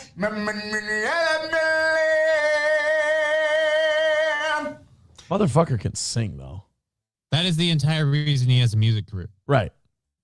Can hold a fucking note, that guy. So that led to us watching Tribute. And still a banger of a song. Tribute and Superboy are some... Wonder Boy, how dare you? Or Wonder Boy, fuck me. God damn it. I fucked it up. Joey Caravello says Paul Rudd was great in Role Models. Role Models, one of the most underrated comedies of its era. Was that the one with the fucking guy from American Pie that played Stifler? Yep. With Paul Rudd? All right, so I am thinking Stifler and Paul Rudd, yeah. When McLovin's in it. And Clementine from Reno 911. Yeah. It's a solid was that also the one where Louis C.K.'s the tow truck guy? Maybe. Yeah, because I think he calls them the gay F word. I think Louis C.K. is in it. He's one of the tow truck guys. Let me, real quick. Louis C.K. role models. Yeah, Taste the Beast. Hold on a second. We're going to go right to Louis' part. Yeah, he's right there. He's listed as a security guard, not a tow truck guy. Oh, the tow truck guy. Daddy? Hold on. So, you want me to move? Game face, buddy. Here we go. What the? Oh, hey! Whoa. Dude, I thought we could park here. Yeah, you thought wrong, you furry faggot. Please, just. That's his only line in the movie, by the way. They got him for the right line then. Oh, they got the right guy. Somebody, too, says, yeah, Sean William Scott from Cottage Grove, Minnesota. I just remembered, I was making sure I was remembering the right movie. I always get a couple of movies confused, that and Knights of Badassdom, which is a different movie altogether. Did you mentioned Chad Zumach earlier? You saw the rant? I heard about the rant. Oh, you haven't heard the rant? I get a chance to work. I get a chance to work the mute. N-word. Yeah. Oh, dude, I would not play this again if he simply dropped the N-word. I would just leave it alone. I get to work on my mute button skills if we play this again. This is Chad Zumach talking to Gino Bisconti on Kevin Brennan's show. So the background to this is that Brennan got banned on YouTube. He got struck. So he's on Rumble now. So yesterday he's on Rumble. And on Rumble, you can say whatever you want. But here's the deal. Chad is a working comedian. And he works with Nick Swartz, and he works with Jim Florentine. He works with Godfrey. He works with a lot of, bigger names. And his hatred of Gino and his love of alcohol were more powerful than any concept of self-preservation that he had. Now, I'm going to work this mute button as best I can. Okay. All right? Here we go. Gino, you're a fucking lazy fucking faggot. Piece of shit. No, fuck you. Fuck you. Fuck you. You're a lazy piece of shit. You have nothing to do. You hung your fucking whole life on Anthony Cumia. You're a lazy piece of shit. By the way, it is funny that Chad's hair under his hat gets messier when he's been drinking. Yeah, you'd think you just keep that shit. Yeah, you can keep that tucked in. You have nothing going on. You're a fucking loser. Your fucking wife's a fucking open micer. You're a piece of shit loser. Loser. You're almost 70 years old. Okay, before he melts down, there are certain takes in that rant that, while unhinged, you could make a factual argument for. Like what? I'm just saying that amongst the vitriol and the vile things that he's yelling at Gino, some of them can be backed up. Okay. Again, he sent me to jail 3 times, but I like Gino and I like Keanu. I've hung out with them multiple times, but, and this isn't, I don't think it's an insult to her. She is kind of an open micer. She's not a very experienced comedian, and she doesn't have a lot of headline gigs or anything like that. Okay, yeah. You're almost 70 years old. Fuck you, Gino. I hope you die. I hope you die, Gino. See, now, this is where shit like this goes a little heavy. And, look at fucking Emperor Palpatine up here. He was staring straight-faced this entire time as though he wasn't even listening. And then as soon as it just turns into anger and hatred and vitriol, Kevin is coming in his pants and smiling. He's smiling the smile of the saved. To Kevin Brennan, someone yelling, "I hope you die, you N-word," is the same as someone else, cleansing a saved soul of their sins. This is just feel the force. This is pure joy that Kevin's experiencing. No, you piece of shit. Kevin, seriously? I'm done. Do you need anything? Because if that's what... Chad's biting his lips. He's so angry in this rant. He's biting himself. He can barely sit still. This is the definition of the word seething. What you want to listen to? You fuck nigger. Nigger. Having him out. Oh, it's way worse than I heard. I was trying really hard. I muted. I feel like I blocked most of those. Like, none of them got through clean. Some of them got through partially. And YouTube, I'm just playing this for context. But it's like, like in like a Guitar Hero type game where there's just too much shit coming at you at once and you're going to miss a couple. So you just hold a bunch of them and pray? Yeah. Now there's still 50 seconds left in this, and Chad ain't done yet. Do you have any? No, shut the fuck up or boot me. I'm not going to curse. What did Chad just say? Nothing. Chad's so... Well, he didn't say nothing. He made several accusations laden between... Yeah. And then he didn't say nothing. He shouted the N-word multiple times.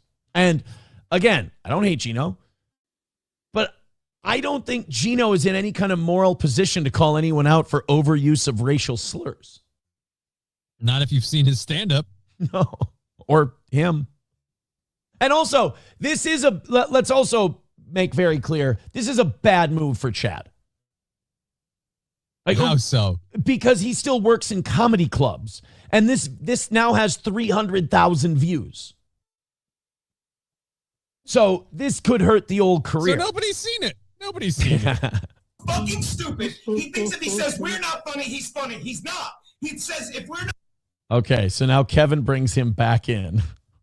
No, Look, Gino, I don't want to say he's not... I'm not talking with him on. Goodbye, Kev. Go fuck yourself. I mean it. This is what you do. Nick, your wife. She's a fucking little boy, piece of shit open mic, you fucking loser. Your open mic wife, she sucks. I'm glad she got hit by fucking what's his name, the Trump supporter. You fucking piece of shit. I hope you get punched again, you piece of shit. You faggot. You fucking... Oh my God.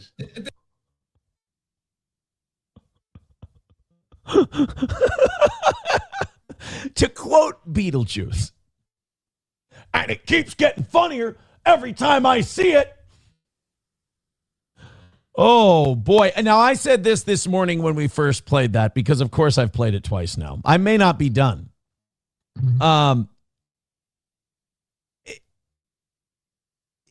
If Chad survives the week without getting gigs canceled or anything like that, he's going to be fine. But the week is really the time where you think that'll happen. It's the week. You know? What do you think are the legit odds that he's going to get gigs canceled? Solid. I mean... Okay. Well, it depends. Like, how much of a career does Swardson have left? He doesn't want to tie himself. Well, remember... Okay, there is precedent for this. In fact, this show is the only show that can display this precedent to the world that's going to talk about this.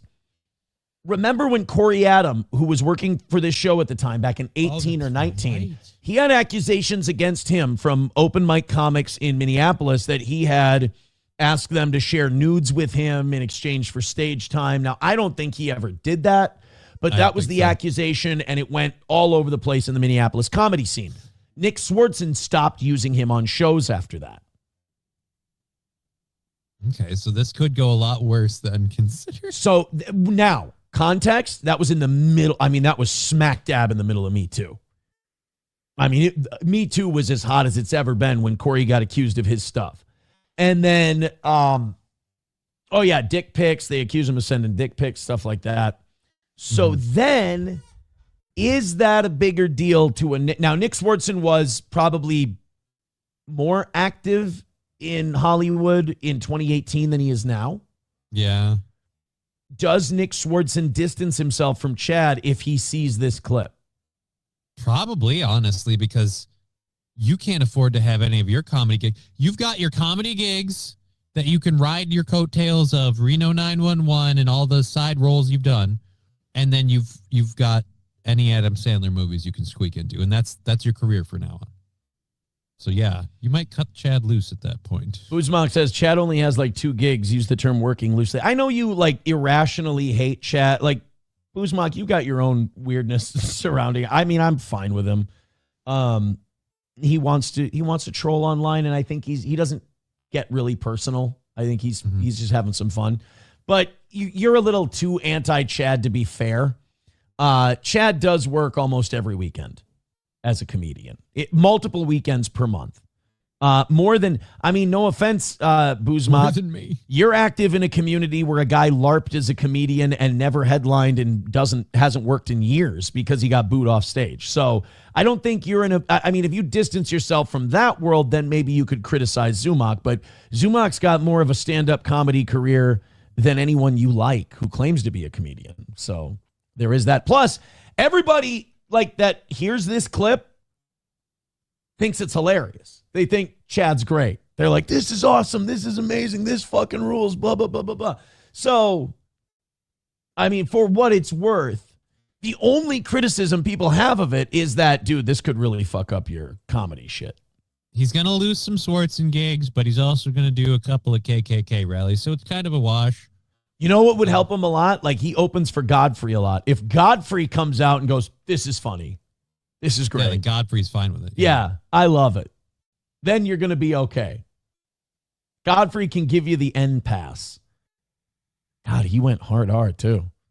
Like multiple times. Over and over and over. Jesus Christ. All right, let's go to some Minnesota stuff. Let's talk about, it's so weird to go into, like, back into a news story after you play, covered Chad after a Michael Richards clip, right? It's like when Kramer did his thing and you're like, all right, let's update you on the Iraq war. You see, Fallujah's crazy this time of year. But we do have to go through some stuff right now in Minnesota where most of our audience is. It's the what do you call it? The session, the legislative session is going on. And they're trying to get all their bills introduced and trying to pass them. We get to find out what it's going to bring. Like, there's gun control stuff out there. They got to work with a bonding bill. They're not making a budget this year. Although our surplus, we went from a deficit to a surplus, which is good. That's solid. However, they think that we could lose that surplus in the November estimate because of all the ICE stuff and what that did with the economy. Oh, yay. So we think that could go back into deficit territory. So one of the things they're talking about in Minnesota is something that I'm actually against, but most of the country is for. So I'm probably going to lose this one. Legalizing sports gambling. Weird. I thought we were. So you can't go to casinos unless they're on Indian reservations. Gambling's a bad. But we can legalize the sports gambling on your phone. I've been getting sick of the ads for them. For the gambling stuff? Yeah. Yeah. One dude from Workaholics, I can't fucking remember his name, that I don't care for, is in a lot of those ads. And I'm just like, fuck off. Like, you're sitting here acting like, oh, it's cool, and I'm going to make a bunch of money on my sports betting. It's like, no, you're not. You're going to lose money on your sports betting. And the people that are getting suckered into this are going to get taken advantage of. But hey, at least you got to do your advertisement where you farted in a car. And then if we click on it in Minnesota, we can't use it. We're just fucking, they block it here because it's illegal. By the way, somebody in the chat said that I diagnosed myself with I have no idea what prositis is. People's ears don't work too well. I have bursitis, which is it's a fancy word for swelling in your bursa sac in your shoulder. That's all it is. You've irritated your shoulder. Pretty common in boxing and basketball, both of them, and baseball. Like anything where I just threw too many punches, too weird, sparred too many rounds, and it just flared up. It doesn't. I have a dog shit shoulder from when I pitched. Like, I pitched until I was 24 years old. I literally pitched until my arm fell off. Until you threw your arm practically out. Yeah. Practically, not literally. So no, I never said I don't know. Somebody is definitely projecting prositis. But yeah, no, I have bursitis, which is totally different. I'm sorry, Sam Show. You got that wrong. Or as MSO says, I thought it was fagitis. Yeah. Totally different illnesses. So let's get everybody's I want to take the temperature of Minnesota and the room in general on legalizing sports betting, because ironically, as a sports fan, I'm actually against it. Because one thing that this legalized sports betting does now is it increases the odds that the refs could be corrupt, the players could be corrupt, because they have all these stupid fucking prop bets. So in baseball, they had a scandal recently where a couple of Cleveland Guardians players were caught a pitcher was caught throwing balls on the first pitch or strikes on the first pitch because the batter's less likely to swing on the first pitch of the game. They'll often let the pitch go. So one pitcher in Cleveland had friends who were betting on the days he was pitching. You could bet on whether the first pitch was a strike or a ball. And they'd tell him how much money they put on a certain thing, and he'd either throw a ball or throw a strike. And he got caught doing it, and he got in a shitload of trouble for it. So the basketball thing happened. We find this huge gambling ring that's tied into like the a whole bunch of coaches and athletes in the NBA. Oh, yeah, About yeah. the baseball one. Well, we should legalize this stuff statewide. I don't know why. What's going to happen to the NFL? Oh, you're right. Yeah, the basketball one with Chauncey Billups and the poker games and all that. There was also a few years ago a referee named Tim Donaghy who he got exposed. And the refs were running a gambling ring too. And a point shaving ring. So yeah, the more you have all of this sports betting, the more you have all of these stupid prop bets, because these gambling sites can make a fortune on people micro betting and making parlays and shit like that. And then the players can, rig the game or manipulate the game. And it sucks. I hate it. I don't like it. And I also don't like dorks coming in and fucking like watching sports because I have a prop bet on yardage or this or that. It's like, get the fuck out of here. All right, I'm watching the game to see who wins the game. All right, I'm here for the goyim distraction of it all. Get out of here with your gambling. So I'm against it. I want to see sports betting stay illegal. Get a fucking bookie like your dad and your grandpa did. I just think that like the fucking sports betting stuff, as we normalize it and its apps and shit, we're going to have more and more problems where younger and younger people who don't understand how much this can fuck them up are going to screw themselves over. I mean, I agree. There's also the gambling addiction part of it. Yeah, and gambling addiction has a higher rate than any other addiction.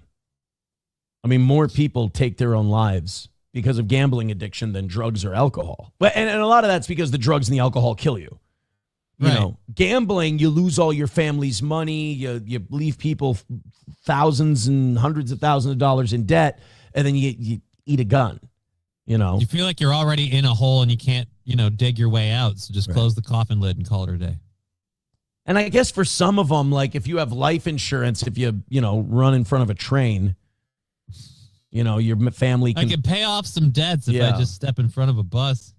So this is what's going on in Minnesota with the sports gambling thing.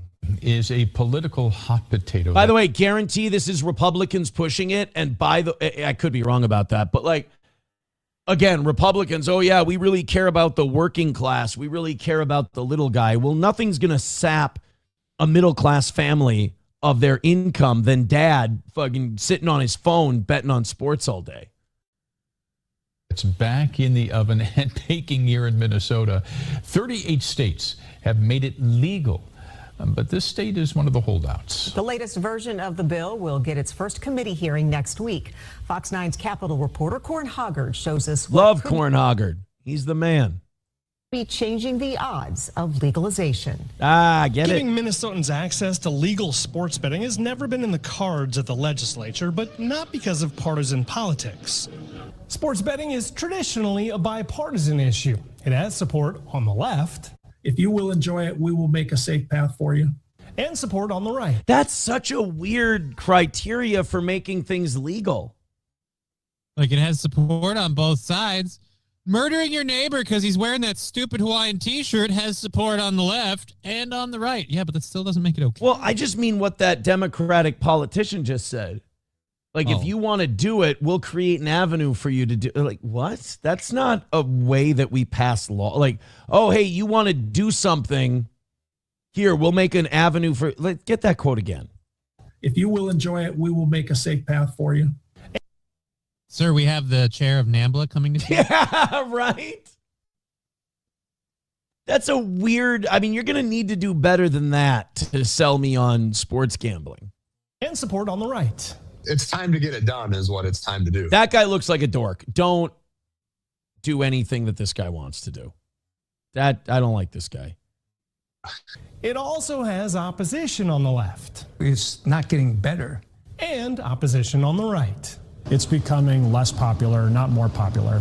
Do we have any fucking dudes in our legislature, or is it just all gay guys and weirdos? Yeah. Wow.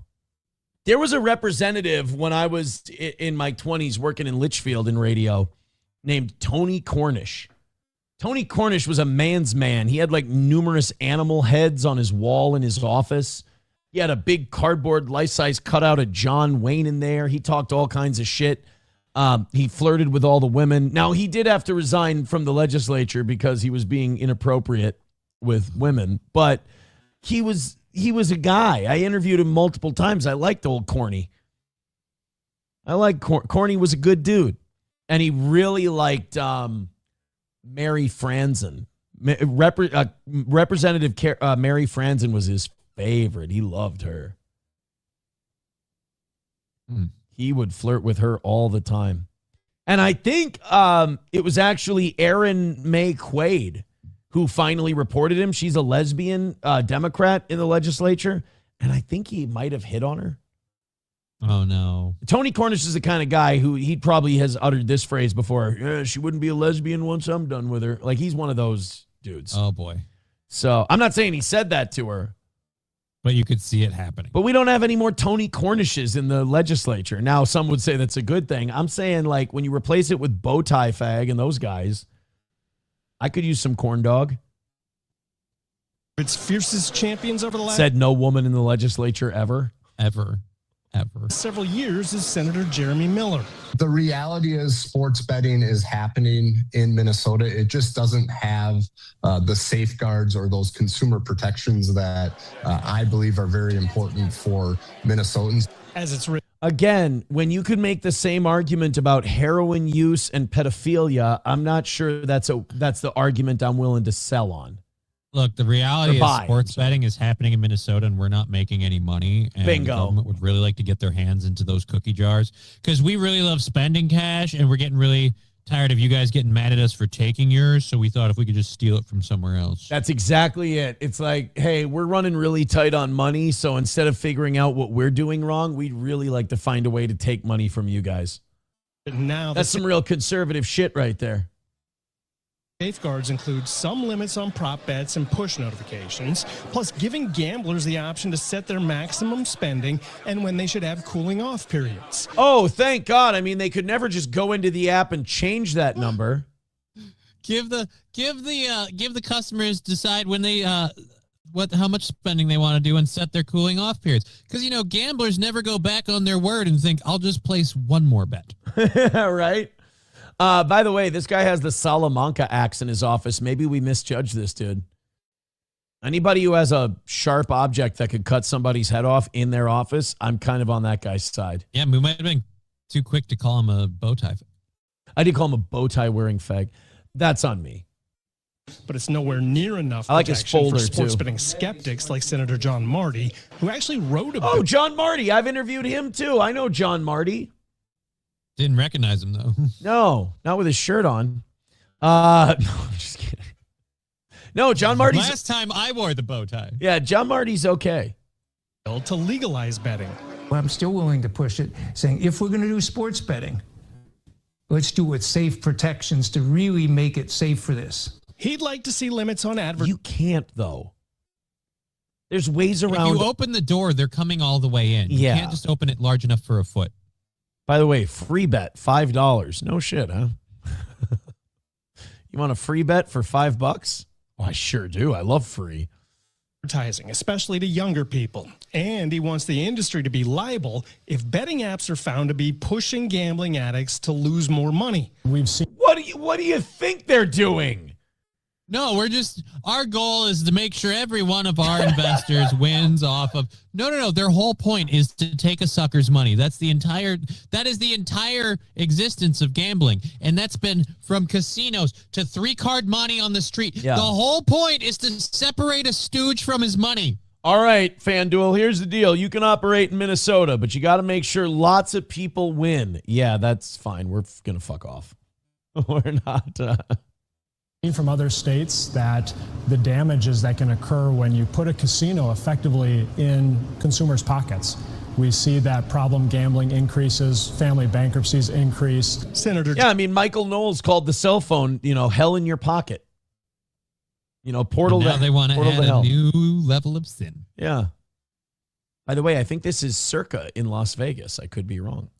Jordan Rasmussen also wants to ban in-game betting, which is sometimes indicative of addictive behavior. He points to polling showing more Americans believe sports betting is a problem now than they did 3 years ago. Oh, then you know what we should do? Legalize it. Yeah, it seems like a weird correlation. They just said at the beginning of this story that 38 states have now legalized sports betting.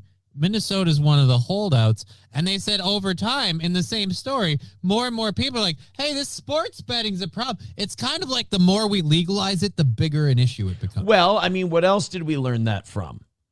Part of becoming an adult is realizing your parents were right about a lot of shit you thought they were squares for. Drugs, gambling. It turns out the more we legalize it, the more we see it as a problem.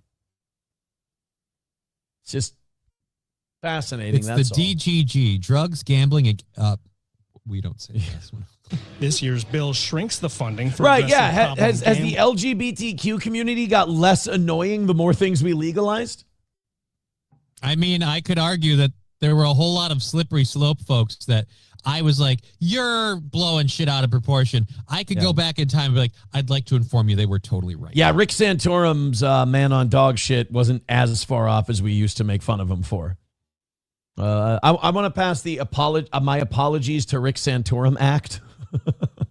in sports integrity, but the authors believe Minnesotans want it legalized, and they point to the growing popularity of prediction markets, which operate in a legal gray area and essentially let people bet on anything they can predict. For what it's worth, I didn't want to legalize marijuana because it would produce some revenue. I thought it was fair to say Minnesotans should be trusted to make their own decisions, and that was something people wanted to do, and I see. In the words of Tommy Lee Jones, a person is smart, people are dumb, panicky animals, and you know it. And stop fucking lying. I didn't legalize marijuana because I wanted to tax it. The fuck you didn't. Okay, cool, then don't tax it. Yeah, then don't tax it. So I didn't want to legalize it for the tax money. Well, then why'd you vote for a legalization with a tax on top of it? Oh, because I figured we should get paid. Yeah, right. Vein. So what are the odds of legalization in 2026? About 50-50 if you ask supporters. Oh, man, I got to go put some money on that then. Oh, I bet you decent odds at 50-50, right? Maybe lower, according to opponents. At the Capitol, Corin Hoggard, Fox 9. Yeah, I'm good. Because if you're going to allow sports betting, which is right in your pocket, you might as well allow casinos then.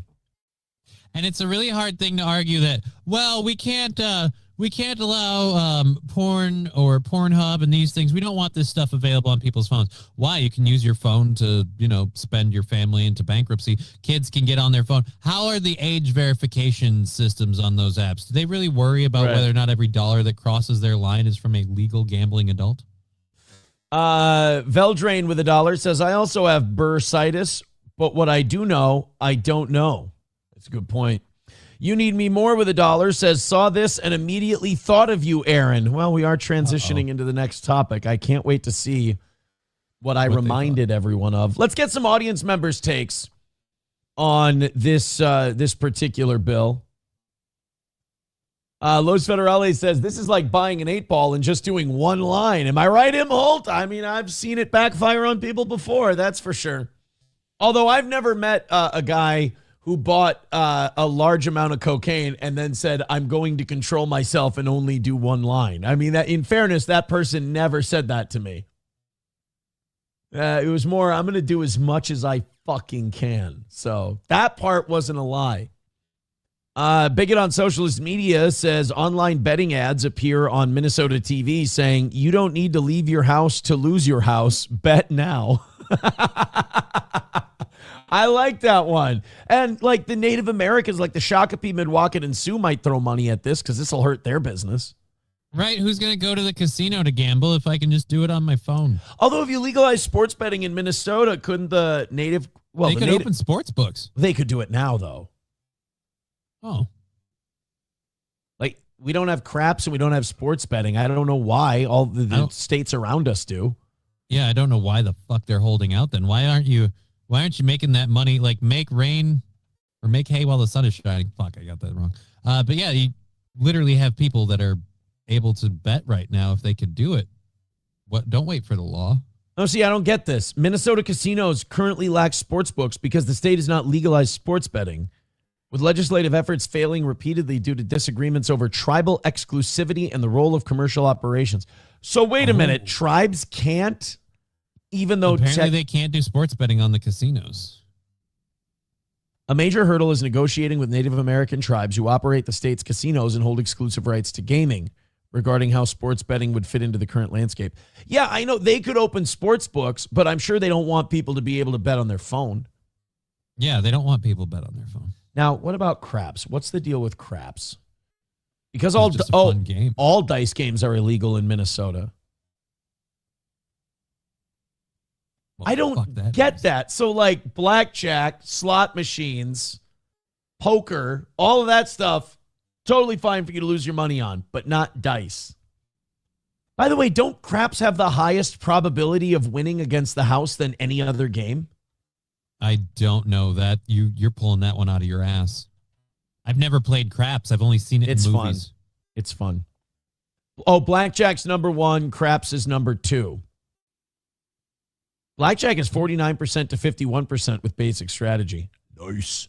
Craps is 49.29% on the pass line. All right. I want to look up one more thing. Ew, gross. So I hear people talk about bubble games in casinos. They'll be like bubble craps. Bubble craps is an electronic version of craps. What an antisocial autistic loser you have to be to play craps on an electronic machine. The whole point of craps is that it's a social game. Yeah, the whole table's like cheering on the shooter because you can make money on, like, the craps is one of the weird games where as a quote unquote spectator, you can rake it in. And we're not playing against each other. Right? It's everyone for themselves against the house. Yeah. I don't get it. I don't get why you would play that electronically. That takes all the fun out of it. I don't know why anyone would gamble electronically. I'm sorry. I don't trust electronic gambling sites. Oh, yeah. No. The game isn't rigged at all so that I lose constantly. They're digital cards. Cheeto says we're also the only state to have 3-2 beers. Minnesota is gay. Yeah, Utah and us were the last two with 3-2 beer. And Utah Let's go, Mormon. Got rid of it. Utah, they can have regular. So what? Really? What 3-2 beer means a while ago, like 8-9 years ago. So what 3-2 beer is, for those of you who don't live in Minnesota, at our grocery stores and our convenience stores, you can sell beer, but it can't be more than 3.2% alcohol by volume. So we don't want them to get drunk. I'm the only person who can get drunk on gas station beer. So it's great for you. Great for me. I don't give a shit. I've never bought beer at a gas station, but if I could. So yeah, you go into Wisconsin, they buy it at church, for fuck's sakes. But in Minnesota, you can't even get it at the grocery store. And I can't remember if it's the grocery stores who are against it because they don't want to pay the fees and licenses and taxes. I don't think that's it. I think it's the liquor stores that are against it because they don't want the competition with the grocery store. Right. Right now, they're the only place that you can get actual beer. Yeah. Veldrain with $1 says, I meant to say I have Bill Burritis. Oh. Dude, that's terrible. I can't do. I wish I could. One of my greatest regrets in life is my marriage. But no, I can't do a Bill Burr impression. Oh, the first one gave me 3 kids. I can't regret that one. Fair enough. The first one, I got 3 of the coolest kids in the world. So that one's good. That one's fine. And also, you can't really say that was a bad marriage when you're the one who... When you torpedoed it, right? Yeah. The last one, we worked really hard to torpedo it together. At least it was a team effort. That's improvement. We Thelma and Louise that shit. Only she did lines off the dashboard on the way down. Oh, no. Victor did get us my Danhausen drop. Would you like to see Danhausen?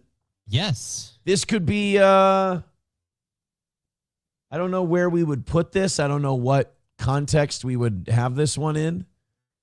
But let me drop it whenever you want to curse somebody. You real quick.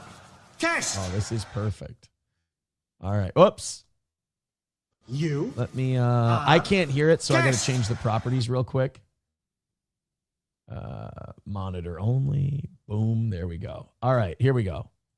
You are guest. There we go. You like that? I do. You do Is like Sting coming back for his paint job? It's a Dracula paint job. How dare you? You are guest. Now all I need to do is figure out when I can use that. Okay. I'm not really sure what the context would be.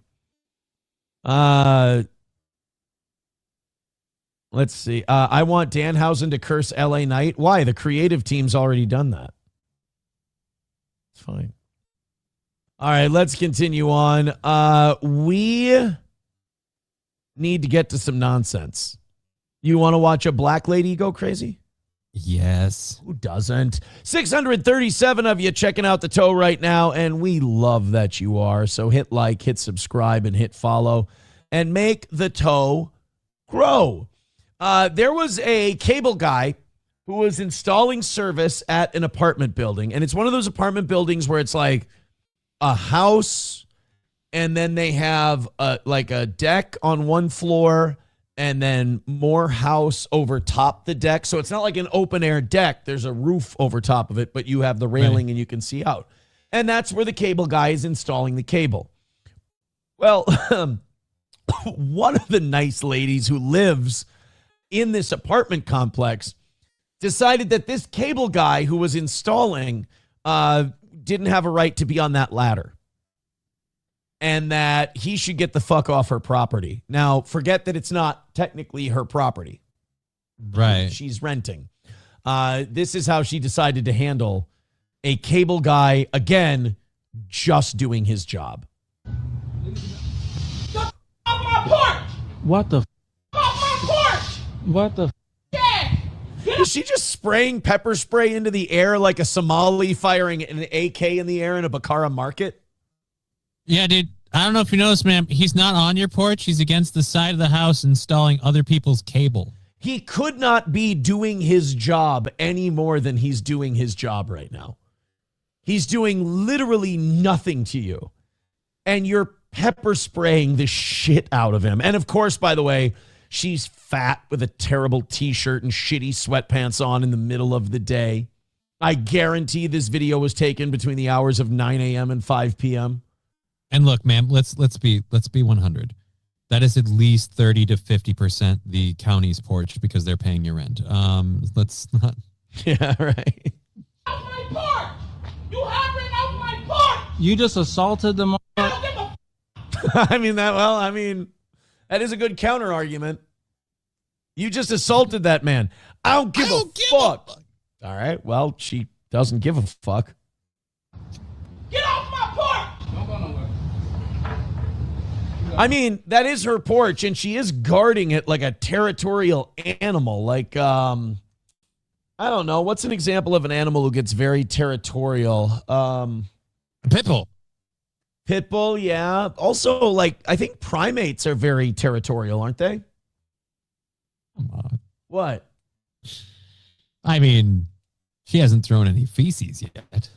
But, like, if you're on your porch and you're being territorial about it, like a certain kind of animal, it would be not an orangutan. I don't think they're particularly, they're kind of docile.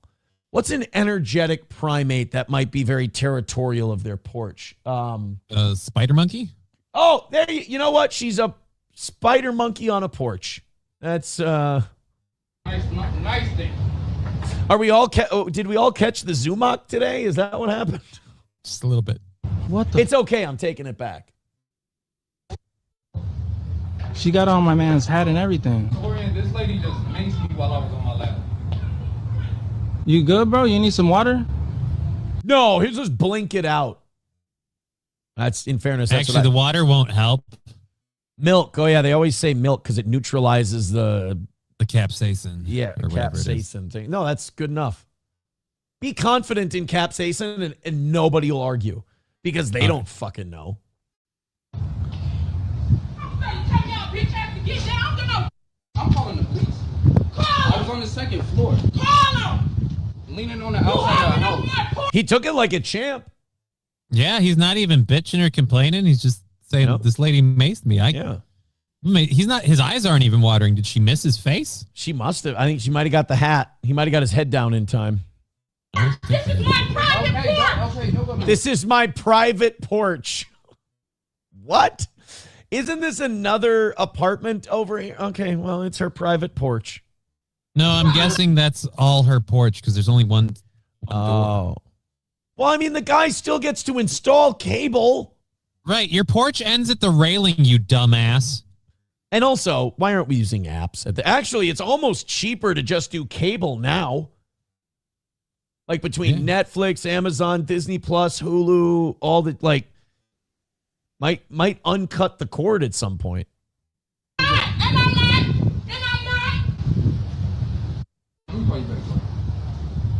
By the way, when Monique researches for a role, she really immerses herself. She goes all the way. I didn't know we were doing a sequel to Precious. I need to get some water on my face. Give me a second. Johnny says no water, dude. She even attempted to spray me with it. And I will. And I will. I love that she's calling the cops, and I can't wait to be like, wait a minute, so there's cable company people that were called out to do a job and you assaulted them? Yeah, we'll be right there to arrest you. Well, not only that, but like she's so confident and she's so wrong at the same point. It's impressive. I want to see the cops show up, honestly. You're going to jail. You're going to jail. I ain't going nowhere. Let's bet. Okay. Well, that's illegal in Minnesota still. So let's just let's hold off. I don't care. I've been to jail before.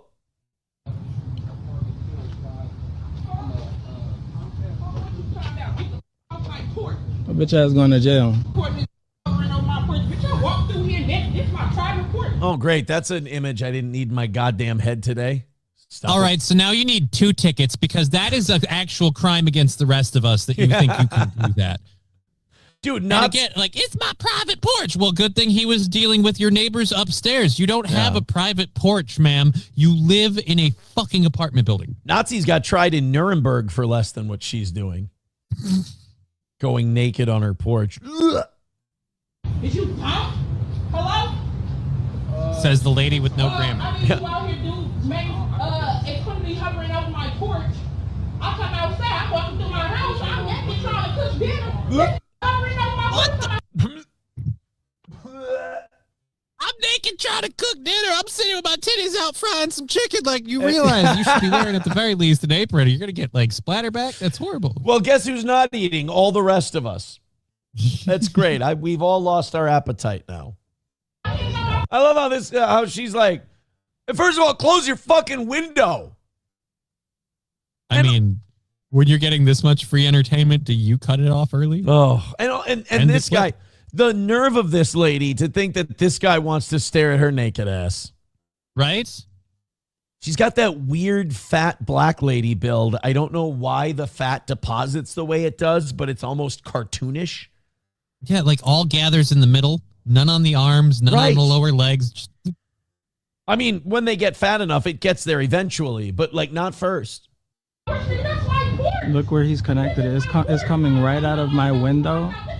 Oh, that's not even her window. Oh, that's the guy that lives there. Oh, my God. So he's finding out that his neighbor is an awful eyesore that he has been blessed to never see. Well, it's really nice that you call her an eyesore because of all the words you could have used. Mr. Zumak, would you like to...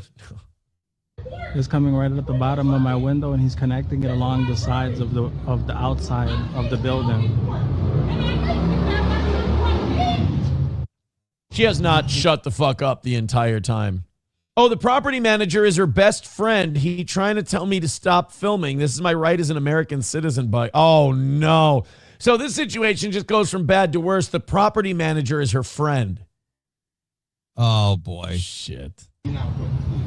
I can record this. This is my privacy as well. I live here. Yeah, he's on his private patio. Yeah. Oh, they're taking her. I don't get no. They're taking her away. No. So, like, I mean, that's assault. You mace somebody. That's you're going to jail. No. This is my right as an American. I got attacked too. She sprayed me with mace. You don't know what happened. Yeah, you're right. You don't know what happened. Shut up, man. Shut up. Guess whose rent just went up? Well, then you can sue him for that because you can say that it was discriminatory because you went after her friend. That's what? That's a good point too. Yeah, it's a losing battle for him. Here's the thing. Know what kind of fucking friends you have. And at a certain point, I'm sorry, if you want to stay in the I rent this building business, you're going to have to say certain other uncomfortable things like, bitch, you're out of control and this is your own fucking fault. Grand Poobah with $2 says, I hope the responding cops told the cable guy they'd be there between the hours of 8 a.m. and 7:30 p.m. Good. I like that one. Papa Shab says, you think these people pay rent? What, people who don't have cable? Is that what that was the real thing? She's just jealous that somebody else has got cable and it's not her. I want to be able to watch ESPN whenever I want. I don't know why she's Tracy Morgan. She looked like him. I'm gonna hit this like a Walmart truck. I'm busy making macaroni and cheese naked and stuff. That's right. I'm trying to make collard greens with my dick out, and you're trying to hang some cable. I stab them. I got my badonkadonk and my titties out trying to make chicken, and he's trying to hang some cable. I used to do a better Tracy Morgan. Leaving. Yeah. Veldrain with $1 says her naked probably looks someone set the Michelin Man on fire or doused him in Iranian oil. One of the two. One of the two. Thank you guys very much for your support today. Oh boy, I'm here until what is it? Until noon. You've got like another about 2 hours and 15 to go. I mean, look, these guys not only cleared out today, but they put 135 in the bank. Yeah. I mean, that's pretty fucking solid. So you got to do it. Kind of the least I can do. If you want to know the truth of it. Why am I morbidly curious about this Ethan Ralph Scarlett Hampton thing? I shouldn't be. I just don't want to see any clips of it.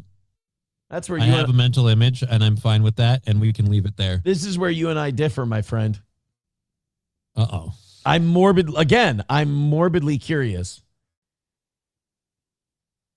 The key word there is morbid. Nothing.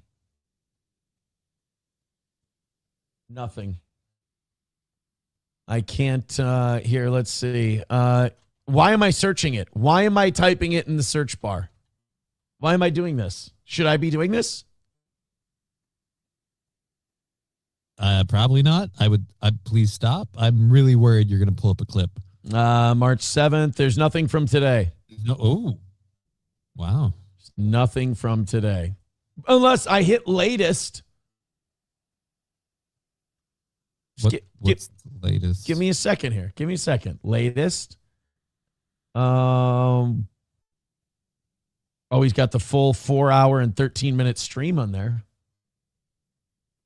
Nope. Nothing. Hopefully this is just all a nasty rumor. That'd be a great relief. Yeah. Nice. Hopefully it's all just a nasty rumor that never actually happened. Or it did happen. I feel like I'm safer not knowing and just let that be. I can't change what reality is, so why do I need to know? Well, I'm glad that this was a swing and a miss. All right, this is what You Need Me More sent. She sent this in and said, this reminded me of Aaron. Okay. Girls or boys?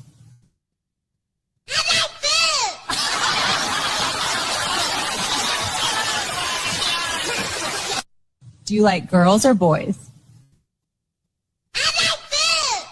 Why would that remind you of me?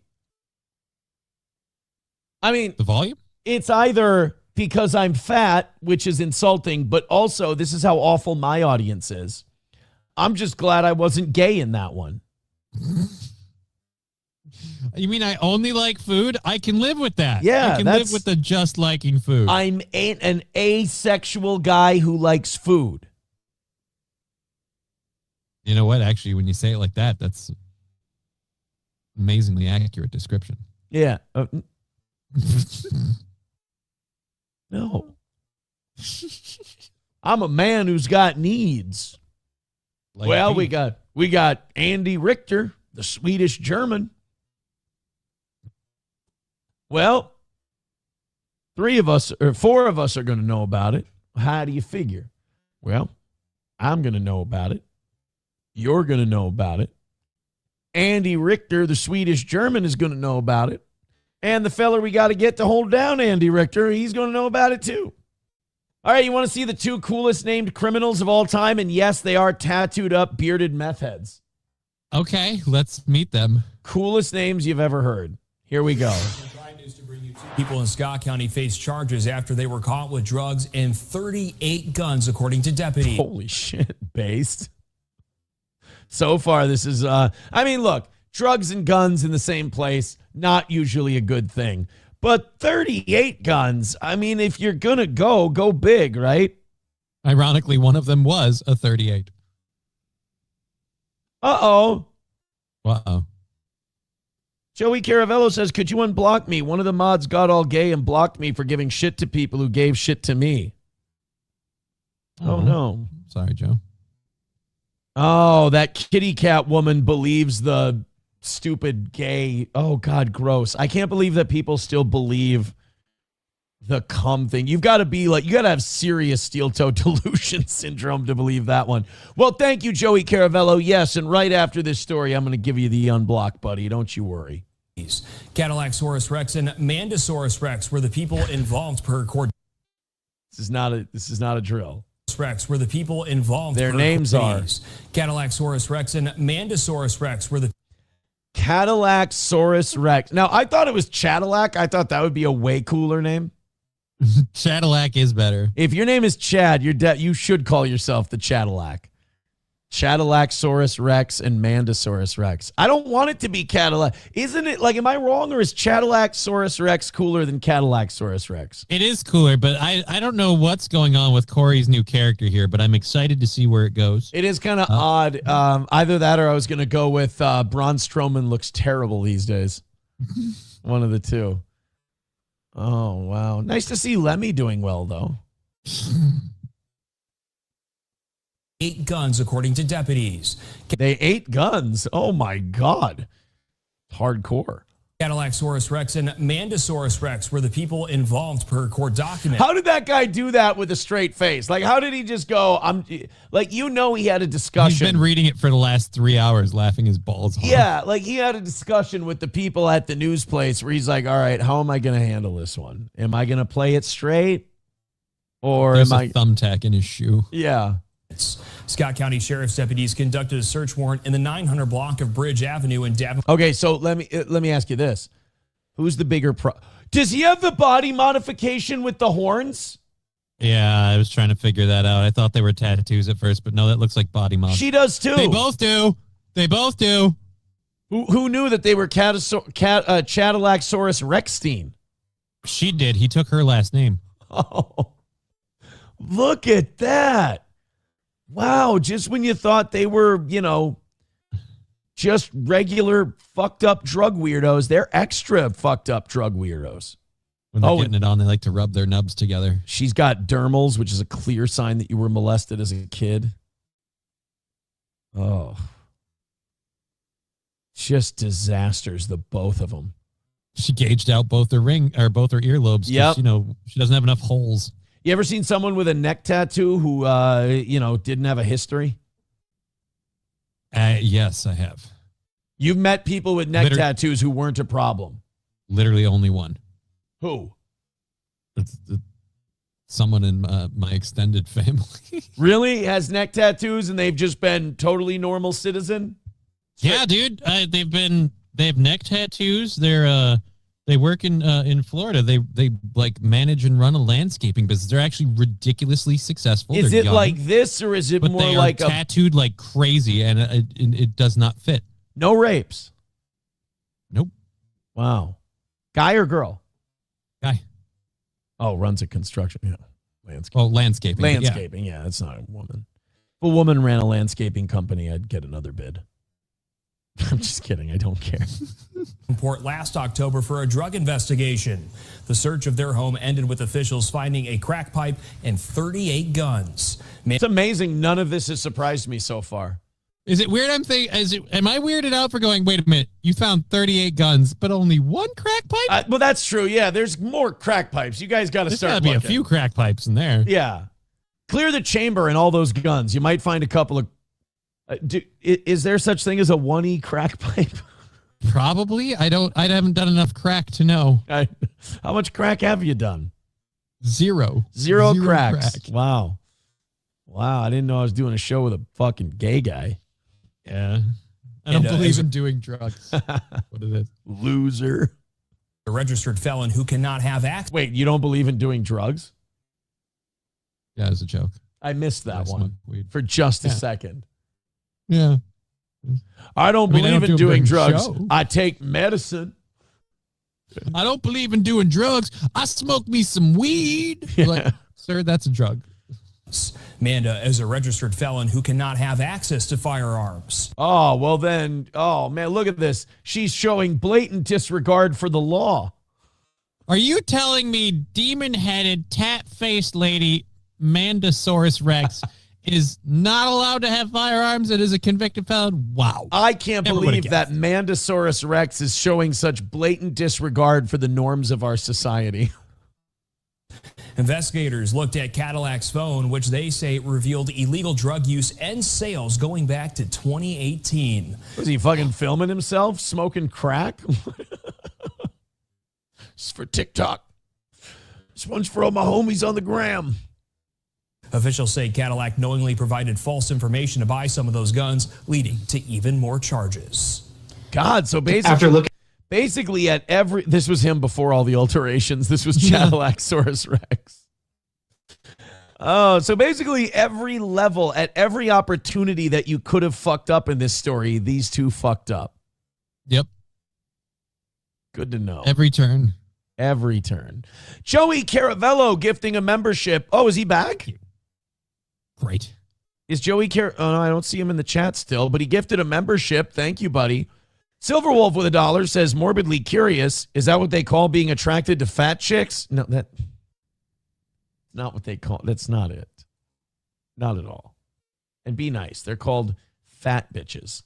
Chubby chasers. Oh, sorry. Yeah. 91. Oh, excuse me. I'm so sorry. 91 memberships away from 600. Yeah. So we found out that Mandosaurus Rex was a convicted felon, couldn't be around firearms. Papa Shop says Cadillac, on the other hand, was a model citizen up until this point. Yeah.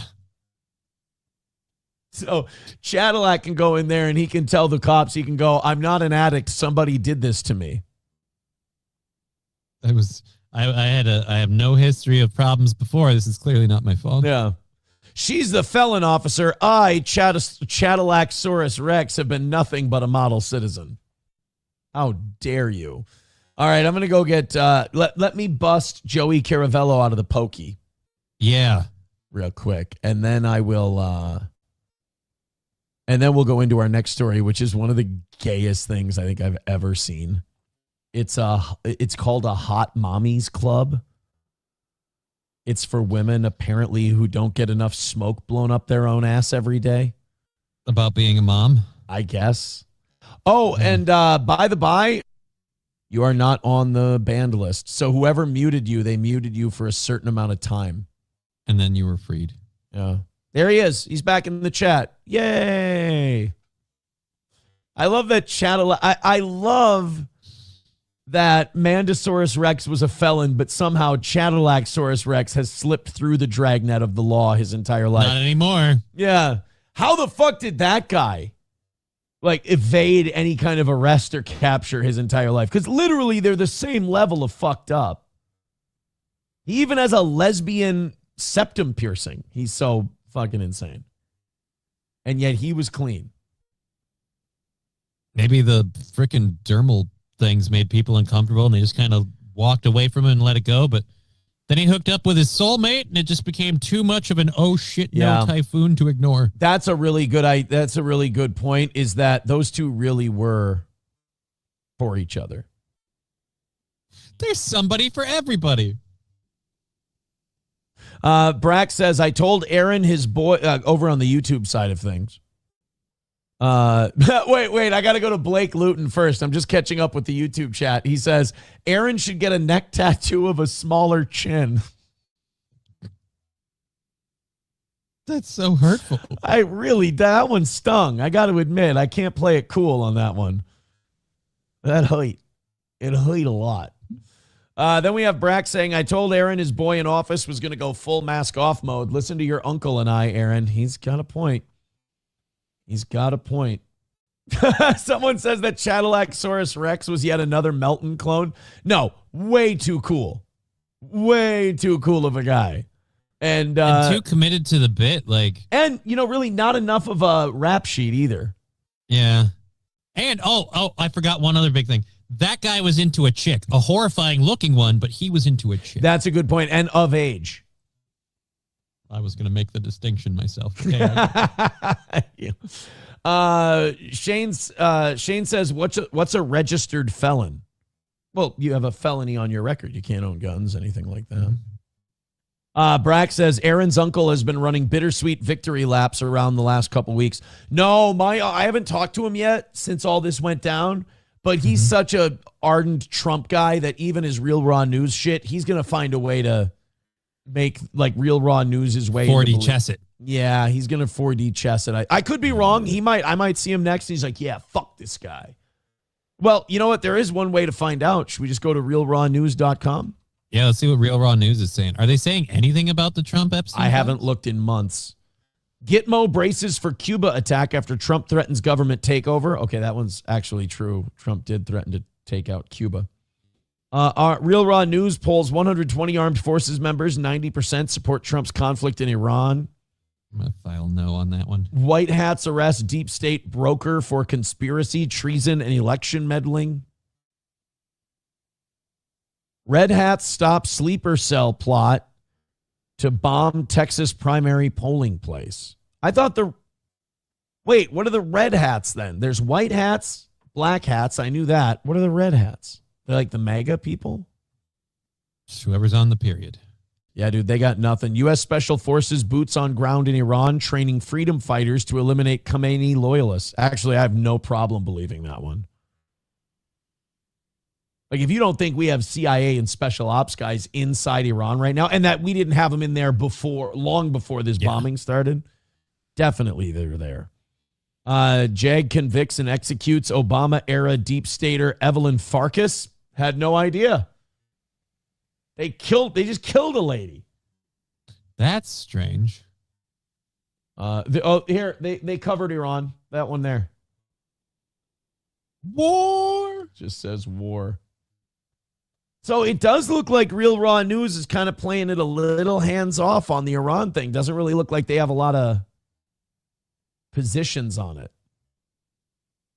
Okay. Papa Shab says Jeffrey Epstein spotted in Bangladesh. Dude, I still think that guy walking down the street in Tel Aviv is Jeffrey Epstein. That guy looked pretty close. Put it this way. I'm not saying he is alive. I'm saying I wouldn't be surprised if he was. Right. I'm not saying he is alive. I'm just saying if you were to tell me we found Jeffrey Epstein, he's alive. They gave him some mild plastic surgery so he didn't look like he used to. And then they just kind of, they let him go because he was a good guy who did his job. Like, yeah, that makes sense. 604 of you checking out the show. If you're just joining us now, it's marathon time. I've got to go till noon today because they said I didn't think it was going to happen. And they did it by 8 o'clock. They said, how many memberships for you to go to noon? I go, 76. Get us to 500. And I'll do it. And son of a bitch, they did. Now they're like 90 away from 600. Now you're on the hook. And they're probably going to be able to finagle this, like you said, until you go until 11, like the rest of the week. Right, because if the memberships drop off a certain amount. Yeah, then it's only like 5 or 10 to get back over the line. Absolutely. We had a Joe Rogan Steve-O clip really hit like thousands and thousands and thousands of views over the weekend, and all the Joe Rogan. It must have caught. What happens is these clips will get into a subreddit somewhere, and then you'll everybody sees just do crazy numbers. Clicks it. I think it got into a pro Joe Rogan subreddit. Why, did you catch a lot of shit for the clip? Oh yeah. And you know me, I like that. I like it when people are like, oh, fucking you piece of shit, and blah, blah. I'm an old shock jock. You smile like Kevin Brennan watching someone drop the N-bomb. Yes, I do. Like Kevin and I probably have that in common. When people are yelling and screaming at us, we're very, very happy. But it was him and Steve-O fighting over trans bathrooms. And my whole take was Joe Rogan's, my big argument against trans bathrooms is pretty simple. I just don't think we need to be mixing and matching parts in the bathroom. It's fucked up. Like either create a third bathroom or make it the penises and vaginas bathroom. Right. Or just keep it the way it is and you'll just go in the bathroom of your born gender. Joe Rogan's thing was like, yeah, well, if you make those laws, then all these perverts are going to have a reason to go into the bathrooms and hurt people. And I'm like, how many perverts are waiting? You know what I mean? Like, how many of these perverts are like, oh, man, I would be a pervert and hurt kids and shit, but the bathroom it's against law. the rules. There's a lady with a skirt in the picture. I can't cross the line. It's like I'm a vampire and nobody invited me in. Exactly. I always thought that was a retarded argument. The weirdest part is I'm on their side of the argument. I just find the rationale to be stupid, and they were fucking pissed. All the comments it was just, how fucking wrong I am about that. But hey, I'm a views guy. Don't go against God, King Joe. Yeah. Silver Wolf with $1 says Red Hats, the little old lady society where they get out and have dinner once a month. No, I don't think it's that Red Hat Society. It'd be funny if it was, though. It would be funny. Let's take it. Before I let you go, Red Hats Society. These are the people who are waging clandestine war to stop the deep state from taking over. There they are. That's the Red Hat Society. Dear Lord. Yeah. I didn't know they were heroes. My ex-wife, the not crazy one, she'll go to these places, these like tea houses. Do you know about these? Have you heard about this, folks? Negroes don't go there, Kev. Jay Leno always has to be racist. Elk River, I think, has one. Have you ever seen these tea places where people go and they dress up like they're in fucking Alice in Wonderland and do tea parties? I mean, I've heard of them. I've never been to one. Yeah. But yeah, like they goes kind of like Downton Abbey, like dress up with the big dresses and stuff. Yeah, and the hats. The big thing is the big hats, like Kentucky Derby hats. And they put on their white gloves and they have tea. And I'm like, it's my ADHD mostly that I'm like, God, that looks fucking boring. What do you do? And like, plus, tea generally sucks. Yeah, well, that's the other thing. It's like, of all the things I'm going to go out somewhere to drink, not tea. By the way, I'm getting like crazy non-drinking. I'm starting to feel like I have to explain to people that I'm not an alcoholic. I just don't really drink anymore. It just doesn't hold interest. You need a reason to do it. I'm getting old, and whenever someone says, hey, you want to, especially like an old fashioned, which I really like, it's really just like, I can have 2 of those now and I'll feel like foggy and shitty the next day. And so you're getting older and your tolerance is dropping despite how much. Yeah, it was one of those things where like, I haven't drank in months. It's been months. And it's not intentional. It's just you never felt the need to. Never really felt like drinking. Surprise, I'm not an alcoholic. I don't need this right now. And so like now I did, we did that shitty non-denominational church yesterday. For those of you joining us, I did go to mass Saturday night at the cathedral. It counts. So we did that. And afterwards my mom had come up and I said, well, since you drove up, we can all go to breakfast with my aunt, my cousin, his kids, my kids. And we all went to breakfast. And it was lunch at that point. And and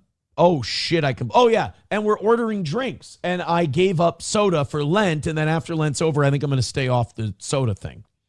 I didn't want juice, so I ordered a Bloody Mary, and I said I'll have a Bloody Mary with no alcohol. Like I ordered a virgin Bloody Mary at for the breakfast restaurant or lunch or whatever. That's fine. Yeah, it's weird.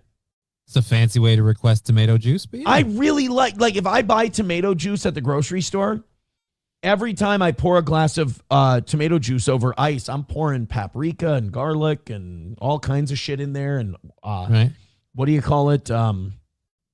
Worcestershire sauce, and I'm stirring that shit in. Yeah. With a celery stick. Not that bad. All right. Not that bad, but close. But close. Yeah, I just don't feel like drinking anymore.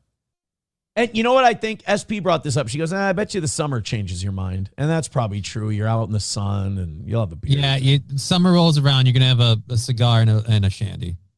Probably. And that's where it'll start. Probably. You don't think I'll drink Minnesota Gold? You think I'm a shandy fancy man? No. I think you'll drink Minnesota Gold, but I think what'll sucker you in, like what's going to pull you through the door is going to be the summer shandy. At least it is for me because I love Minnesota Gold summer shandy. Didn't they do a blueberry one a couple years back? They did. It was gay. I love the blueberry shandy. I need that in my life. They did a peach shandy that I had at the state fair once. Yeah? Aces. Loved it. Not a big fan of peaches, but I'd give it a try. Not every peach shandy is good. The Line & Kugel's one was solid. Some other company did one. It was shit. These are all a thing. Sam Show says, no, that's just a thing. If you don't drink, you have to explain it to people. Doesn't matter how old you are. Maybe that is. Because everyone else doesn't want to admit they're an alcoholic. That's a thing. Mad Move says, I have had to bury a few of my buddies who didn't control the drinking. I'm 41. Booze is crazy. Well, that's like when, the bad old days a couple years ago. Mm-hmm. One of the big reasons I wasn't a Coke guy and I didn't want to do it is because just when all that degeneracy and dog shit was starting, a buddy of mine named John, who I'd been friends with since high school, and I hadn't seen him in probably like 6 to 8 months. He went down to Mexico and he had a drug problem. He was married, he was, doing his best. And I think he fell back into it in Mexico. And I think he got a bad dose of something, maybe some fentanyl, whatever. And he had a heart attack and he died. Oh, no. In Mexico. And that really stuck with me. And I was really kind of fucked me up a little bit. I was missing my friend, right, which is normal. So whenever, people would do shit. Whenever people would do cocaine around me, I thought of my friend. Right. And I would bring it up to April and this and that. I would be like, hey, man, I don't want to see you end up like John. I don't want to. And you would get, I didn't know what I know now. And instead of like them empathizing with that and being like, yeah, this, that, and the other thing, they'd yell at you. They'd fucking get really pissed. And they'd explain how you're a dick for having concerns. They'd gang up on you and just yell at you like, oh, you fucking trying to guilt me into the, no, I just figured I'd tell you how I feel. Cause you'd ask me, why won't you do it? I'm like, cause my friend just died. Like my really good friend just died from this kind of a thing. And I'd like to not do that. I love you. I care about you. I'd like to see you not drop out the way other people I know have. And then you'd get fucking crucified for it. And I didn't know until after I was gone, until I did the, Al-Anon counseling and all that. They're like, no, that's what they'll do. Like and I have a really good friend whose first wife was an alcoholic, brutal alcoholic. And he goes, no, that's the gaslighting. They go, you do think you're fucking insane. You start to question up and down is up. And, your concern in missing your friend is like weaponized against you. I'm like, God damn, man. I don't get it because two people can do the same thing. And one person it grabs and the other person it's just, nope, not for me. It's just wild how it can just totally rewire someone's brain. Well, it's like the line in Lord of War where Nicolas Cage is like, I'll never understand what separates an occasional drug user from a habitual drug addict. Because, like, again, he had the ability to do just a little bit of blow here and there, and his brother was completely off the fucking tilt. Oh. Mad Move says, I traveled cross country to be at my buddy's funeral. I made sure I was the first at the mic. One was my best man, and the other I rode in the back of a cop car with. Why 100% our generation is the first to have to deal with our peers dying young at a higher percentage? Well, fentanyl and shit. The fentanyl's really bringing that in. Yeah. Chevy Fan says, pills are worse than Coke in my experience of friends and family. Mostly because they're easier to get a hold of. It's just easier to get prescriptions. Yeah. Yeah. Oh, Dustin Hoffman says we're 111 memberships from 700. You're doing your math wrong. We're 191 memberships away from. But we appreciate the support. 700. But I appreciate what you're trying to do there. That's very nice. Actually, we're close to 1,000 combined on YouTube and Rumble because YouTube's around 300. So we're probably about 80 or so memberships away from 1,000 combined. All right. Well, I hate to send you out of here on such a downer note of everybody being dead. Do you mind if I piss real quick? No, go for it. You're going to be here for a while. Go ahead. Yeah, I'm going to be here for another hour and 40 minutes or so. I'll hold the fort for a few minutes. You go drain the vein. All right, I'm going to go drain. I'm going to go drain the sea monster. Grr. Oh, my head looks fucking very rectangular today. All right, be back in a second. It's just me. It seemed like the hair on this side was poofing out more. I can't control that. I just my hair gets all weird, but strange. Just one side shutting out. Maybe it was the angle. You know what? It was the angle. I'm gonna go with it was the angle. I'm gonna be live today at 1 p.m. With Our Lady Digger. We'll be covering a lot of fun news stories. I heard Legal Mindset covered the Johnny Somali case. So for the update on that, for all of you that care, Johnny Somali is now going to serve 3 years. He was convicted and could serve up to 5. They haven't sentenced him yet. So the sentencing is coming down, but it looks like that's all coming around, and he's going to be doing a couple years of hard labor. He's going to be picking, was it a cabbage patch? I think he's going to work in a cabbage patch. So that should be interesting. I'd love to see him not have I'd love to see his citizenship remanded, but that would be fun. Probably won't happen. But anyway, we'll be covering that and a bunch of other stuff. I don't think I'm going to cover the Donald Trump Epstein files stuff just because there's not a lot for me to go over on that. We've got more files out. Everyone says that this is true, that isn't true. So I got to figure out what's what. That smelled just like baloney for some reason. Oh, no. No, that's from Tropic Thunder. Oh, I know. You're on today at 1 o'clock Central Time, correct? Yes, I am. And then I'm here now until noon. Right. And then I come back at 6. Right. You are going to be so fucking tired tomorrow. And after I'm done at noon, I got to clip shit for the clip that we're going to put up. Right. Fuck. You got a busy day, dude. I got a busy day ahead of me. But we're going to fuck around. We're going to have some fun. We got about a little... I'm going to tell myself it's an hour and a half left. Okay. But, the reason I'm going late today is because the audience asked how much to go till noon. And boy, did they just throw money at us. Yeah. It's the least I can do.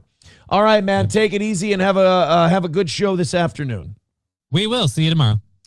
Bye. There goes Johnny. He is gone. Dead. Finished forever. Okay. You put up way too many clips and shorts. I had to unsubscribe, says Approachable. I put up 2 shorts a day and 1 clip per day. It's good for the algo. Ever since I started putting up shorts again, all of our videos have been doing more views. So I don't know what to tell you, Approachable. My subs have been going up and my views have been going up, and I'm a whore. I can't help it. Somebody sent this one in.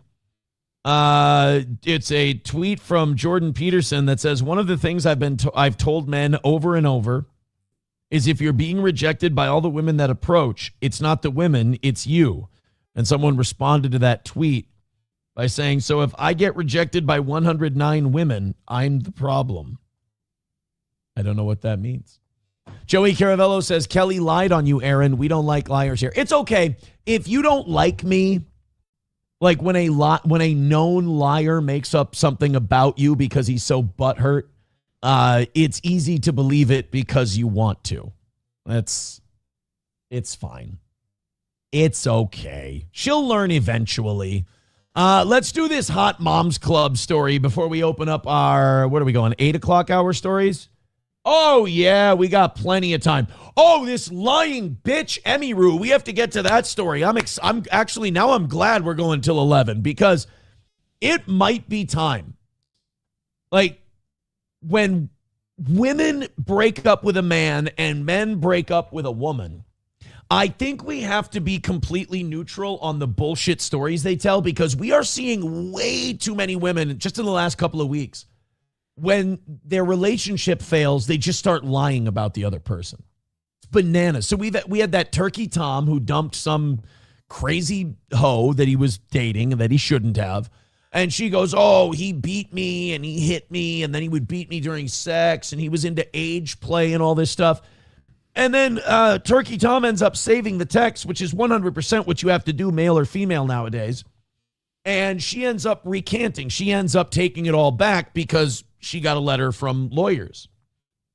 Then this chick breaks up with this guy, Mizkiff. Now, Mizkiff is like, I thought he was a gay guy. I've never watched any of his stuff, but he's an eyeliner wearing queer. And he dates this other streamer, and they're like mutually dating each other for clout. And then their relationship ends, and then she goes, he would hit me and he would beat me, and everyone had, oh, we believe all women and we need to support her. Destroys this guy's career. And now she's come out and said, I was making the whole fucking thing up, and now he's going to sue, and he should.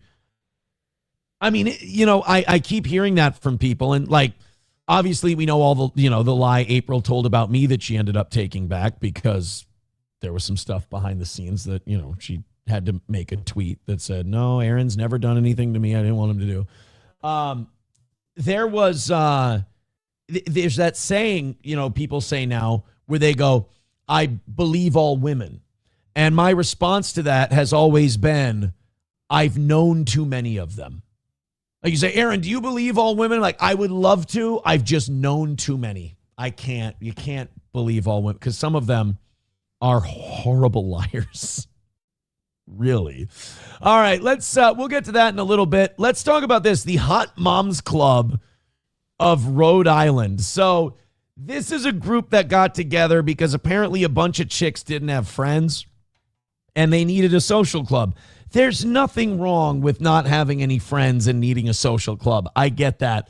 But there's something about like the self-esteem movement and the need to have smoke blown up your ass at all times.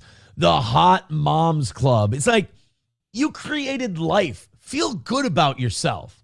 Oh, but I don't, you know, randos don't catcall me in the street anymore and I don't feel... Who gives a shit? You had a kid. That's amazing. Not having a kid is like the gayest thing you can do. Like if you're not, I mean, if you're single, like please don't have a kid. But like married guys who never had children, it's like you're pointless. There's no reason for you to exist. Like, hey, do me a favor, tap out, cash out. You're not, your opinions don't matter because all your opinions come from a place of you're going to be dead soon and you have no like tether to what's going to happen next. You have no legacy. You're an evolutionary cul-de-sac. You're out. Your opinion doesn't matter on earthly concepts. You've created life. Who gives a shit if people think you're a 6 instead of an 8 now? But this is the Hot Moms Club of Rhode Island. They, first of all, clearly not doing background checks. But all right, let's take a look. Story will hopefully bring you a smile. They call themselves the Hot Moms Club. Yeah, they're a group of local women inviting all moms to come as they are and embrace the joys and challenges of motherhood together. NBC 10's Abby Butticavoli shows us something good. The Hot. Or just motherhood. Look, I like the idea. You know, when you have kids, it's hard to find time to work out. So let them crawl all over the floor while you do some Taekwondo. I get it. Like, we're the Hot Moms Club. It's like, you're just a gym. It's fine. Hood. Needless to say, motherhood is not the hottest you will feel. But the hot It's literally, though, the hottest thing you can do is be in a relationship with someone and the two of you create a life. That's lit. Oh, you know what's hot is just hooking up with people and having loads dumped on you. I mean, if you want to. But it's not really the hot. It's really the most debasing thing you can do. And from a chemical level, it destroys your oxytocin production. Like, hookup culture for guys does not fuck. By the way, this is another thing that feminism taught you that's making you fucking clinically depressed. Hookup culture is great for guys biologically because we fuck, we leave. Evolutionary doesn't take a toll on us at all. When women hook up, like when they're having sex, they release a shitload of oxytocin that helps them bond to the person they're with. So if you keep doing that over and over and then that person leaves and your body just shuts down the oxytocin production. So like women who hook up a lot and then they go, I'm having such a hard time finding a partner. That's because your body decided that you're such a whore, it doesn't want to bond to anyone anymore. Like women go, oh, I've been hurt so many times, so now I'm not going to commit. No. Your body chemistry does that to you. Your body chemistry goes, what am I doing here? Like you just keep swallowing loads and then meeting new guys. I'm not going to give you good feelings for this anymore. So it's another thing. Feminism's like, yeah, free love. And, we just hook up and do like guys do. It's like, you're going to be fucking depressed for it. This Club of Rhode Island is kicking that narrative out. Showing up for yourself and doing a little bit for your community and filling your cup a little bit is hot. 6, 5, 4. It all started. All right, I take it back on this woman. She does seem like she could probably kick somebody's ass.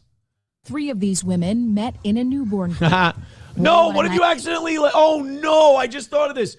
What if you're like stepping forward on a jab and you fucking shin your kid right in the head? Oh no, that's not hot.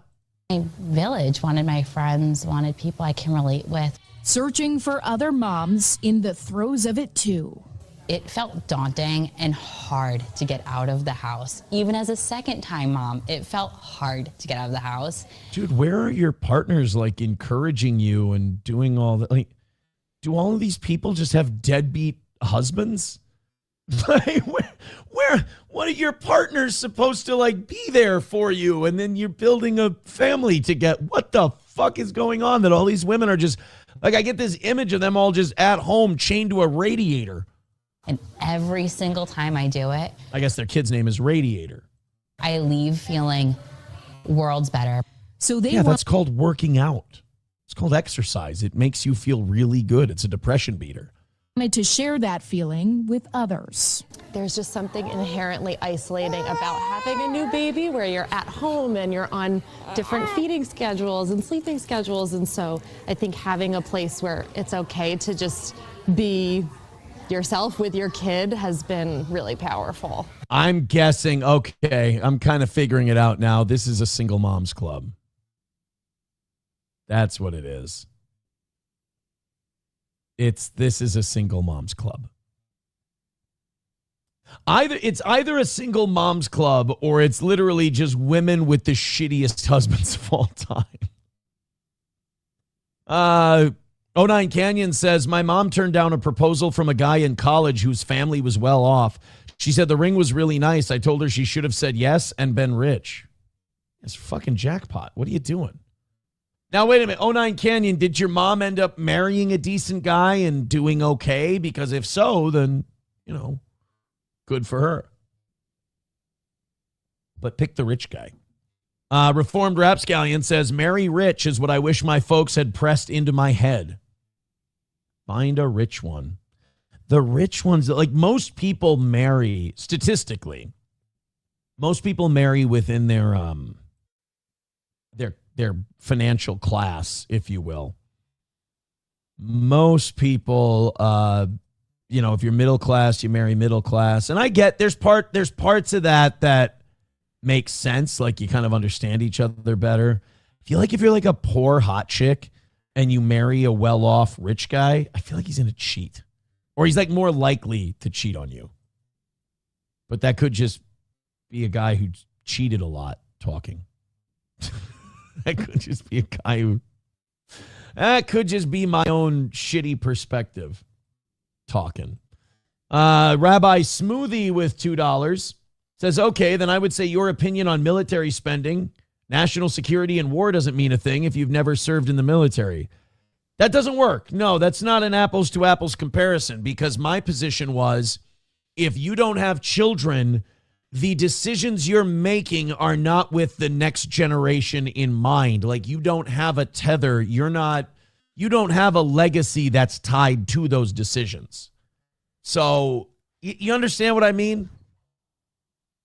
I think like after a certain age, like if you're in your, let me flesh this out a little more. If you're say in your 60s and you don't have any kids, I'm not saying if you're in your 20s and 30s and don't have kids, I mean, the fucking vote you make is going to impact your life. Well, it's voting. It probably doesn't matter that much at all. But to the extent that it does, if you're in your 30s and 40s you're going to have to live with that shit. You start getting to your 60s and 70s, we don't really need your input on these matters. I'm curious as to who 09 Canyon's mom. 09 Canyon says, my dad was a good man for sure. Wait, your mom just wished she would have married a rich one? Your poor dad. Your poor dad. All right, let's go to the next deal. This one is, the Democrats in Minnesota are being very Democrat-y. One of them decided that we were being too mean to shoplifters and said that one thing we're missing here in Minnesota is we need to have more discussions about the benefits of shoplifting. And they went viral over the weekend, and so badly for the wrong reasons. Let's go ahead and hit play on this one. Tonight about being careful what you say during a legislative hearing at the state capitol. It just might end up on social media. That was the case when a DFL lawmaker suggested the state should, quote, study the benefits of shoplifting. Now, there are people who say shit that sounds dumb. I mean, I do it for a living. And if you add more context to what they're saying, you go, oh, I see how they got there. I understand. It's just that the first thing they said before they explained it was kind of fucked up. Then there are people who just, to use a kicking analogy, the kick starts left and stays left. Like you're just doing it. There are a lot of things that are called thought experiments.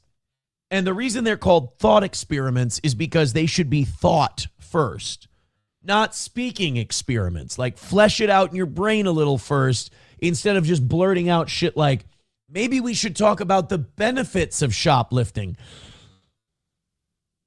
There's nothing you're going to say after that that's going to make that first part not sound retarded. It's like when libertarians get together and they're like, we should have a thought, let's do a thought exercise on whether or not we need laws against murder. And it's like, okay, this is why nobody wants to be a fucking libertarian. You guys are gay.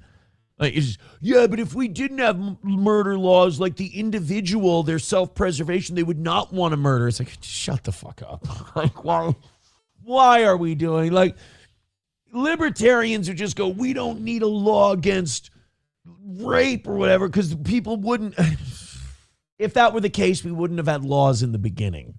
Like, so, and then when you go, dude, that's retarded, you're like, no, it can't be retarded. You're just not deep. We're having a thought exercise so that we can take a position that we don't agree with. It's like, okay, that's fine if you're discussing abortion or war. Whether or not murder should be illegal is as productive as jamming your thumb up your own ass.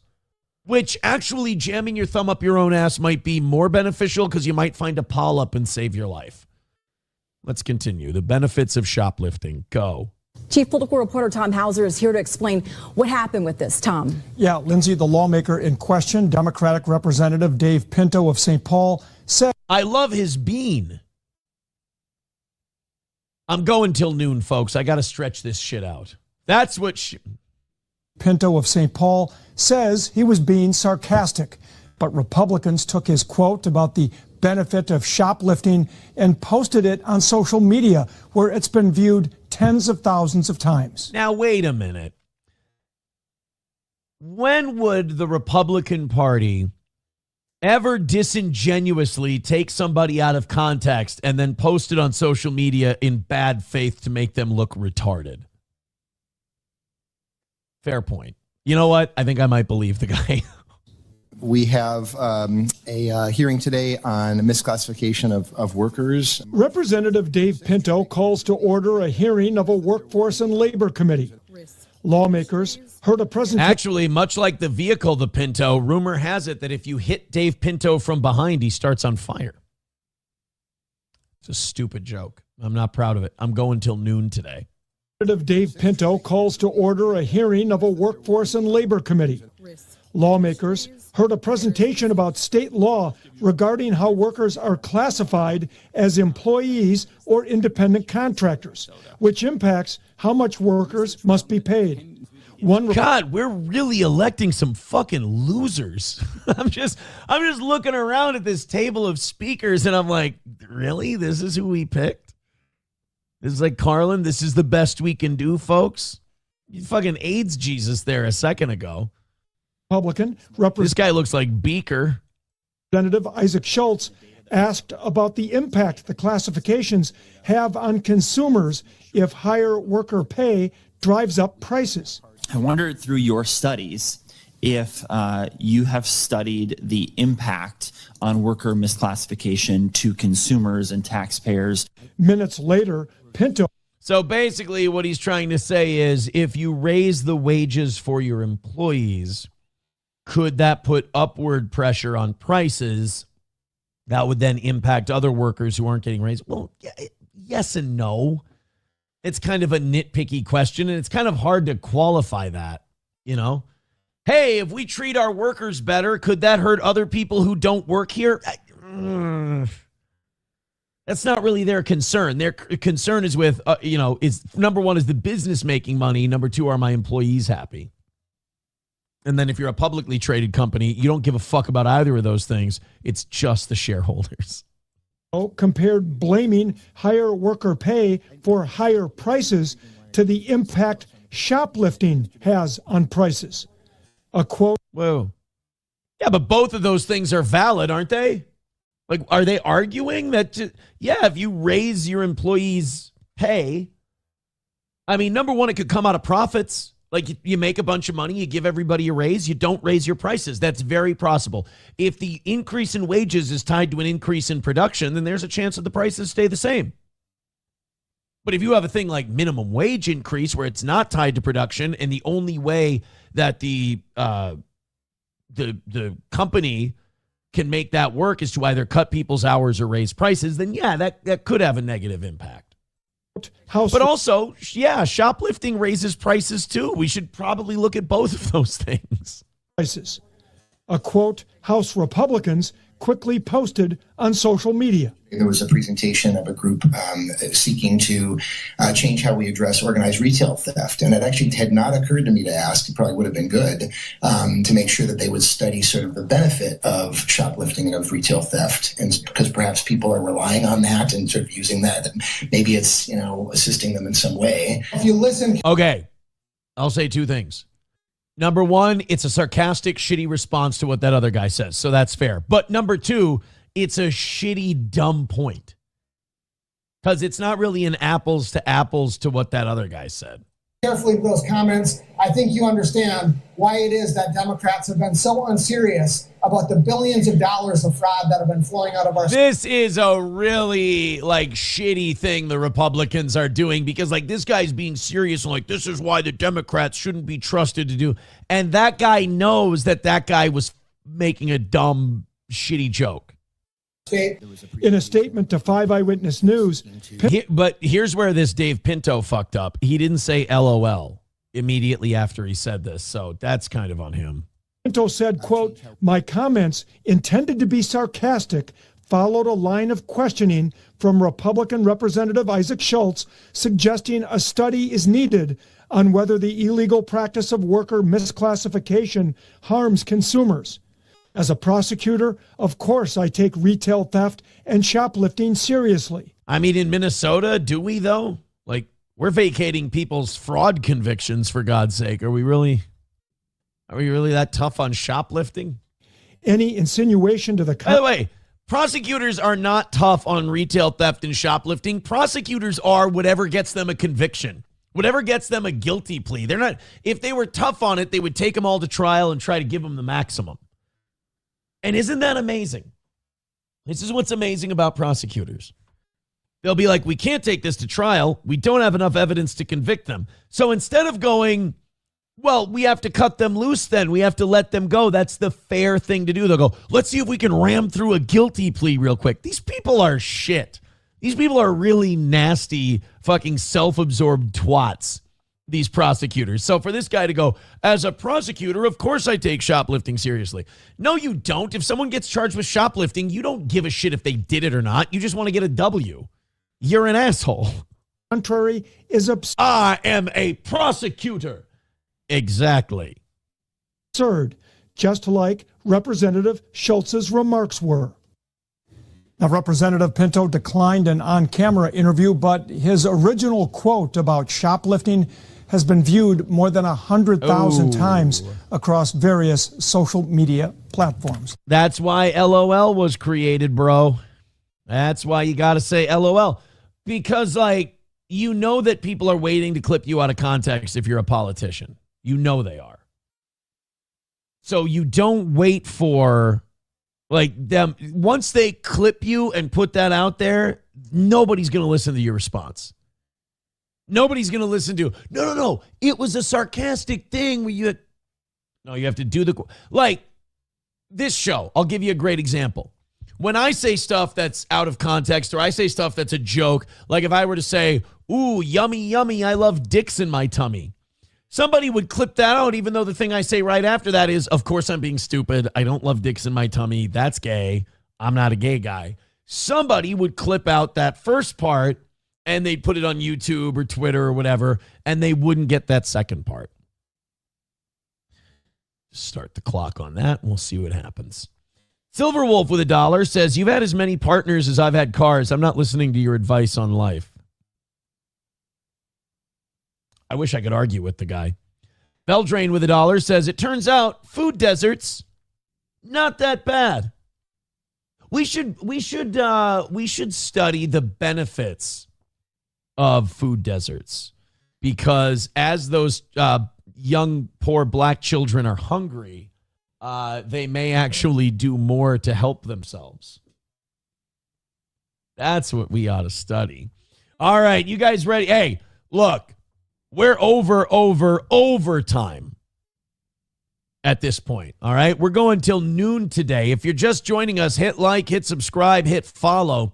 So what happened today? And God, our numbers are going to drop over the next hour and a half. It's just, it's not our normal time. So there's this issue where the audience, somebody said at the beginning of the show today, they dropped 20 memberships on us. And they said, Aaron, how much money for you to go till noon today? And I said, honestly, I mean, if you do 76 memberships, 76 gifted memberships, because that's how far we are away from 500. I said, I will then go until noon. And I fucked that up because they blew past that before 8 o'clock this morning. So 6-hour show. Here we come. I'm hoping this one takes a good half hour of it. And then we got a good piss planned. We'll take a nice potty break. And then we've got about 5 or 6 other stories and we're home. I think we'll be good. But this next one is the story I was talking about earlier. Is this Miss Kiff and Emmy Rue. Now, look, I know these names are gay. I know these names are stupid. They're dumb. You know, she's an e-thought streamer and he's a gay guy who wears eyeliner on his streams. So avoid that part and let's just go with the social commentary portion of it. This is a great example of why, in my opinion, you do not believe people just coming out of a breakup. Because the person just coming out of the breakup who didn't want to get broken up with, they're going to say all kinds of horrible shit to make the other person sound like a monster. It's their coping mechanism. Everybody does it. And the person who did the breaking up wants to look as sympathetic as possible. So they're going to, whether they know it or not, and I'm not even saying people are doing it intentionally every time, they'll exaggerate or they'll, make things bigger than they really were. So I think believing anybody just coming out of a relationship with how terrible the other person was is a stupid move. Now, if they're your friend, you just nod. You just go, oh, okay. Oh, okay. Oh, all right. And you go, all right, 90% of what I'm hearing right now is just a guy who just got broken up with being full of shit and venting. Fine.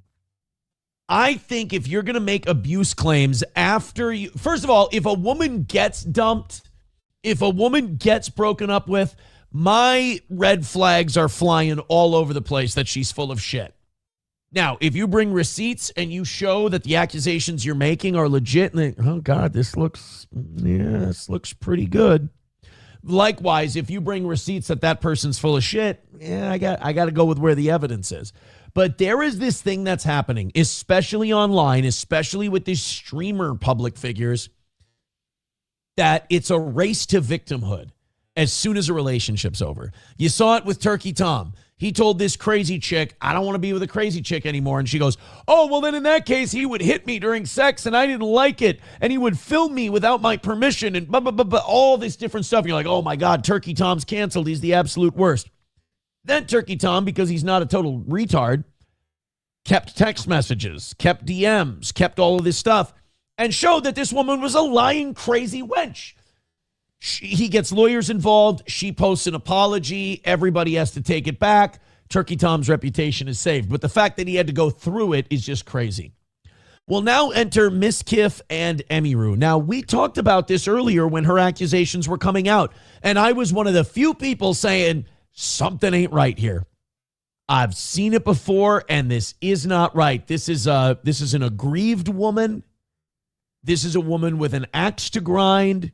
And there was just something about the way she was telling the story and something about the way he was defending himself where I'm like, this chick's full of shit and she's nuts. I took a lot of heat for that. A lot of people gave me criticism and I'm just like, guys, I'm not reacting to this emotionally like you are. I'm looking at what I'm seeing. I'm looking at the facts I'm being presented, how they're being presented, and I'm making a bullshit call here.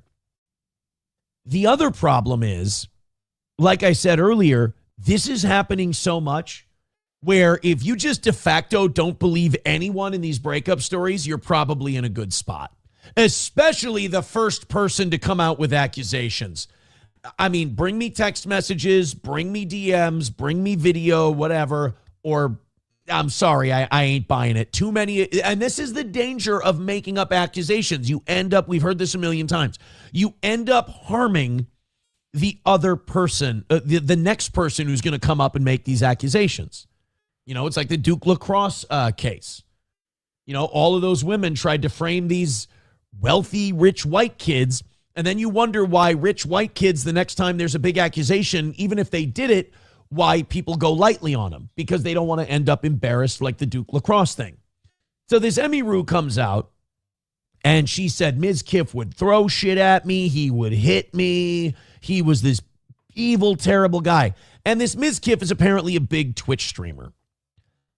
And so he has to do this whole on the defensive thing. It's terrible. There's nothing worse than having to defend yourself from something you know you didn't do. Like, how do you prove a negative? So he's getting defensive. It hurts his numbers. It tanks his career. He really struggles. He can't cast that scarlet letter off of him. Well, now, I don't know if this chick had an attack of conscience. I don't know if she was going to be asked to prove things legally, but she's now recanted. She said it didn't happen. I lied. I was a bitter bitch. I got broken up with, and I couldn't take the L. So I made that. Now, first of all, this is sociopathy on a new level. Like, you should go to jail for shit like this. Whatever you accuse someone of that you admit you lied about, you should do the time for. Because it's incredibly damaging. So this is this Ms. Kiff guy, and I would say that he's taking a victory lap right now, but there's no victory in being falsely accused of stuff like this. I mean, this is basically him getting to salvage his reputation. Now, again, I'm not on this guy's side. I think he's still, first of all, he looks like a guy liner wearing creep. But there is something about someone getting accused of something they didn't do that does make you, feel sympathetic towards them. So this is him being asked about whether or not he's going to sue. Now, if it's me, the amount of damage that she did to him. Now, April never accused me of anything, but there was a piece of paper that, said she said something, and then people extrapolated it out to the 10th degree because they hate my guts and they wanted it to say something it didn't. She came out publicly. She said, no, never. Everything we did together was consensual and fine and whatever. But if you hate Aaron, you can then use that against Aaron. It's fine. It's desperation, whatever. But it wasn't like what happened to this guy where she openly accused him of it and then said, I'm a liar, I take it back. I was never accused in the first place, which I can't imagine how terrible it was for this guy. But if I were in his shoes, yeah, I wouldn't forgive and forget. There'd be a fucking lawsuit. Drop it publicly if she apologized and took it back? Absolutely not. No. This is not a public take it back thing at this point. This is, you destroyed everything I ever had. No. Absolutely not. All right. Thanks for playing fucking Rooster during your shit, gay boy. But I agree with him. Like, what is she? She gets a pass? Like, he's not supposed to seek what is a very righteous vengeance for what she did? Oh, if she publicly apologizes to you, great. You can publicly apologize to me. And then I'll also sue your ass. This is not a tweet, hey, just want to update you and let you know that that didn't happen. And then, no, it legitimately should be jail time. It should be fucking what she did. Yeah. Using women and using the woman card and using what she did should be jail time. I cannot agree with him more. I mean, not his makeup choices, but like I couldn't agree with him more on that. There needs to be serious consequences for people who do stuff like this because they hurt the person they directly falsely accuse and they hurt who's ever coming up behind them with an accusation. And I don't know how anyone else could see otherwise. It should be jail time. I know I'm not the most liked figure. It's partially why she did it. She did it because she knows that I'm not liked. And I know that I'm not liked for a whole different reasons and whole ball games of crap.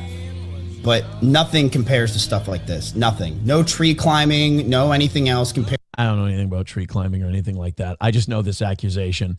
And that's another thing. She knew that when you're a talented broadcaster, when you're a little bigger, it naturally comes with 10 to 20% of people just like, oh, I fucking hate this guy, and blah, blah. And you can play off that and you can use that to feed this and make it go viral.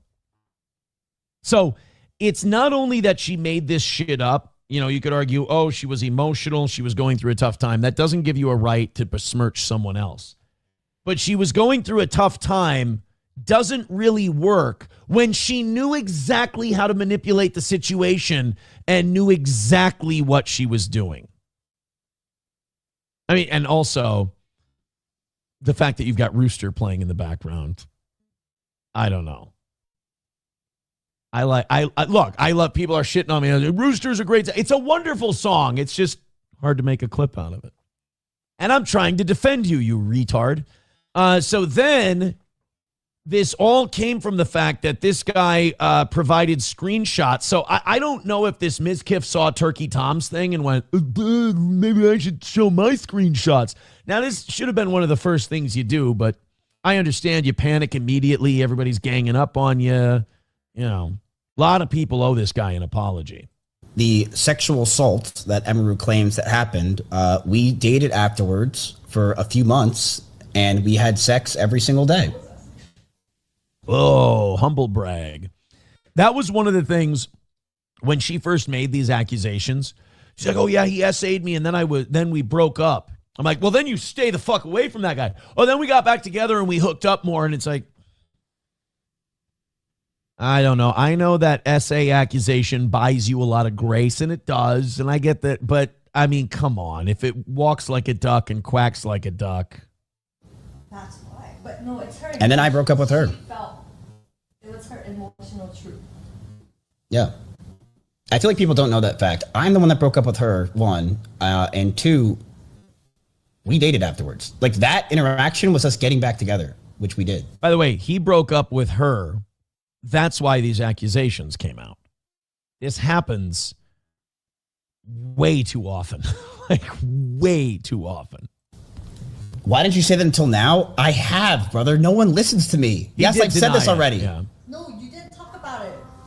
You didn't talk about getting back with her. I have. I definitely said that this was not the last time we met and we literally were dating afterwards.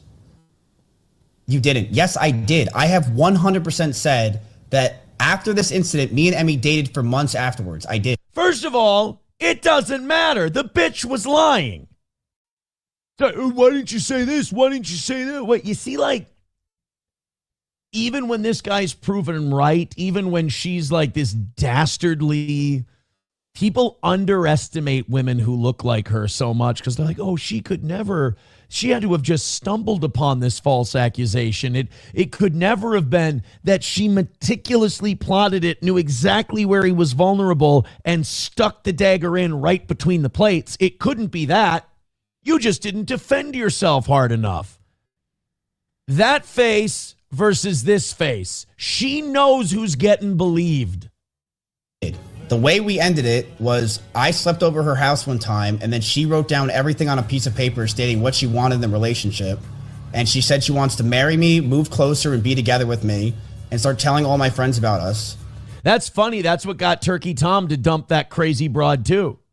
He's like, no, I kind of like the distance that we have. I like how much road is between you and I. And I told her that I don't want to do that, and I'm done with the relationship. And I gave her back the piece of paper, and the last thing she ever said to me was, don't go, as I shut the door. That's it. Amaru is claiming that this incident... So he's an insensitive cunt, but that's hardly a crime. ...happened in October or November.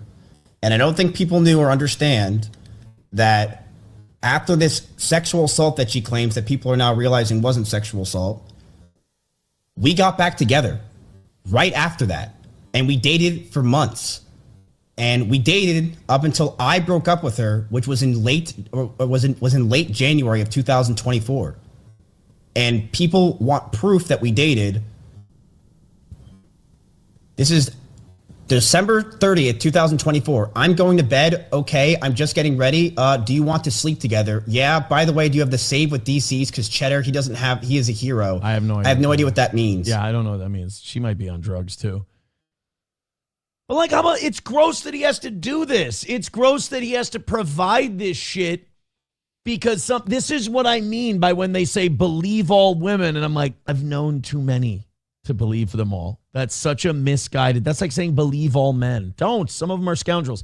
I would say this. Never take on faith someone who just got broken up with.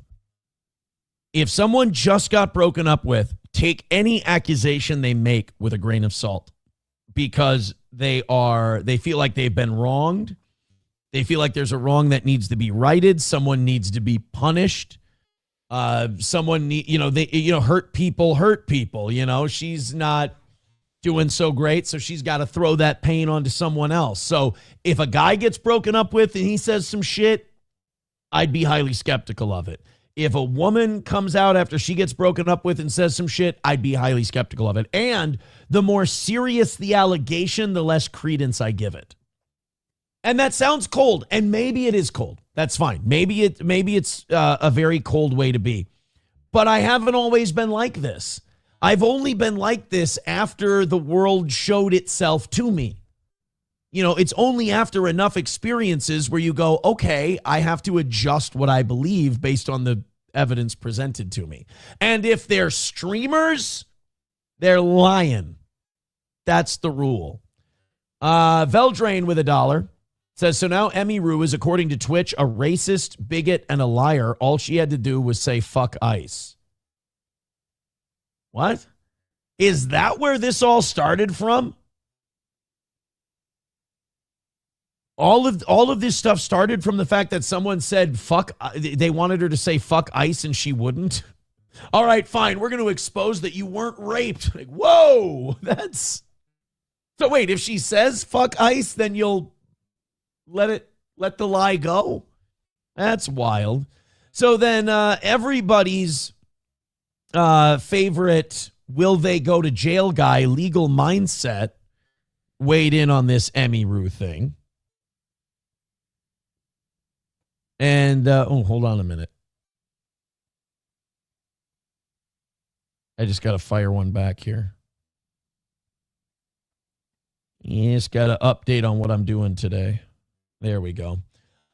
Legal Mindset weighed in on this and said that this Emmy Rue could face jail time over this. Good. I'm not saying I don't think we should take up a cell. I don't think we should take up a room in a jail for this accusation, but threaten her with it, make her think that she might go to jail, that it costs something to lie about people. So the area where she screwed up was by talking about SA. She should have never said the word SA, right? And that's where... What if she was Mexican talking to another Mexican? Oh, he means he means the whole... My bad. That's on me. That's on me. Bad translation. Amaru messed up. That's the one thing she did that was a mess up. And the one thing? Well, I guess he means he's a lawyer, so he just means legally. I would say all of it was a giant temper tantrum. I got broken up with. I'll show you. Fuck off. A clear mess up, right? So in Texas, it's defamation per se. That means kind of automatically defamation. If you accuse someone of a crime or if you have an imputation of serious sexual misconduct. So accusing someone of SA, you see the word right here, and not being an SA, right? There's nothing wrong with. Oh, he did. We're both racists. Look at that. We're both making racist jokes. I mean, we're not the king of racist jokes. I mean, Chad Zumach has the market cornered on that one this week. With essays as an ESSAY, right? I like those are nice, right? We're talking. Oh no, he was saying like a long paper, the dork. I was saying beaners. That's on me. Talking about sexual assault, right? Talking about sexual assault. That's a felony, right?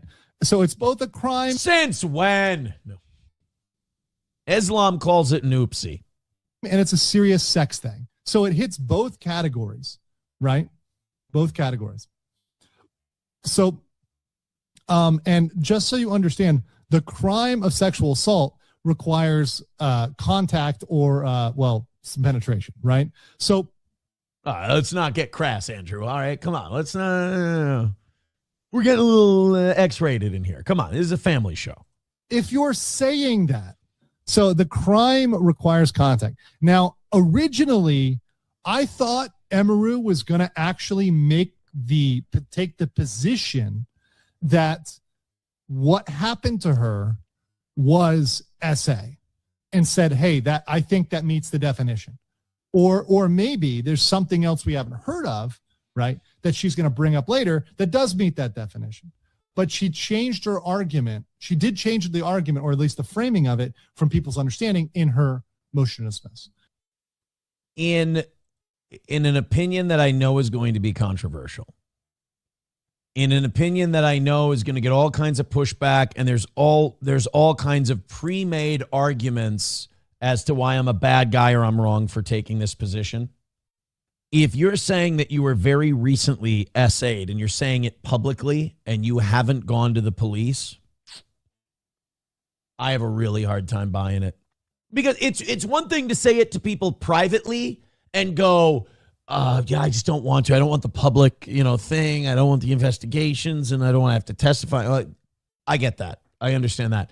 I'm saying if you go out publicly and you make these accusations and you don't go to the police, forgive me, I don't believe you.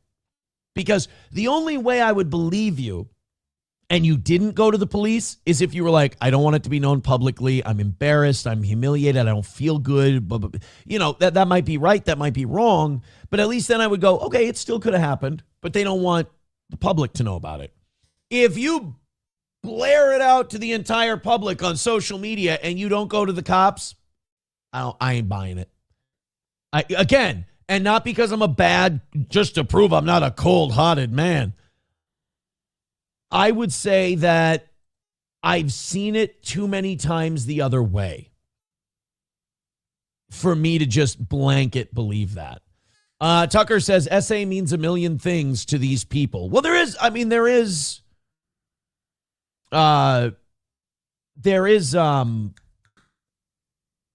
legal definition of it.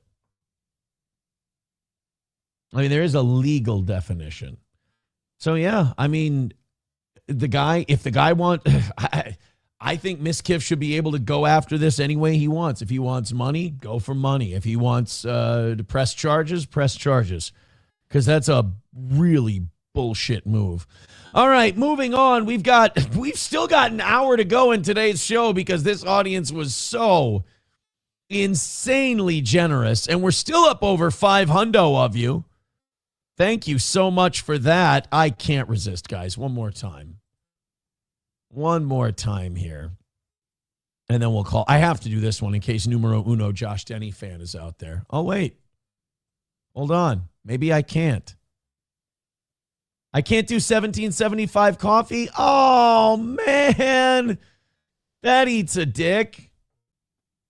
That really sucks. I wanted to do a 17 set. Oh, you know what? I've done my limit. I thought that I'd only done 2. Apparently, I've done 3. Fuck me. All right, let's go to this California pimpin' story. Apparently, a school in California, California State University, hired a coach not knowing that he was moonlighting as a pimp. Look, if this story didn't hurt people and like clearly there's victims in this whole thing, it would be hilarious. But like people were hurt and this is super fucked up. The men's basketball program at California State University, Bakersfield, won't turn many heads with its last place ranking in the Big West Conference. Well, you know, they tried hard. But when it comes to scandal, the school could be a top contender. Hey, that's great. How'd you guys do this year? Dead last. They might drop the program. Oh, that's terrible. Any news out of the program, though? Yeah, it turns out one of our coaches was a pimp on the side. Bad to worse. Cal State Bakersfield athletic department has been in upheaval since August 29th, when then men's basketball coach, not one of their coaches, the man, Rod Barnes, opened an anonymous email from a tipster, who alleged that Barnes' temporary assistant coach, Kevin Mays, the Mighty Putty guy, was also working as a pimp across 4 states. Oh, you federally fucked now. Other lawsuits, internal investigations, dismissals, and finger-pointing have only served to deepen the department's sense of crisis. Yeah, maybe if your assistant coach wasn't pimping, you might have gotten out of last place. His head was not with the team. In the email, the tipster identified a woman who Mays allegedly had trafficked for several months. Oh, that's nice. So now we do go after human trafficking in the United States. Well, I mean, by God. Thank goodness. Fix it or the whole staff will fall, the tipster wrote in all caps, adding that the email was a first warning and a final warning. God, I wish somebody would do this with the Epstein files. Barnes forward, hey, what if we made Donald Trump the assistant head coach of a basketball program? Then we might get some justice. Barnes forwarded the anonymous email to the university's human resource office, which sent it to university police, triggering an investigation that led to criminal charges against Mays. Mays is being held without bail, faces a hefty rap sheet of 11 criminal and misdemeanor charges, including felonies such as pimping, which I've heard is remarkably difficult. So wait, there's a felony pimping? You don't have like some like fancy legal word for it. He's charged with 2 counts of pimping. Really? I thought it was like trafficking. This is an ESPN article, I guess. He also was charged with possession of automatic firearms, based, and high-capacity magazines, based, and possession of methamphetamine and marijuana with intent to sell, based, ? Separate charges cited him for possession of more than 600. Oh, God, this guy was a fucking piece of shit all the way around. 600 images of youth or CP and distribution of obscene matter involving someone under 18 years old. Any one of these accusations or any one of these charges separately by themselves is enough for you to go, well, this guy's clearly a piece of shit. But he's got 3 or 4 of them combined. Mays has pleaded not guilty on all charges. His attorney declined comment to ESPN. Well, that's a mistake because that's where you win all your cases. A lot of people say that Johnny Cochran won the OJ case by sitting down with Chris Berman. Sally Selby, the public affairs and communications manager for the Bakersfield Police Department, told ESPN that investigators are still conducting follow-up interviews to determine if there are other victims or applicable charges in May's case. Oh, you know there are. If he's pimping across 4 states, you know how many women he probably had that are like, look, I just want out of this thing. I just don't want to be involved with it. I've started a new life. I've got a job. I'm barely hanging on. I don't want to be a party to this. Probably a lot. As this case reverberated at Cal State Bakersfield, the school announced in September that Barnes and athletic director Kyle Condor had left their roles. Yeah, well, I think they knew which way the wind was blowing. I mean, if you're Duke, maybe you survive this. But at a last place program and you hired a pimp, you're out. You're gone. As the Barnes ended a 14-year career as head basketball coach, that included taking the team to an NCAA tournament and an NIT tournament. So, that's a small school, Cal State Bakersfield. Getting to the big dance is a huge accomplishment. The school did not explain the reason behind their departures. Take your pick. The team fucking sucks, and your coach is a pimp. Neither Condor nor Barnes agreed to ESPN requests for an interview. Acting athletic director Sarah Towie. Yeah, that's probably, you probably should go with a female athletic director. That's not a bad idea. And university president Vernon Harper, you know what I mean, Vern, said in a September school-wide email that they were conducting national searches to replace Barnes and Condor, worst morning show duo ever. Jennifer Self, Cal State Bakersfield Senior Director of Strategic Communications. Boy, they got everybody out on this thing. Told ESPN in an email that the charges against Mays were deeply concerning.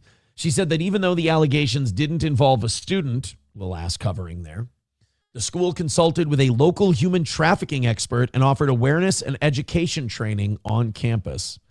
Yeah. Consider your asses fully covered. We also viewed this moment as an opportunity to take a broader look at our athletic program, Self said, adding that the university has also launched a commission to make a more comprehensive assessment of the athletic program and recommend structural and administrative changes to better align the program with the university's mission and values. In other words, this guy could not be more fired. We had nothing to do with this, but we're still going to implement every program our consultants tell us to. Wow. The anonymous message outlining Mays allegedly pimping took Barnes by shock. Well, I hope so. It'd be terrible if Barnes got the email and he went, nah, that makes sense. Maisie is a pervert.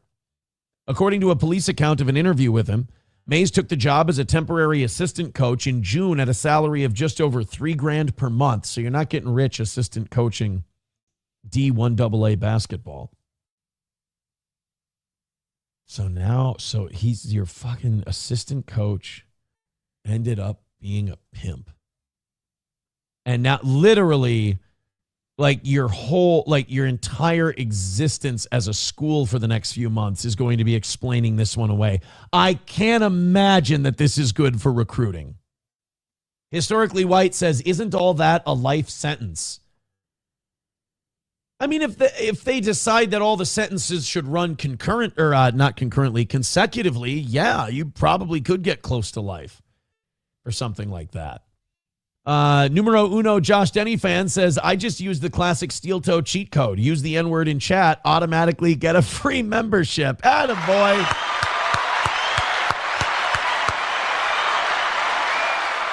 By the way, numero uno Josh Denny fan, congratulations on going viral. We've played your clip a couple of times. I always like clips that can make me practice my mute finger. And I was practicing my mute finger this morning, boy. I think the second time I did a better job than the first time. Well, naturally. So numero uno Josh Denny fans, Chad Zumach clip has 310,000 views. Fuck. On only 126 retweets. That's pretty amazing. That's a pretty good number. So congratulations. Numero uno Josh Denny fan. But no, there is not a promo code where you use the N-word in the chat and you automatically get a free membership. That's not a thing. Wanhead Rex says California State Bakersfield is a green card basket weaving degree mill. Well, yeah. So they're there for the basketball. Chips and Diff says, wouldn't that actually be great for recruitment? Don't blacks and hoes go together? But you're not trying to catch charges for it. Numero uno says 787 bookmarks, almost equal to the number of likes. That shit is crazy. Oh, I thought I saw thousands of likes on that one. Let me go check it out. Then maybe we'll play it again. It is a fucking classic. There's no doubt about that. Oh no, 1,000 likes. I can't see. It doesn't show me how many bookmarks though. It says 700. 310,000 views on just 126 retweets though is an impressive. That means everybody who sees it, comes across it is playing it. So congratulations. Numero uno says, exclusive spy report. Sam Hyde retweeted it for a split second by accident and then unretweeted it. Oh, why can't Sam leave that up? Oh, you know what? People outside of that Dabbleverse, like I'm the only person who will like drop by once in a while to make fun of it. And even then my audience fucking hates it. Everybody outside of that world thinks it's the most disgusting, toxic, gay, like every bad thing you can say about anything internet. That's what people outside of it think. So Sam Hyde doesn't want to be connected to it. It's kind of like people's guilty pleasure. Like they'll be like, they do it to laugh at everybody involved in it. The amazing thing, I've said this about the Dabbleverse, is that time, reality, gravity, everything is inverted. So in they're living in a funhouse mirror where they think they're making fun of everyone. Yet when you get out of the funhouse and you look at it, you're like, no, dude, you're everyone's guilty pleasure. You're everyone's lol cow that everyone wants to go, wow, these people are obsessive and retarded. And the best part is they will never believe it no matter how many times because they're in the funhouse. So there's limitless chances for you to make fun of them. Numero uno says comedians are bookmarking it to send to group chats 100% confirmed. Oh, I mean, I could see why comedians would love it. Skousko says Scarlett with Ethan Ralph is absolutely crazy dabble. No, that's more Sector. I think that's more Sector. And also, I have not seen any confirmation about the Scarlett blowing Ethan Ralph under the table during the live stream rumor. I have not seen a clip, and I don't know if that's a good or a bad thing. Annoyed Wawa Supervisor says, I spoke to a customer visiting from the Twin Cities who said a story will be coming out about rampant sexual deviancy in the McAllister College alumni group. Really? I could believe it. McAllister is like a nose in the air, snooty elite college, private college here in Minnesota. So I could see them all being eyes wide shut perverts. Rusty Grammar says Steel Toe is so far above that internet cesspool of retards. I mean, I do a real show that they could never do. I wouldn't say I'm so far above. It's just being above them is not difficult. Nomo says you do get a greasy film on you when you visit the Dabbleverse. Yes. Yes. Historically White says Ethan Ralph is more Dabbleverse than Sector. Okay. All right. All right. I'll bite. Need Trump becoming a member for 45 months on YouTube. Unbelievable. Thank you very much. Says, here's to another great month. I'll be joshing is letting us know also that freebasing is based, technically. Bobby Raiza says, Stevie views. Dude, Stevie Lou's reaction in that video is so fun. I like Stevie Lou. He's so funny. Like, he's just such a goof. In a good, I mean that with all due respect. Sam Show says, Meme Copium covered the Dabbleverse once and I unsubbed from him immediately. As you should. As you should. I like Josh, but I think even he gets skeezed out by it. Ethan Ralph will focus on his next job on Keanu Thompson. I don't see Keanu going Ralph a mail. Oh, speaking of clips, I'm subscribed to Keanu. And I saw, I think this might have been Stalin, actually. And I saw a clip, so I guess she's, look, I'll say this as someone who's been turned on by, not turned on. I haven't been turned on by them. Turned on, meaning betrayed, by Gino and Keanu. And I will say that they do have a long history of, and I think part of that is that they don't mind telling someone to fuck off if they think they're doing something wrong. It might also be a sign of that maybe you have a knee-jerk reaction to shit. But I saw her going off on that stuttering John. Yeah, about their shows together and how he gets like blackout drunk and drives home. I'm like, are we? Like, I was watching the clip on the way home today and I'm like, are we doing this? Are we really just kind of putting that out there? That's the thing about that world that makes me go like, you got to keep your distance from these fucking creeps, is that they think that everything is just put it out there, just blurt it out. Like they think everything should just be a thing. It's like, guys, learn how to do this. Aaron, you should try doing a show with no live chat. I bet the donos just bombard you. What do you mean? Like if we did it Kevin Brennan style? It's an interesting thought, but I like you guys. Annoyed Wawa supervisor says there's no way Ethan could pay Michaeline Thompson's $13,000 Discover bill. I don't think the state of South Carolina would let him. Oh, yeah. Annoyed Wawa always lets us know about that. One more ESPN story that I had today. We got 45 minutes to go in your guys' bonus time. Holy balls has today. It's a marathon show. That's for sure. And you're hanging in there pretty good.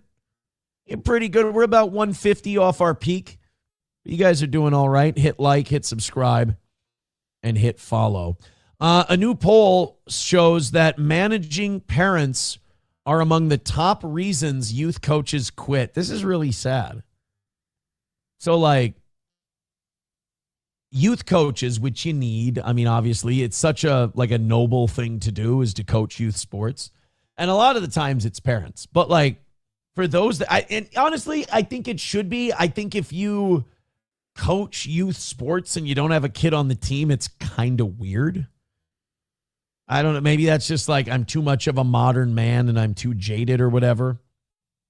But like, I do feel that if you're coaching youth sports with no vested interest or even like a nephew or whatever, it's kind of strange. But the fact that these guys have no problem organizing practice, carrying all the gear, you know, showing up for practices and games, coaching the kids, volunteering their time, that's amazing. And they can handle that part, and that part's easy. The fact that these parents are such fucking goblins that these youth coaches quit because of them is really embarrassing for parents. I mean, look, your kid is not going pro. And you know, I think of what a lot of this is a lot of these parents are now shelling out these thousands on top of thousands on top of thousands of dollars for all these camps and year-round travel leagues and all. So they feel entitled to like really throw their opinion out there and really get forceful with it. And it's like, shut the fuck up and let the coach do his job. First of all, if you win or lose, it doesn't matter. All right, you're not getting any of your money back if you win or lose. In fact, if you lose, you get to leave earlier and you save a little money on meals and lodging and shit like that. But like, you send your kids to all these camps and you put your kids in all these traveling leagues. And then you become an insufferable cunt to the point where the coach wants to quit. And that's no good for anybody.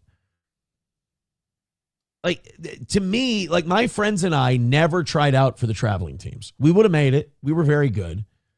But we didn't try out because we wanted to all be on the same team. We wanted to do we were kind of sandbagging so we could be on the good in-house teams because you would have one practice a week, sometimes two. You would play a game on the weekends, maybe one during the middle of the week, 1 or 2 games a week, and that was it. And you didn't have to drive more than 20, 30 minutes to each game. There weren't like big tournaments on the weekends. We wanted to have our summers open so we could go ride our bikes, fuck around, whatever. So we would always just play in it. We wanted it to be as beer league softball as possible, essentially. Because you get into taking it so seriously and all these now the parents are bad because they think their kids are going to go D1 or they're going to go pro. And it's like, you understand that you watch your high school football team and you watch your big superstar on your high school football team, and that guy ain't got a prayer of going D1. And he's the best. Oh my God, he's the best we've ever seen at this school. He's amazing. And he's going to be at fucking Minnesota State Mankato or Concordia or whatever. So like all these parents who take it like it's life or death, and they end up, not only do they end up ruining it for the coaches, but the umps want to quit because they don't want to deal with asshole parents. And then you ruin it for your kids too, because it's about the kids having a good time and the kids having fun. But you dumped thousands of dollars into their camp, so now it becomes about the winning and the stats and everything else. And it's just like, you're getting away from why we do this in the first place. So yes, there is a parenting problem in youth sports. And I think it's incumbent on the majority of parents who aren't twats about it to confront the ones who are. Yeah, MSO says big fish in a little pond. Yeah. I mean, I was a very good pitcher in high school, and I never could have even sniffed a community college or D3 school. I mean, there's no way. Like, they'd laugh me out of the fucking building, and I was good. Hey, get the fuck out of here. What do you throw? What are you throwing? 78? Queer? Oh, you got a mean slider? Do you get the fuck out of here? How's your curveball? Dog shit, I bet, isn't it? Yeah, it's dog shit. Get out of here, you fucking yokel. MSO says, I would have thought of Aaron as a catcher. That's too low-hanging fruit. That one's not now. We need to be better. I mean, I get it. It's been a, 5.5 hour show now, but we need to be better. Reformed Rapscallion says, my daughter's travel volleyball was outrageous. Her travel cheer was even worse. It is like it's gotten insane. Grand Poobah with $1 says, bro, a good friend of mine used to teach Taekwondo and kickboxing at the St. Cloud YMCA. He ended his program there and moved to a small fight gym on the east side because he was sick of the parents. Happens a lot, man. It happens a lot. There's only so much you're going to take for free.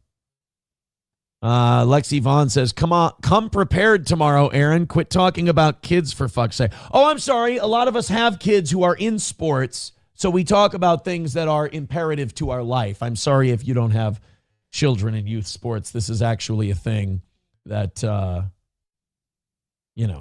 lot of people relate to. Plus, 6-hour show. Yeah, we're going to be scraping some. Wait till you see the shit we got coming up. Oh my God, it's going to get positively dog shit in here in a minute. Don't you worry. Someone said Ralph gave us a shout out. It's on Elissa Clips. Really? I don't have any problem with Ethan. I think Ralph and I are cool. He's never shout out to Steel Toe, an Elissa Clips endorsement, and Book. Oh yeah, he's fighting with Kevin Brennan. He's mad at Kevin. You know what's funny is I like Kevin. I still like Kevin's show. But Kevin tweeted something about like the child neglecting absentee fathers in Pennsylvania, and he was talking about John. Ethan Ralph retweeted it and was like, I'm in the airport in Mexico, you piece of fucking shit. Get it right. And Brennan wasn't talking about Ethan Ralph as the dipshit absentee deadbeat dad. And I wanted to DM Ralph, and I want to be like, buddy, he wasn't talking about you. Like, he wasn't shitting on you.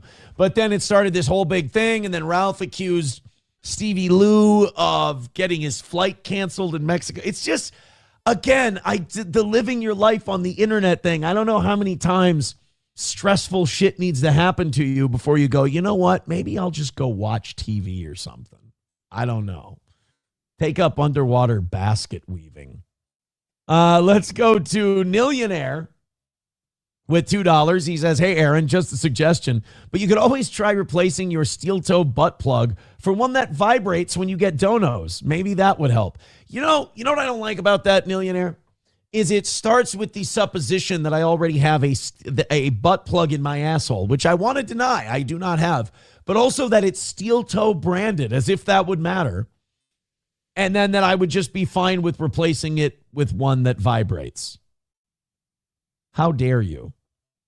I wish I could remember, but Ralph gave you a huge compliment, says Honeybee's photo. Yeah, but can I play it on the show? There's certain things I can't air. I'll play it tonight if it's good.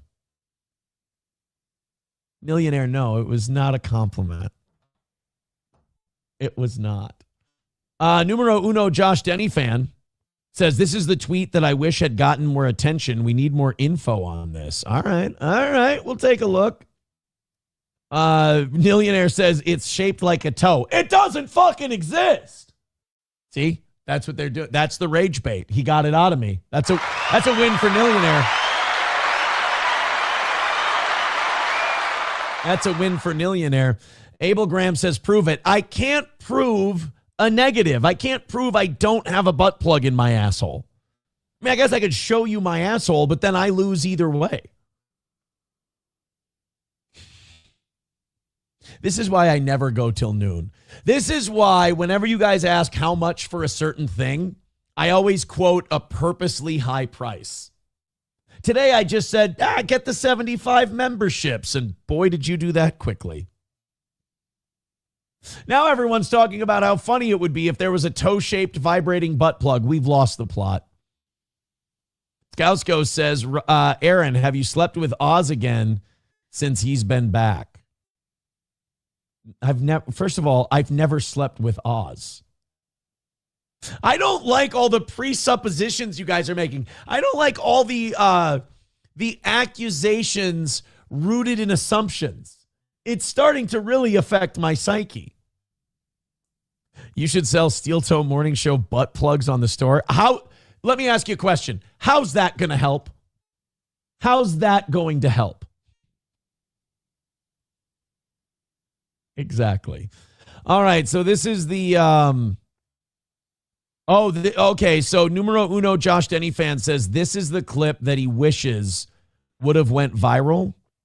It's Michael Ray Bauer. Oh, Donkey Lips from Salute Your Shorts. Red Bar and Sam Tripoli. Wait a minute. This should be viral. This is way bigger than Zumach's thing. Is this... Hold on a second. We might have a Red Bar clip here at the end of the show, boys and girls. So a lot of people have been asking where Red Bar's been, and my assumption has always been this. You are test. That's not. I've always thought it was because he was not well. He was ill, and it's been keeping him off his show. He can't perform because he's very, very sick.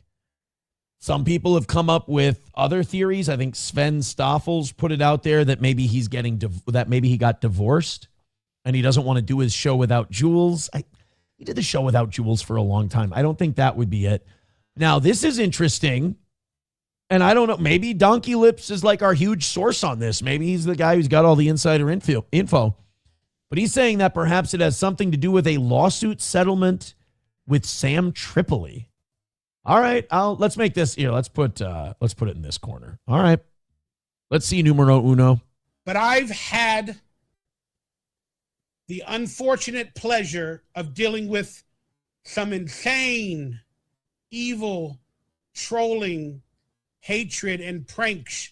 By the way, if you troll this guy, I think all it's doing is revealing the darkness and emptiness in your soul, because this is just like a kind spirit, decent enough guy who played a part in our childhood. And it's just like, it's one of those things where like, it's the people who still do shows about John. It's like, you understand you're way more fucked up than he is, that this is how you have to make your money. Same thing with this Michael Ray Bauer with Donkey Lips.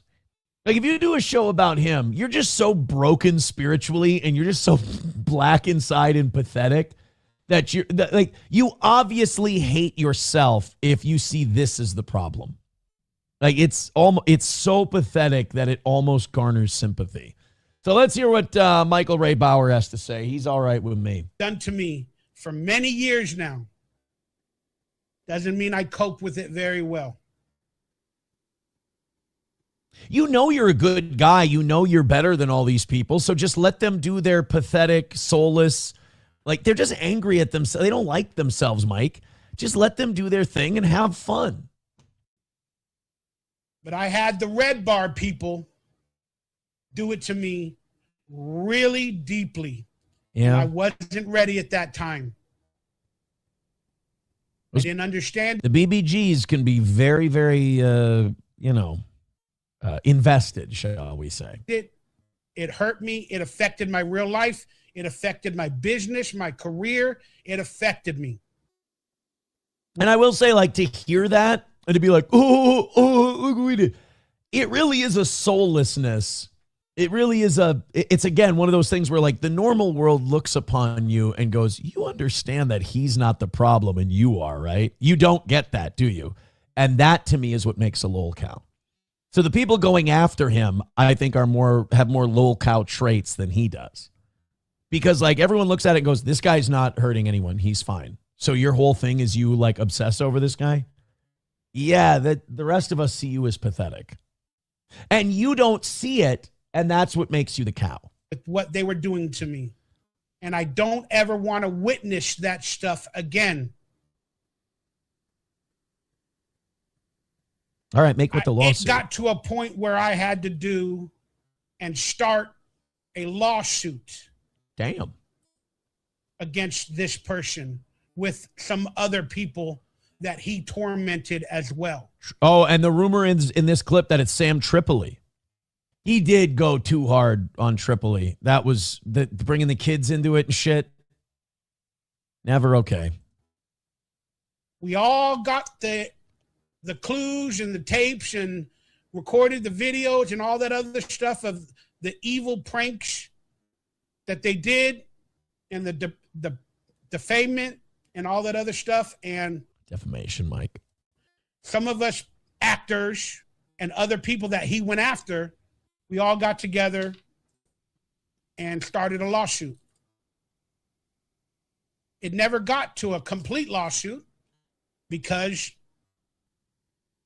I don't know the actual like lawyer verbiage. I'm just stupid as fuck sometimes. Wouldn't we be able to find this somewhere though? Like, wouldn't this have had to have been filed somewhere? Somebody like internet sleuths would have to get on this. And my brain ain't working properly lately, but they accepted the agreements that were presented forth to end the lawsuit.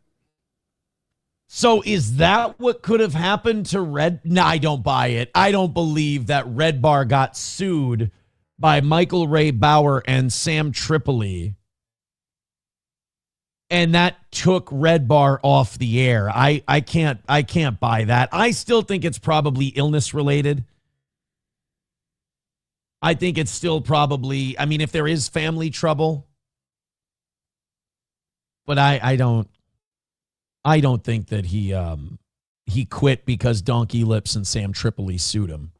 $1 from Veldrain says, so what are they saying is what they are saying is that Aaron's Crusader name is Sir Butt of Plug. That's not my name. I don't have a name like that. Numero uno, Josh Denny fan says it's not a rumor. It's Tripoli. He confirmed it was Sam when originally mentioning this over a year ago. And then Sam had him on his show. Sam Hyde. So Sam Hyde had Sam. Or no, you're saying that Sam Tripoli didn't go on Sam Hyde's show. Sam Tripoli was on with Michael Ray Bauer, and they said, okay. I mean, we can look this up, right? Numero uno says someone with a Pacer account needs to look into this. It would be interesting. But unless they took it pro bono, I don't know if he and Tripoli are funding a lawsuit.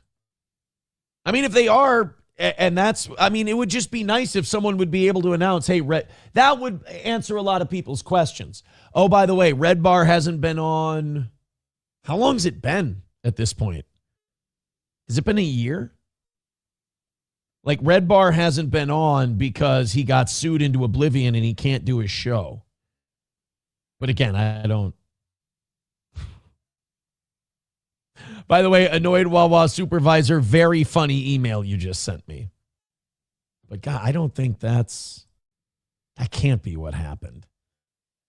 Gurmy says, no, it was Sam Cedar. Oh, see, I didn't know it was Sam Cedar. All right, guys, we got, God, that fucking, I'm telling you guys, every time I go on Twitter, that fucking Zumot clip keeps popping up. That fucking thing is everywhere. It's everywhere on Twitter, man. Congratulations to numero uno. It'll be a year in August since Red Bar last did a show. Okay, we got a couple of, what do we got? 1, 2. Oh God, we got 5. We've done too much internet drama shit though, so I don't want to do this. Apparently that Riley, that guy Riley, who's like kind of been really creepy towards me from time to time. Nothing too bad. I mean, Riley's just kind of a weird kid. But his ex-girlfriend left him, ran off with some guy, and now they're streaming. And she's making accusations that Riley basically pimped her out. Like made her do piss porn and made her do a bunch of other stuff and abused her and claims that he sucked a cock and like she just went on the whole thing. And I think this was actually another numero uno Josh Denny clip that I have. And it said it was Misery Loves Clips. And he wrote the absolute state of white people. And by the way, the guy she's with now, I can't remember his name, but like he like stocked steel toe events for a while. He's a psychopath too. Like she's not in a better situation. She's in a different situation. She's with a guy who's going to get her hurt somehow, whether he does it or they're in a position where they get hurt or maybe, I don't know. But she talked about how like Riley would give her acid and she'd be up for like 28 hours straight and she'd have to make content and a lot of wild shit. It doesn't surprise me though. Like he kind of looks like a white trash garbage guy that would do that sort of thing. But just the whole deal. Like you just know who to stay away from. You can judge a book by the cover. Don't let anybody tell you can't. There's certain people you just stay the fuck away from. All right, let's go to the etiquette expert who's teaching us how to eat breakfast cereal. Fuck this guy. There's a guy named William Hanson. And he's one of those guys who like, he's either British or just talks like a cunt. You ever seen people like that? There's a lot of these types of people in the Northeast. They're not British, but they could have fooled you. Like, who's the conservative guy who was a CIA plant? William F. Buckley. William F. Buckley was one of these guys. He talked with that voice that was like this. And you're like, oh, he's British. You're like, no, he's from Massachusetts. He's from Connecticut. You know, they'll just have this British affect. So I don't know if this William Hanson guy is British or if he's just a twat. But he's an etiquette expert who wants to show us how to eat cereal properly. Now, let me give you guys a hint. The way you eat cereal is you take a spoon, you hold the spoon. I really don't care if you grab it like a caveman and you scoop the cereal up and you put it in your mouth. That's how you eat cereal. So however an etiquette coach tells you how to eat cereal is just going to be a gay, unnecessary, time-consuming way to eat cereal while it gets soggy. So I thought I would play this for you because this guy is such a needy douche that he mispronounces cornflakes to make it sound like he's more proper. This is gay. This is William Hanson showing you how to eat breakfast cereal. And you can decide at the end of this if you should do it my way or his way. First of all, that bowl, also gay. Here's how to eat breakfast cereal. First of all, add your milk of choice. I'm going for semi. And then, with a spoon held in your dominant hand. And how can you be an etiquette coach and play George Michael in the background? Gay boy. All right, anyway, continue, William. Your dominant hand and the fork in your non-dominant hand. Nope, already wrong. Already incorrect. I need to open up an etiquette school. If you ever use a fork to eat cereal, it's over. Just go to bed. Wake up tomorrow. Try this again. You've already fucked it up. You will eat. Now, it's not soup, so you don't need to scoop away. Oh, it's not? Then what is it, fuckhead? There's a milk broth, and there's shit in it. That would be soup. Away from you like you would with soup, but you can use the fork to... By the way, you don't need to scoop soup away from you either. You can just get soup on your spoon and eat it. There's no amount of etiquette involved in that. This is just this guy making himself more necessary than he is. Scoop away from you like you would with soup, but you can use the fork to push some corned flakes on. It's a brand name. It's called Corn Flakes. It doesn't say corned flakes on the box. It is a brand name. It is a type of cereal. It's Corn Flakes. You limey dick. There is no reason to add. You're adding a D to it so that you can enunciate it. Ew, you're a cunt. But you can use the fork to push some corned flakes onto your spoon and eat accordingly. Here's how. No. If I ever catch any of you eating cereal with a fork, I'm going to jam that fork up your ass in Minecraft. That's not a threat. I'm just trying to make you better. He's trying to give you more etiquette. I'm trying to make you a better person. 09 Canyon says, nobody I know eats soup properly. Everyone I know eats soup properly. Every person I know eats soup properly. You know why? Because they take a spoon and they eat their fucking soup and they shut up about it and move on with their day. Nobody scoops the soup away from them. If I ever see someone scoop soup away from themselves, I'm going to be so happy. I'm going to laugh so hard when I smack their fucking spoon out of their hand. Well, that's how we do it. No. Scoop and soup. That's what you do. Scoop your soup and eat your soup. Billy, eat your soup. He looks like Pete Townsend, says Honeybee's photo. He probably has the same predilections. Joey Caravello says, this guy is a fucking fruit. Yes. MSO says, I was trying to say I worked in William F. Buckley's Manhattan apartment on Park Avenue many years ago. It was decorated like a cheap whorehouse, so he was a tacky. But he put on this blue blood affect on his voice, but he was just new money. That plate and bowl is all wrong, too. Yeah, make a decision. Are we eating off a plate or are we eating a bowl? Yeah, you know what? 09 Canyon, I apologize. It is Wham. It was not George Michael. I'm sorry for disrespecting Andrew Ridgely. That's on me. Skousko says, you pick up the bowl and pour it down your throat. That's fine, too. Go ahead. I don't give a shit. Etiquette coaches are redundant and unnecessary. Yeah, Mick Luck with a good point. How are you going to drink from that bowl? What does this etiquette coach think it's good etiquette to waste milk? Okay. Who's Dean, by the way? People are saying Dean is a gay F-word ped. I don't know who Dean is. $1 from Rexstart parody account. He says, review, bruv. I hate him. St. Caesar says, this cunt is worse than the McDonald's CEO. Doesn't it feel good to like unnecessarily hate a guy who has no bearing on our lives? I don't know why, but it fuels me. Kausko says, if I saw someone eating like that at breakfast, I'd throw an egg at their head. And I would laugh and I would applaud and I might even do like an I'm Spartacus thing and say, nope, it was me. I'd endorse that idea.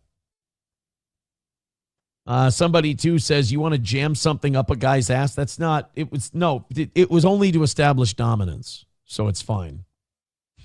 Sam Show's getting mad at the etiquette guy. He writes, you fucking eat the fucking soup. Who is this Dean you guys keep calling a pedo? Like, there's 3 people in chat calling some guy a pedo. What the fuck? Aaron, he hosts a show called United States of Boys. Oh, that's fucked up. Does he really? There's a guy named Dean who hosts a show called United States of Boys. Oh, okay, then yeah, that might be. And he's fat? Oh, God, he's checking all the boxes. Shit. 09 Canyon says, thank you. Andrew Ridgely deserves his flowers. Yeah, as does John Oates, Kix Brooks, the guy who's not Tyler Hubbard in Florida Georgia Line. The fuck knows who that tall douche is? I don't.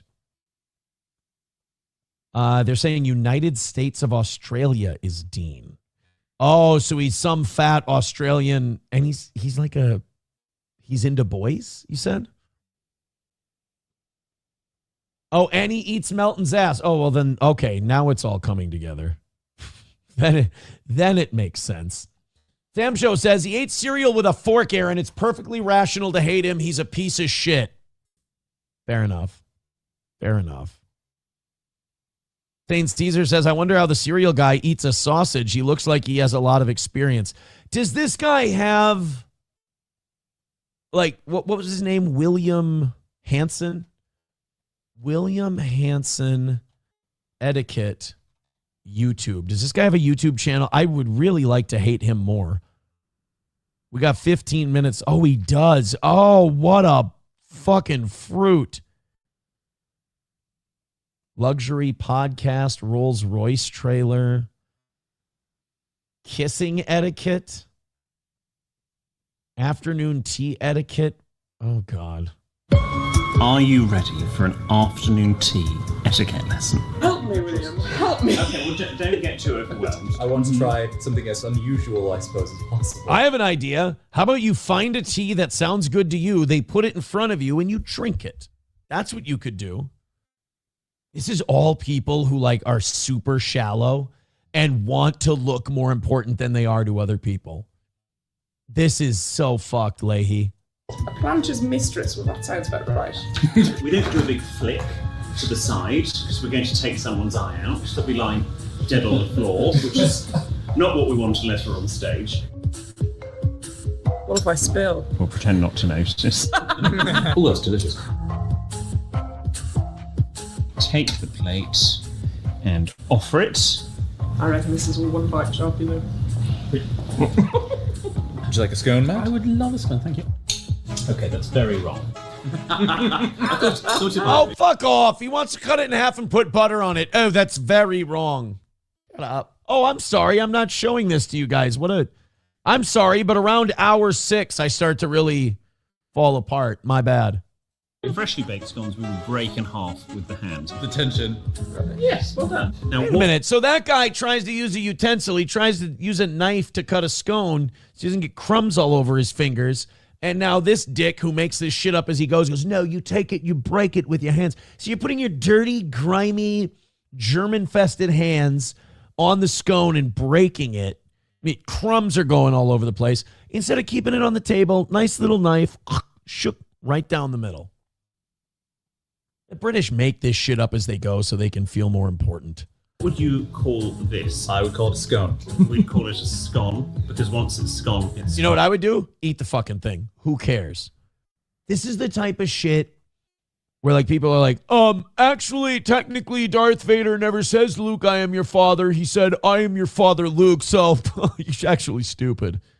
Shut up. This guy's redundant. He's unnecessary. He's like a cuntier Bill Maher, which is hard to do. And also the Queen's is gone, and it's herring dish. What would Mr. Paravicini say? It is a scone, I don't know. As the Great Dane was from Devon, we shall do it the Devonian way. And now on the plate. Sorry. Thank you. Now we move on to the final. Oh, you can't hold it and spread it because then apparently you're a bigger asshole than if you keep it on the plate and spread it. God, they deserve to lose their empire. This is like when you guys go, Aaron, Islam's taking over the UK. They outlived their usefulness a long time ago. This is what they produce now. Do you see why it's happening? Islam is in there just fucking and having lots of kids and cooking goats and shit. And the British are like, no, don't put the biscuit in your hand when you're putting butter on it. Make sure it's on the table, on the plate. And all right, some Muslim just had 3 more kids in the time it took you to decide how you're going to eat a fucking scone, you limey fruitcake. There, which is the patisserie. To eat these, we're going to use this teeny tiny fork. Cut, stab, eat. Can I do this? No. No, you can't hold it in place. You have to do it in the most difficult way possible because that means you're refined. That guy has a vibrating butt plug up his ass, in my opinion. To get every last Yes, you do. I mean, I'm trying. Yes, my patience. Now you know everything about afternoon tea etiquette. Hopefully there are no more crimes against good manners. Oh, that video should have ended with someone shouting Allahu Akbar, and then the camera goes to static. Oh. Yeah, I really don't like him.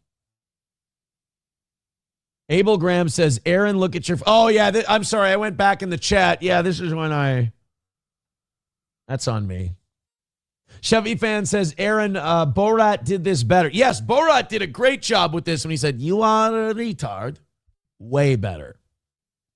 Way better. Reformed Rapscallion says, show prep, highly overrated. It's 6 hours into the show. If I would have known that you guys were going to give me $400 or $500 or whatever to do a show today, I wouldn't have promised. I wouldn't have said, hey, over $400, I'll go till noon. If I would have known it was going to come in by 8, I would have said, oh, yeah, I got a cold at 8:30. Come on, take the money and run. Honeybee's photo says the British started the show Big Brother. Of course they're dead. Yeah. I agree. The New York City bomber shouted Allahu Akbar. Oh, yeah, that's right. There was a guy who, the guy in New York, NYC bombing. It was near Gracie Mansion, right? Let's, oh, no, we don't want that version of the story. Here we go. ABC New York. Let's see what they've got on this. And then we'll get out of here today.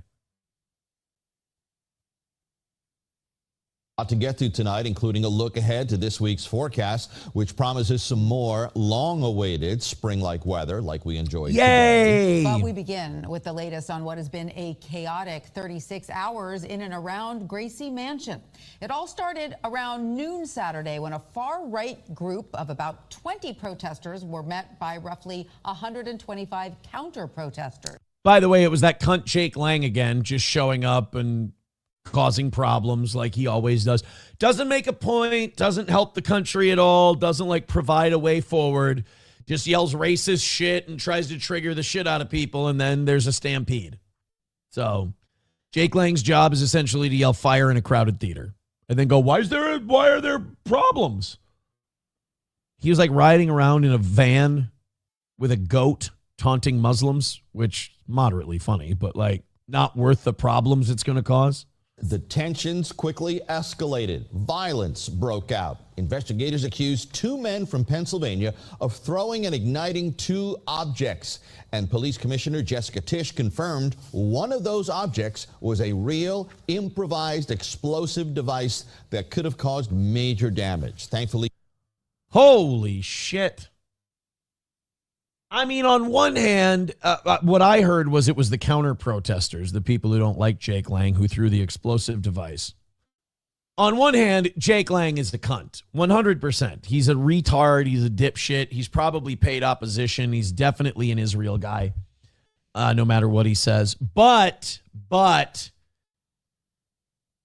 when you show up with like 150 people and one of those people throws an explosive device, like to me, you automatically lose. Like you're done. And I don't mind if they round you guys up and you protest and take in anyone they need to take in to see who knew what, to see, because that's terrorism. I mean, imagine what they do to Jake Lang and his guys if they did some kind of violent thing. If they, in Mamdani's New York. No one was hurt. But today, officers located an additional device inside a vehicle just a few blocks away, leaving neighbors frightened and investigators on high alert. Eyewitness News reporter Lucy Yang has the details on what happened and the investigation now underway. See, like, I can shit on Jake Lang for being a right-winger who likes to cause trouble, but he's doing, like, wacky stunts and shit, and he's kicking over ice sculptures. Like lefties are throwing bombs at people and, shooting at people and shit. Like, guys. Like, say what you want about Jake Lang, believe what you want about Jake Lang, but Jake Lang ain't assaulting anybody. He's not pulling weapons or anything like that and shooting people. Lucy. Well, Joe and Tanya, 2 Pennsylvania teenagers will likely be hit with serious federal charges after what happened here this weekend. In fact, it happened right outside Gracie Mansion. One device has already been confirmed to be a bomb. We are waiting. What are you to learn doing? On the why is the cameraman going off of the reporter and just focusing in on an NYPD vehicle? What the second device and just how much death and destruction was intended. Okay. Can we go back to the... By Sunday night, bomb experts removed what are believed to be bomb-making materials from the car and away from this Upper East Side neighborhood. We're told it was not a finished device, the FBI joining the investigation. It was a very tense weekend after 2 opposing demonstrations clashed and quickly resorted to violence. USA! It was Saturday outside Gracie Mansion. Look at these winners. There's Jake with his Hitler haircut. There's whatever the fuck. This guy. I've seen this guy. He was at Whipple. I talked to him. I interviewed this guy. Boy, I really find the winners, don't I? When I was covering the protests at the Whipple building, that guy was there. He is... He's got some vitamin deficiencies or something. That guy ain't all there. A small group gathered to denounce Islam and accuse radical Muslims of trying to take over New York City. All right, look. See, now this is the problem. If you have a guy protesting something and he's shouting, Muslims are unreasonable, Muslims are trying to take over, Muslims are violent, and then you throw a couple of bombs at him, do you see how that might not send the best message for your side? There was a second. I hate Jake Lang. I think he's a douche. I think he's disruptive. But what do you want to do? Prove him right? Group, a counter protest. Hostilities quickly eclipsed debate. Yawn. We here in Minnesota have seen this play about 50 times in the last couple of months. A woman was pepper sprayed. A man was punched and kicked.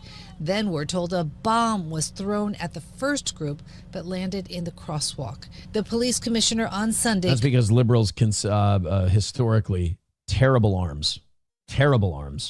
Confirming, quote, it is not a hoax device or a smoke bomb. It is, in fact, an improvised explosive device that could have caused serious injury or death. Officials report the man who threw the IED tried to get another device from a second man, but those don't look like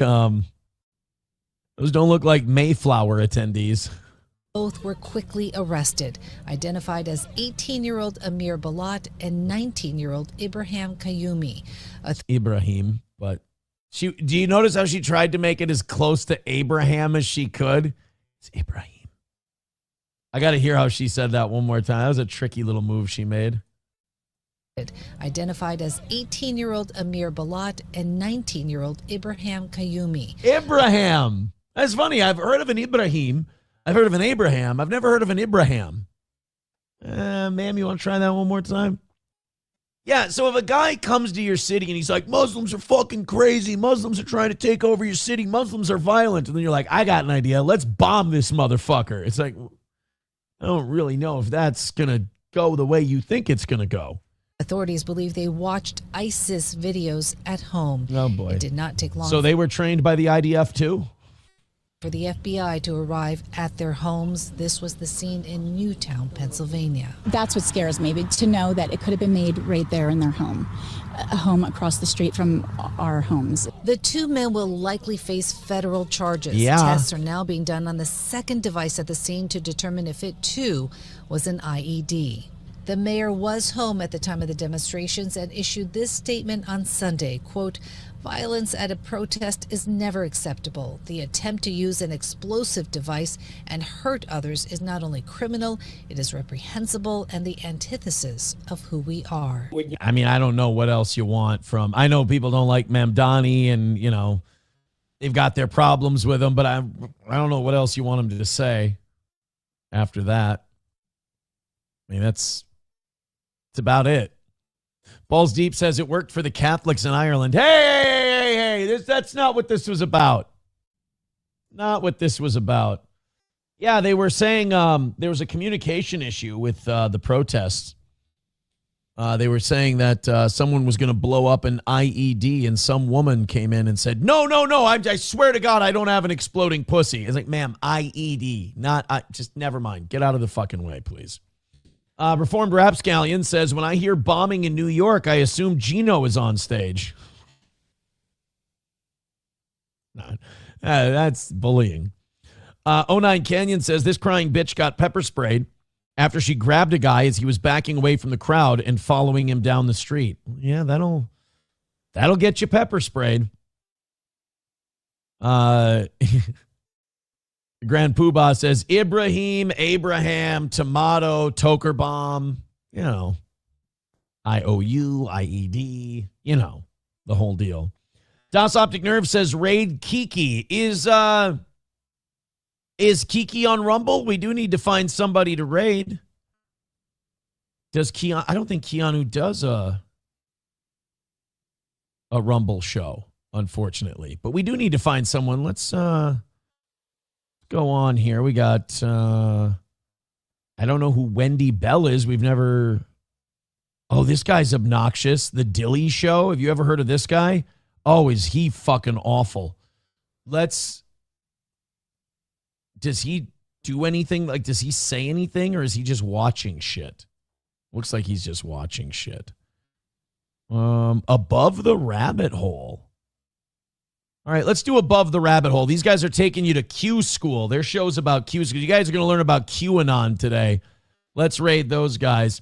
Thank you guys very much for an amazing show today. We appreciate it. We're going to head over to these guys, these Above the Rabbit Holes guys, and you're going to learn a little bit about what they do. I'm going to get out of here. A 6-hour show. Oh, my God. You guys have been incredible today. Thank you so much. Take it easy and have a great rest of the day. Oh, I didn't start the raid. So now I'm just sitting here babbling some more. Hit like, hit subscribe, hit follow. I'm out of here. I got to start clipping. I got a full day today. Thank you guys so much for your support.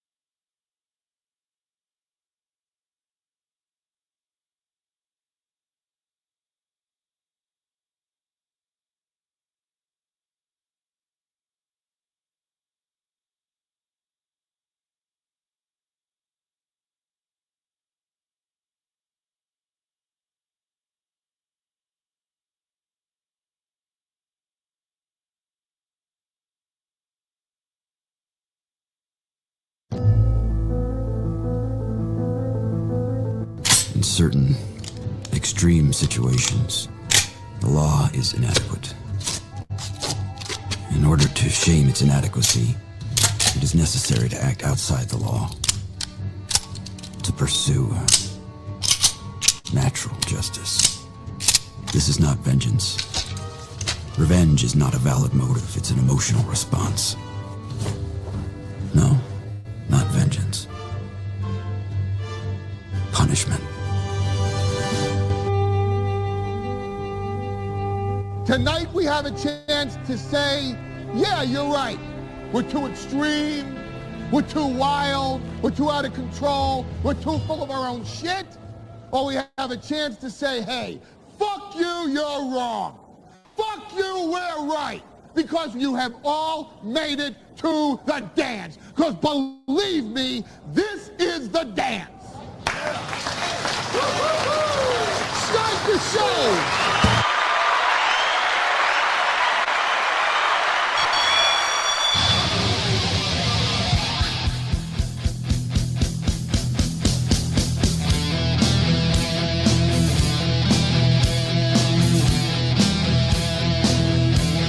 Oh, hi, everybody. Good morning. Welcome to the show. Don't I look fresh and bright-eyed and bushy-tailed? Don't I? Don't let it fool you. I woke up like a half hour ago. Welcome to the program. Now, if you are a normal, average, everyday, in and out, checking out what Steel Toe's talking about kind of fan, you don't notice anything different. And that's great. That's awesome. I love that. If you're a diehard, here every day, notice kind of fan, which are a fantastic kind, whether they love me or hate me, you notice that we're technically not, you could say we're late. I would say we're late. We started at, the music hit at 5:59 rather than 5:58. Music usually hits at 5:58. I usually start the stream at 5:55. I started at about 5:57, I would say.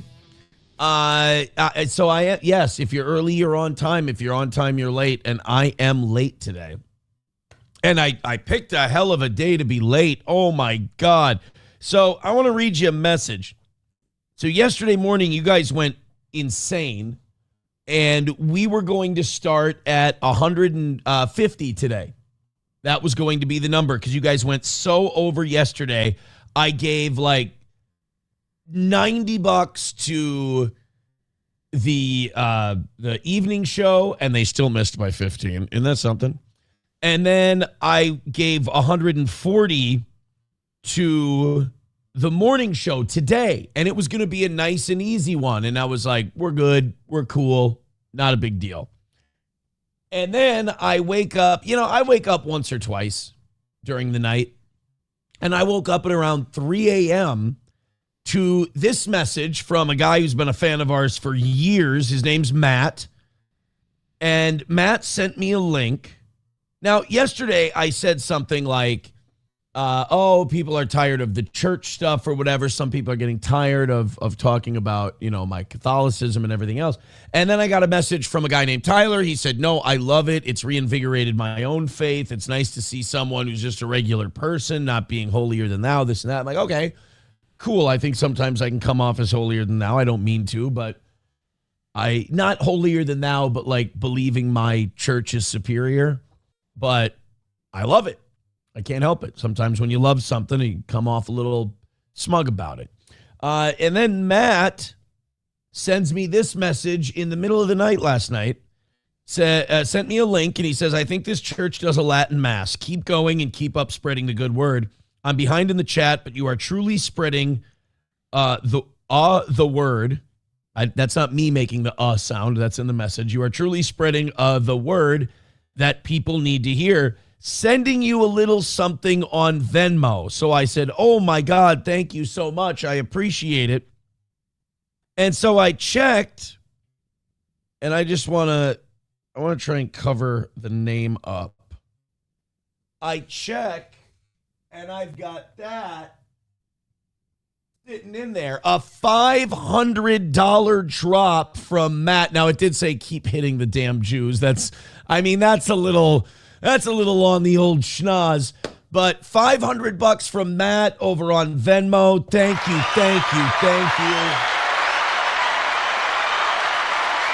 So like I have some of you telling me, oh, the religion, oh, the God stuff, oh, this, that. And I'm like, well, maybe I should tone it down.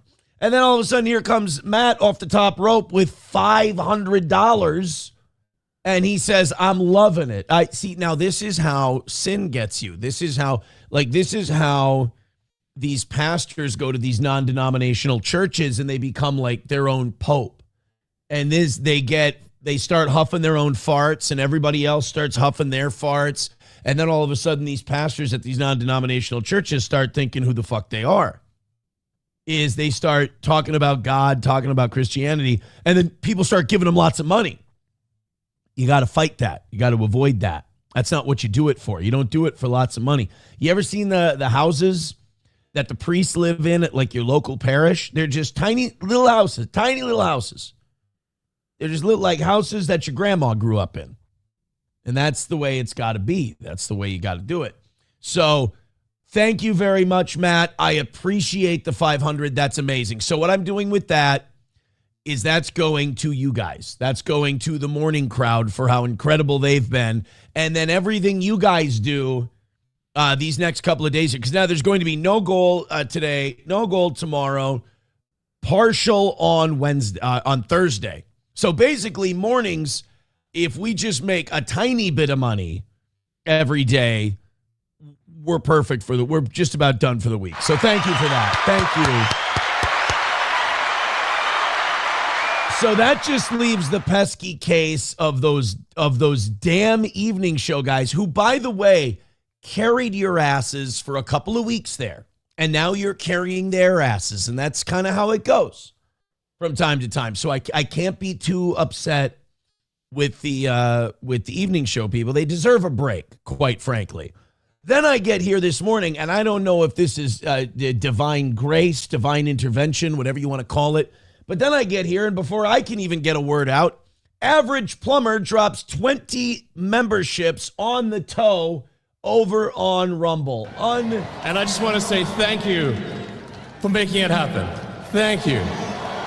Unbelievable with these people. Thank you so much. I appreciate it, Average Plumber. Now, here's the rub. Average Plumber just gave us 20 memberships. We were 14 away from 500 today. So that means that we've crossed over 500 memberships on Rumble. Now we're on our way to 600. And what happens every time we cross over a 100 marker on Rumble? That's right. I have to do an extra half hour. Chips and Diff says, fake dono. Nobody chooses 490. No, I got 490. He sent 500. I got 490. That's how it worked. They took $10 off the thing. Bong Time says, wow, Aaron's going to be driving around in a Lamborghini pretty soon, going to church. Taipan says, keep up our Savior's word, buddy. Well, in fairness, that is my job. I mean, it's instructed in the Catholic Mass that you're to go forward and profess your faith, the Holy Catholic and Apostolic Church. So, I mean, I can't be ashamed, and I can't be upset when people say stop. And I have to be very humble and grateful, because here's the thing. That 500 didn't come because I did well. There's another thing I've learned in getting back in. That 500 didn't come in because I've been doing a good show.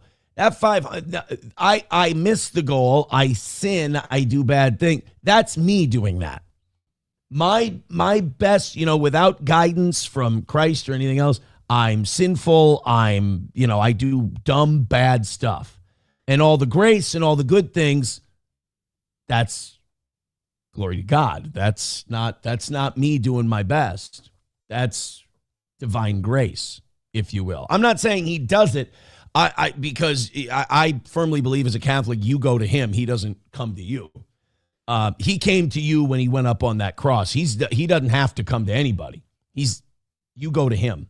But yeah, I know what I did when he wasn't around, and that was all bad. So that's me. And then when I accept him, I do good things. That's because of that grace, as it were. So thank you very much, Matt. I appreciate it. Thank you so much, Average Plumber. We're off to an incredible start today. So now all of a sudden, the Tuesday evening show people are just about done. You guys are incredible. Veldrain with $1 says, if you are going this route, keep on watching your language. I am freaking trying. Huh? Freaking trying. For carp's sake. Oh, man. Let's go. Snowcat Tish says, you are also instructed to donate 10% of your income to the church full of pedos. The church full of pedos thing. Look, I was an edgy boy, and I was 16, 17 years old once, too.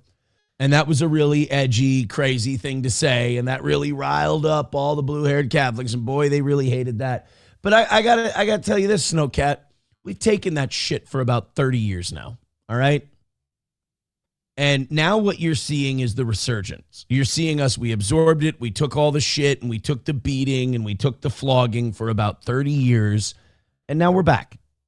And we're back in a big way. And you weren't going to keep it down forever. I mean, it didn't hurt. It didn't help that the church chose as pope the guy, what was his name? Ratzinger, the guy who became Pope Benedict. He was the guy who covered all that stuff up. And I believe first or second pope ever to resign while living. Like, it's usually a life sentence. Not sentence, but it's a life job, life position, like the Supreme Court. But Ratzinger, yeah, he retired because the whole church was like, dude, we can't. This is such a terrible look for us. Then we put a Jesuit in there. And it's like, wow, you guys went all the other way.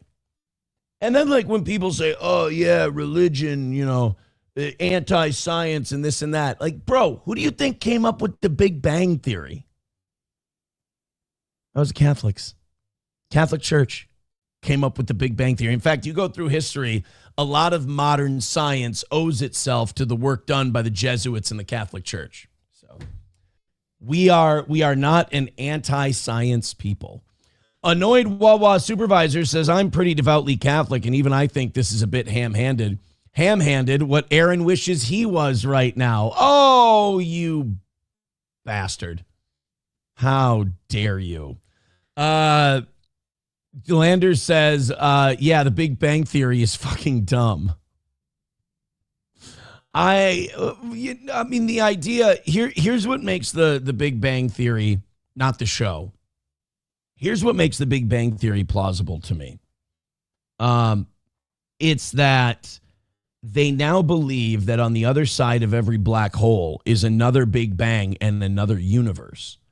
That as you kind of tie all that stuff in to a dummy like me, that kind of makes sense, because in a black hole, everything is the density, everything at its center gets so dense and so small that there's got to be some kind of triggering explosion, and boom, basically the black hole blows it out its ass. See, this is when you're stupid. This is how you have to talk about science. When you're a dumb guy like me, you have to talk about heady scientific issues this way, because I can't understand it any other way. So basically, the black hole eats and eats and eats and eats and eats and eats. Space, stars, gases, everything. And it's eaten and it's eaten and it's eaten and it's eaten, and everything's shrinking down and shrinking down and shrinking down. It gets so dense, and all this matter is so dense, and then all of a sudden, the black hole has to shit, and it just farts out another universe all the way out on the other side. So the next time you watch a documentary and you hear anything about black holes, be like, oh yeah, that's the thing that eats a lot and then shits itself out a new universe. Ladies and gentlemen, this has been my scientific TED Talk. There we go. Veldrain with $1 says, you save millions of souls, but you peg a few butts. Yeah, right? Billions, by the way. Billions of souls, not millions. Thank you very much to Average Plumber for those 20 gifted memberships. I appreciate that very, very much. Main Vein says blasphemy. What, the farting, shitting black hole theory? I'm still working on it. I just wanted to share it with you so we could work on it together. Balls Deep becoming a baby boot. Thank you very much, Balls Deep. I appreciate it. Oh boy. Oh, Tony Soprano's back seething in the secondary chat. Oh boy. Oh, kiddo. Guys, be nice to Tony Soprano. He thought for sure the toe would be gone, and now it's thriving still. Give me tips with $1 says, so what you're saying is, Aaron, you're a lot like a black hole. I didn't say that. I never said I was like a black hole. I'm not anything like a black hole, except that eating a lot and gassy and shitting. All right. Yeah. You know what? We all kind of try to understand science in our own image, so to speak. So yeah, sue me. All right. Good morning, guys. Welcome to the show. You're very talkative. You're chatty Cathy's today. I appreciate that. You're an incredibly generous audience. We're going to have a great week this week.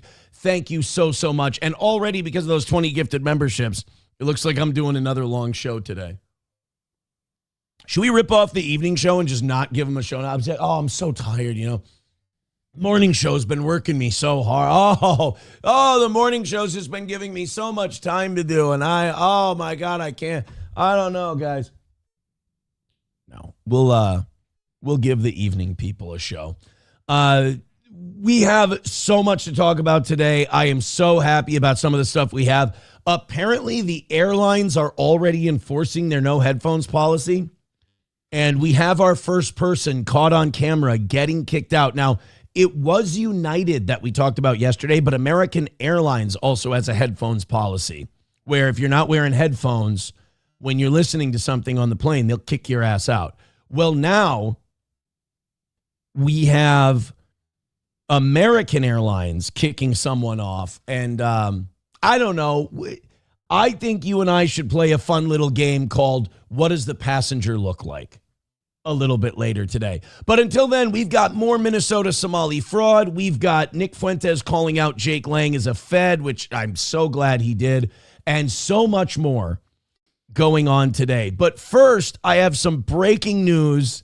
This is so great. Do you remember that mayor in Illinois who was also a county commissioner and paid herself a fortune?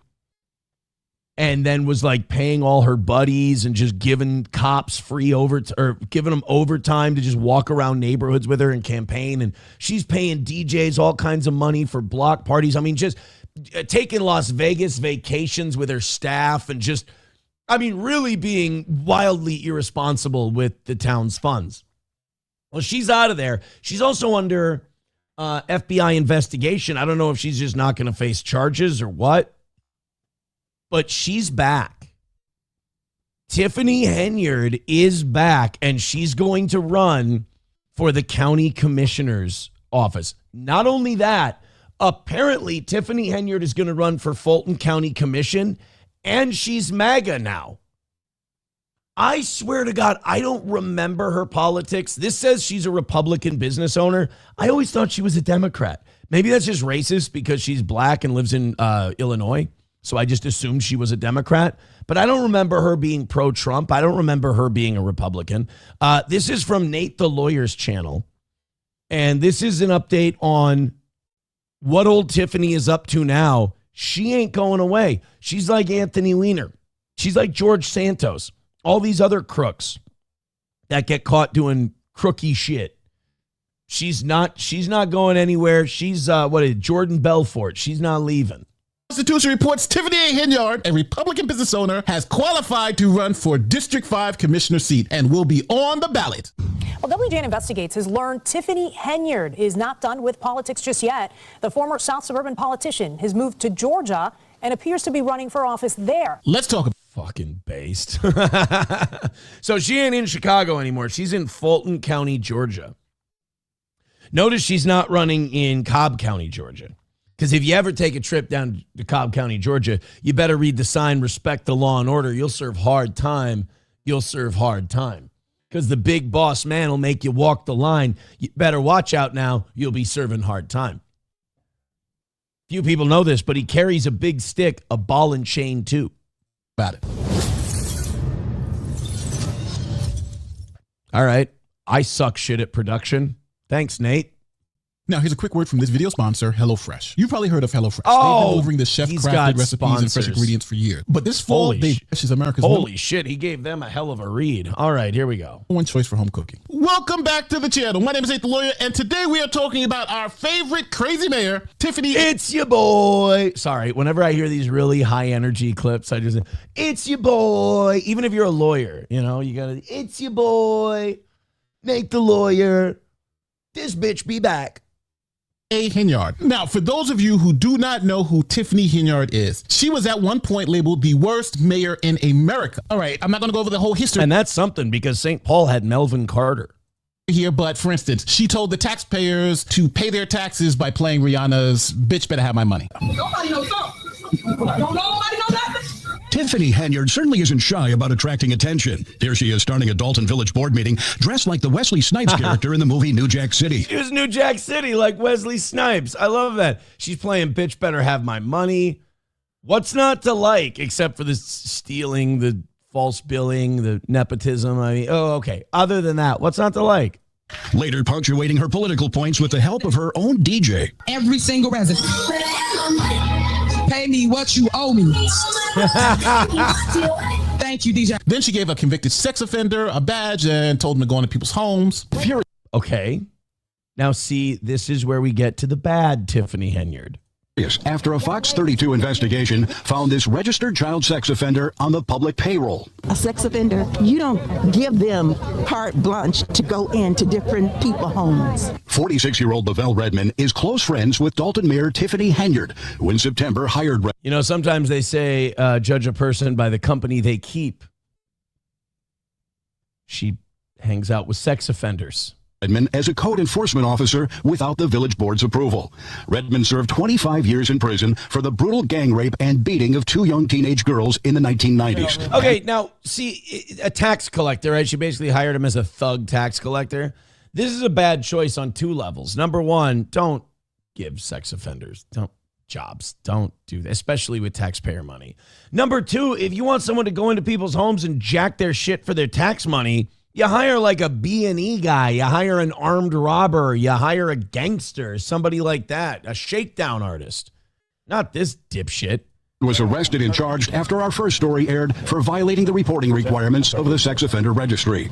But Mayor Henyard says her friend deserves a second chance. Infuriating. Aren't we kind of on like 3rd or 4th chances? And is that Tiffany Henyard in this picture? She looks trans as hell in this photo. Anyway, the point is, he did the bad thing, then he failed to register, and now you're, oh boy. Number of Dalton residents. Fox 32 has also obtained this cell phone video showing Redmond interacting with the mayor and little children at a back-to-school event in Dalton. Notice why wasn't this the stuff they brought up about what a terrible person she is? They were like, oh, she went to Vegas with her head of security and paid for everything with taxpayer money.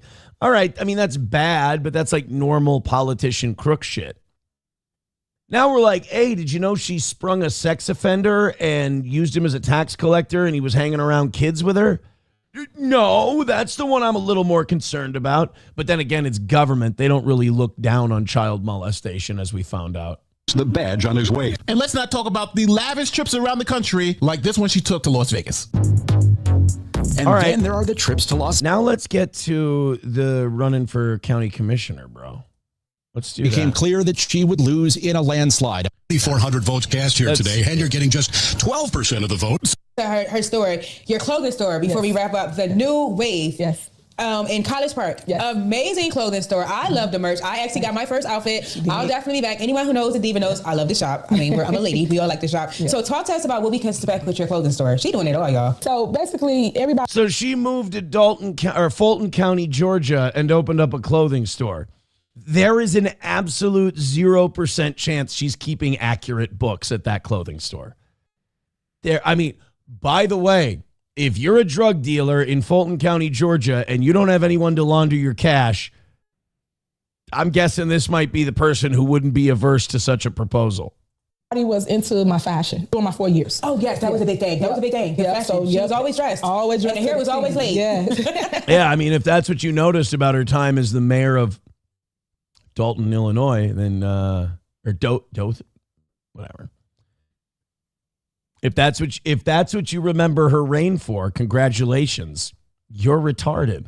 Thank you. So basically, I want to basically embrace somebody with how I dress. When I'm on a down day like now, like this is something that we carry in our store. This is a Puma outfit. Cute too. So we got different things for a different you. So now we know that Tiffany is down in Atlanta, and the Atlanta Journal-Constitution did an article, and in this article they talk about who's running for various positions in Fulton County. And down right here, they say Tiffany A. Henyard, a Republican business owner, also has qualified to run for the District 5 commissioner seat. So we know Tiffany A. Henyard has moved to the Atlanta area, has moved to Fulton County, but is she this business owner who's a Republican? Well, here's what Tiffany A. Henyard says about Democrats and Republicans. So you certainly landed during a trying time in the world. There's been a lot of conversation lately about members of the Black community leaving the Democratic Party. Ooh. Yes, that's been the topic of the day on social media, like in the podcast world. Poor Black people, they start leaving the Democratic Party just when the Republican Party is outed as a bunch of Jewish satanic pedophiles. It's like, yo, man, we're going to get away from these Democrats. They all woke and gay and shit. And then like, oh, shit, all these Republicans be fucking mad kids, yo. Oh, no, now what are we going to do? Can't be a libertarian. They fruity as hell. Shit, what's the Green Party? Where the Green Party be at? You heard anything about that? Oh, yes. They talking, honey. They are talking. They are talking. What's your thoughts about that? I'm really, really happy that people are entertaining the conversation. I really want people to educate themselves so they understand who does what, how it works, and what's the process. Right. Because everybody's pointing a finger at they did it, left, right, okay, whatever. They did it. We did it. They did it. We did it. We ate the babies. We raped the babies. We ate the babies. Again, Tim. I almost said Tim Pool song, Tim Dillon song. So that's what Tiffany Henyard is up to. I tell you what, man, we thought that demon was dead. We thought a stake right through the heart. Tiffany Henyard's out for the count. Not the case. She's back, baby, and she's back in a big way. Tiffany Henyard is back in the game. Nobody asked. Nobody asked Tiffany Henyard to come back, but back she is. Joey Caravello with $2 said Mike Calta, that's Cowhead, right? Mike Calta said on his show today that he would love a candlelight dinner with you and also for you both to slow dance to the song More Than a Feeling. Also, he wants to put your sausage up to A. Oh, that's Joey Caravello. You're such a creative, clever sort. Veldrain with $1 says, my message to anyone becoming pro-Trump right now, read the room. Yeah, the Trump train is not what it used to be. Now's a departure time. Did you see yesterday in his war of choice with Israel, Israel murdered a Catholic priest? Yeah. Maronite Catholic priest in Lebanon shot his church with a tank shell. Twice. The first time they hit it, the priest then went back in to help wounded parishioners. He went to tend to his flock, and then the Israelis launched another tank round into it, and that one killed him. They don't care, dude. I mean, the Israelis do not care about Christians. This is what infuriates me about Trump just bending over for the Israelis all the time. Trump's the one when he's campaigning. He's like, we're a Christian country. We believe in God. Remember, he did all that. The Israelis do not care about, not only do they not care about Christians, they're downright shitty to them. They're trying to pass a law in the Knesset right now. Benjamin Netanyahu's party is trying to pass a law that would send people to prison for 1 year for proselytizing to Israelis about Jesus Christ. More time if they talk to minors about Jesus. You look this up, mainstream news. I am not making this up at all. It is a 1 year. They're proposing this in the Knesset. This is Benjamin Netanyahu's party, and they're not dropping it because they've got more influence than they've ever had. And without them, Netanyahu can't hold on to power. So here it is. Here, I have the story for you right here. Benjamin Netanyahu to stop a bill proposed by members of his coalition to make it criminal to tell people about Jesus in Israel. Our Jerusalem correspondent Daniel Cohen is live near Tel Aviv with more. Good morning, Daniel. Good morning, Allison. Good morning, everyone. A big story just before days before Palm Sunday, Good Friday, and Easter. Sacred time for Christians. Two ultra-Orthodox members of Prime Minister Netanyahu's coalition have... If it wasn't for Christian countries, and remember, Nazi Germany was into the occult and shit like that. If it wasn't for majority Christian countries and Christians bleeding the ground red all over Europe, you all would have been gassed to death. You'd be gone. There'd be no more of you. You survive only by our good grace and charity and blood. They get to sit here for 80 years and bitch, 6 million, 6 million, 6 million. Do you know how many tens of millions of Christians died, innocent Christians died in World War II? Tens of millions. You don't see us crying about it? It was a terrible time. It's awful. Stunk. The worst. But if it weren't for us fighting back, you'd all be dead. And then afterwards, you guys go, hey, we're going to keep being gangsters and thugs and criminals and crooks and bullies in Israel. And we're going to keep kicking Arabs off their land and killing them and shit, unless you give us a country. And then those same countries gave you a country only for you to then turn around and go, we're going to throw you in jail for talking about Christ. Dude, I'm sorry, you Israelis, you wouldn't be alive if it weren't for Christ. I mean, by the way, that's how great he is that you wouldn't be alive if it weren't for him, even though you killed him. Introduced a bill that would punish believers for sharing the gospel of Jesus with prison time. United Torah Judaism. I'm sure this Daniel Cohen fellow's really broken up about this. Knesset members Moshe Gafni and Yaakov Asher introduced legislation last week. Yes, Yaakov, we ban you from talking about Jesus. What a country. That's a different Yaakov. He's not as funny as a Yaakov. making it illegal to share in conversation or produce content online, in print, or by mail. Their explanation of the bill emphasizes a warning to stop Christians in particular. The punishment, 1 year in prison or 2 years for sharing with someone under the age of 18. Joel Rosenberg is the host. Now, wait a minute. What if we commit this crime? Let me just throw out a what-if scenario that's totally implausible and would totally never happen and is not in any way applicable to Israeli Jews. Let's say I did this thing to someone under 18, but instead of facing criminal charges for it, I just ran back to America and never came back to Israel. Would you allow that? Yeah, that would be crazy, right? I mean, you should face justice for the terrible crimes you commit to children. Like when I break out a map of American sex offenders living in Israel, it shouldn't look like my computer has chickenpox, right? Of the Rosenberg Report and editor-in-chief of All Israel News. He's also a Jewish follower of Jesus. Then you're a Christian, dude. Stop it. You guys aren't the chosen people anymore. You had a chance. Even after you killed humanity's Messiah, because it's not Christians' Messiah. He didn't die for Christians. He didn't die for this. He died for everybody. You just have to accept him. You got to go to the well, as it were. But and he gave the Jews a chance. Even after he died, you accept me, we're good. Don't worry about it. And the arrogant bastards, they still said, nope. Even though we watched it with our own eyes, nope, he's in hell.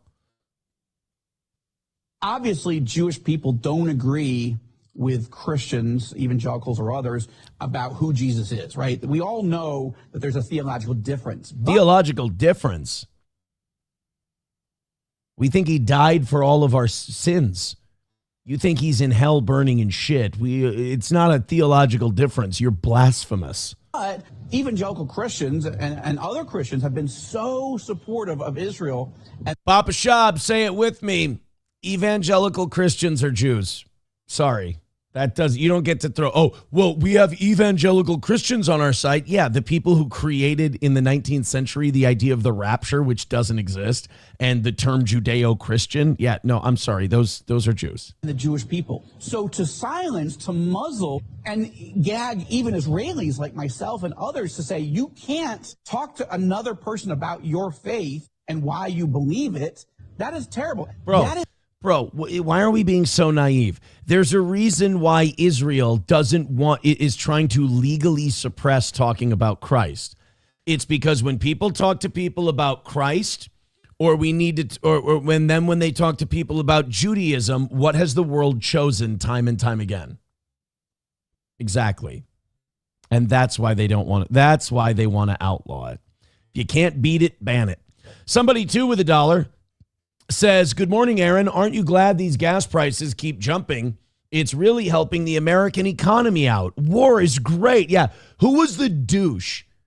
Which commentator was it that said war is good for the economy? It's not good. This myth that has persisted forever, that war is good for the economy, is just so stupid. When goods cross borders, soldiers don't. When soldiers cross borders, goods don't. It's only good for the people who make the weapons of war. It's not good for the regular person. So no, we'll talk about that in a second. We got Hulkamash. Oh, I thought we did. I'm sorry. We got Veldrain with $1 says, baby, I can't be a Democrat. It makes it too obvious I might be doing bad shit. That's fair.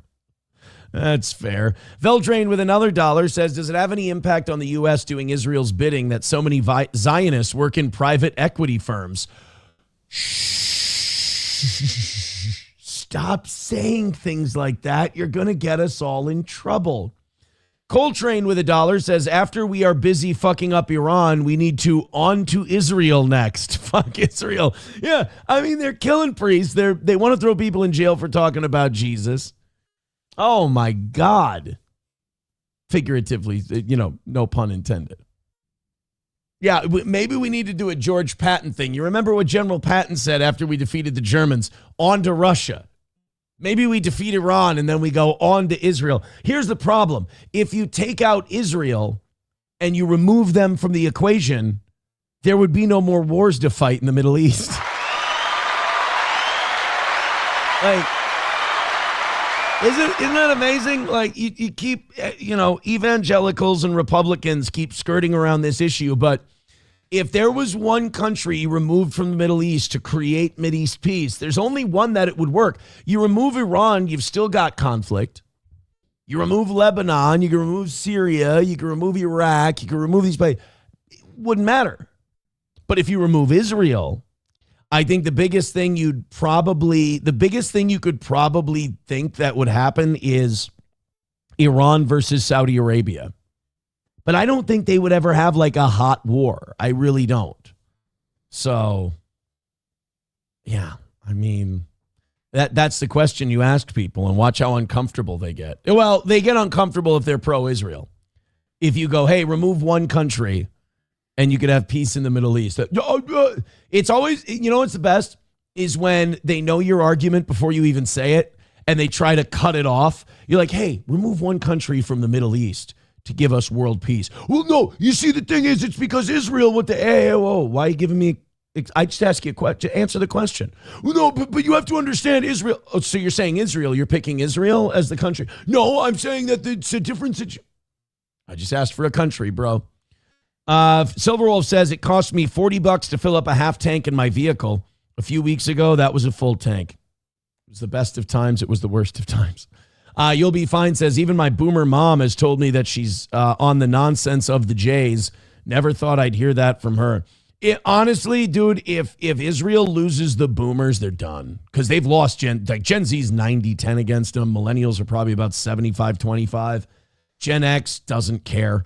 I don't know. I just haven't read any polling. But boomers are where all that support is. They lose the boomers, it's over. Carlos Cameo says, yeah, the bill never passed or even got to a vote. This was like 3 years ago. No. You're right. They tried that. They even say that in the story here. They tried this a few years ago. It didn't work. They've brought it back now because the coalition of ultra-Orthodox in the Knesset is stronger, and so they want to bring it back, and we're trying to ask Netanyahu to kill it, to cancel it. I wonder if he's going to do anything about it. All right, we got, what else do we have on Israel? We have gas prices, Meanwhile, I think. the violence So we got Netanyahu possibly wounded and gas prices, and then we're done with the Israel stuff today, I promise. Here's the latest. Look, we're a morning talk show. We got to keep you up on the news. Here we are. This is Scott Ritter talking to RT News. Now, it's really difficult to figure out what's going on in the Middle East because Israel is threatening people with 5 years jail time if they release any video from Tel Aviv, from anywhere inside of Israel, of missile strikes. And then the the American news corporations, they're abiding by that, and they're not showing any live footage from Tel Aviv. And then all you hear is like Trump and Netanyahu going, it's going great, it's going amazing. But anyone else, like when you listen to Trump talk about like it's going way better than we expected, please let me know in the chat how many of you are getting mission accomplished vibes. I'm getting George W. Bush on the aircraft carrier with the mission accomplished banner behind him. You know, what's the that Reckless Kelly song, American Blood, has come back in vogue. Yeah, he said the hard part is over and it really wasn't all that bad. The roadside bombs for 6 long years were never really part of the plan. What's a couple thousand more with American blood on their hands? Black gold for silver stars. Cold hard cash for armored cars. The brass ain't fighting, but they're sure as hell taking a stand. All this stuff comes back around. Vietnam protest songs, they come back around because one thing you can count on our government to do is start illegal wars. Are we the baddies? You know, the Iranians are showing an ability to get intelligence information inputs in the morning and strike in the afternoon with deadly effect. And also, they're starting to expand their target deck. Remember, they didn't invent the concept of regime change. That was Israel on day one. Yes. Killing Ali Khamenei. By the way, and now Khamenei, they just replaced him with another Khamenei. His son is in charge now. So great job. Their big day one accomplishment, like, we killed the Ayatollah. I mean, it was only 90, but okay. Now, this is going to be the big regime change moment, right? No, they just put his son in there, and now they're still launching missiles and launching rockets. Not only, you got to think about this, not only is Iran slamming Israel with these hypersonic missiles, but also Hezbollah is launching their rockets into Israel while Iran is attacking. In many cases, many reports are saying they're overwhelming the Iron Dome. And that Tel Aviv, we're getting some boom, boom Tel Aviv. Last night, the Iranians struck the home of Benjamin Netanyahu. They killed his brother. They struck the home of Ben Gvir. He is seriously wounded, may not survive. Iran is going to start to take out the totality of Israel's leadership. So listen to this. This is an important part because Ritter just said they hit Ben Gvir. He's seriously wounded. Now, if that wasn't true, Israel and America would just say, that's not true. Here's Ben Gvir. He's right here. Wait until you see what this news anchor finds out. And by the way, this is how crazy it is over there. This guy's an RT news anchor, major world anchor, has not heard this. Scott Ritter's telling him this for the first time because you have to have inside intelligence contacts because I think Ritter was what, CIA or FBI, one of the two. He was an intelligence guy, was Ritter. And even these anchors, these news guys, they don't know what's going on because nobody's saying anything. You got to have inside sources to know what's going on. So he goes, Ben Gvir is seriously wounded. He might not survive. This guy looks it up. And again, if there was no strike, if that's all propaganda and bullshit, you just show Ben Gvir and go, he's cool, he's good. Listen to what this news guy says. The reality of this conflict. Israel played the regime change game. It's going to be the Israelis that are going to be paying the highest price. The Iranians are no longer wearing kid gloves. They've taken them off and they're coming in bare knuckle. They're reporting it. This is interesting. I looked it up as soon as you said it. The BBC is reporting it as Ben Gvir was in a car accident last night. Yeah. So this Scott Ritter, he ain't lying. And by the way, you know how when we go to war with countries like Iraq and we say this Baghdad Bob is a propagandist and all this, the Tokyo Rose and all that, we're doing the same thing. We're not letting information out. We're not letting anyone know what's going on. There's serious Israeli luminaries that are being targeted and taken out. And then it becomes so apparent that this is happening that the Israeli government, instead of denying it, has to make up some bullshit. Oh, yeah, Ben Gvir was in a car accident. He's serious. Really? Does that surprise you? They can report it any way they want. We know that his home is on fire. So maybe he crashed his car into his house. Yeah, it was a car accident. Crashed his car into his house after it was hit by an Iranian missile. That's interesting. The only reason I just can't help but be amused by this, because it would not surprise me for the BBC to provide cover for a story like this. Yeah, you and I now know that the BBC reporters that work overseas are vetted by MI6 before they're allowed to take on their assignments.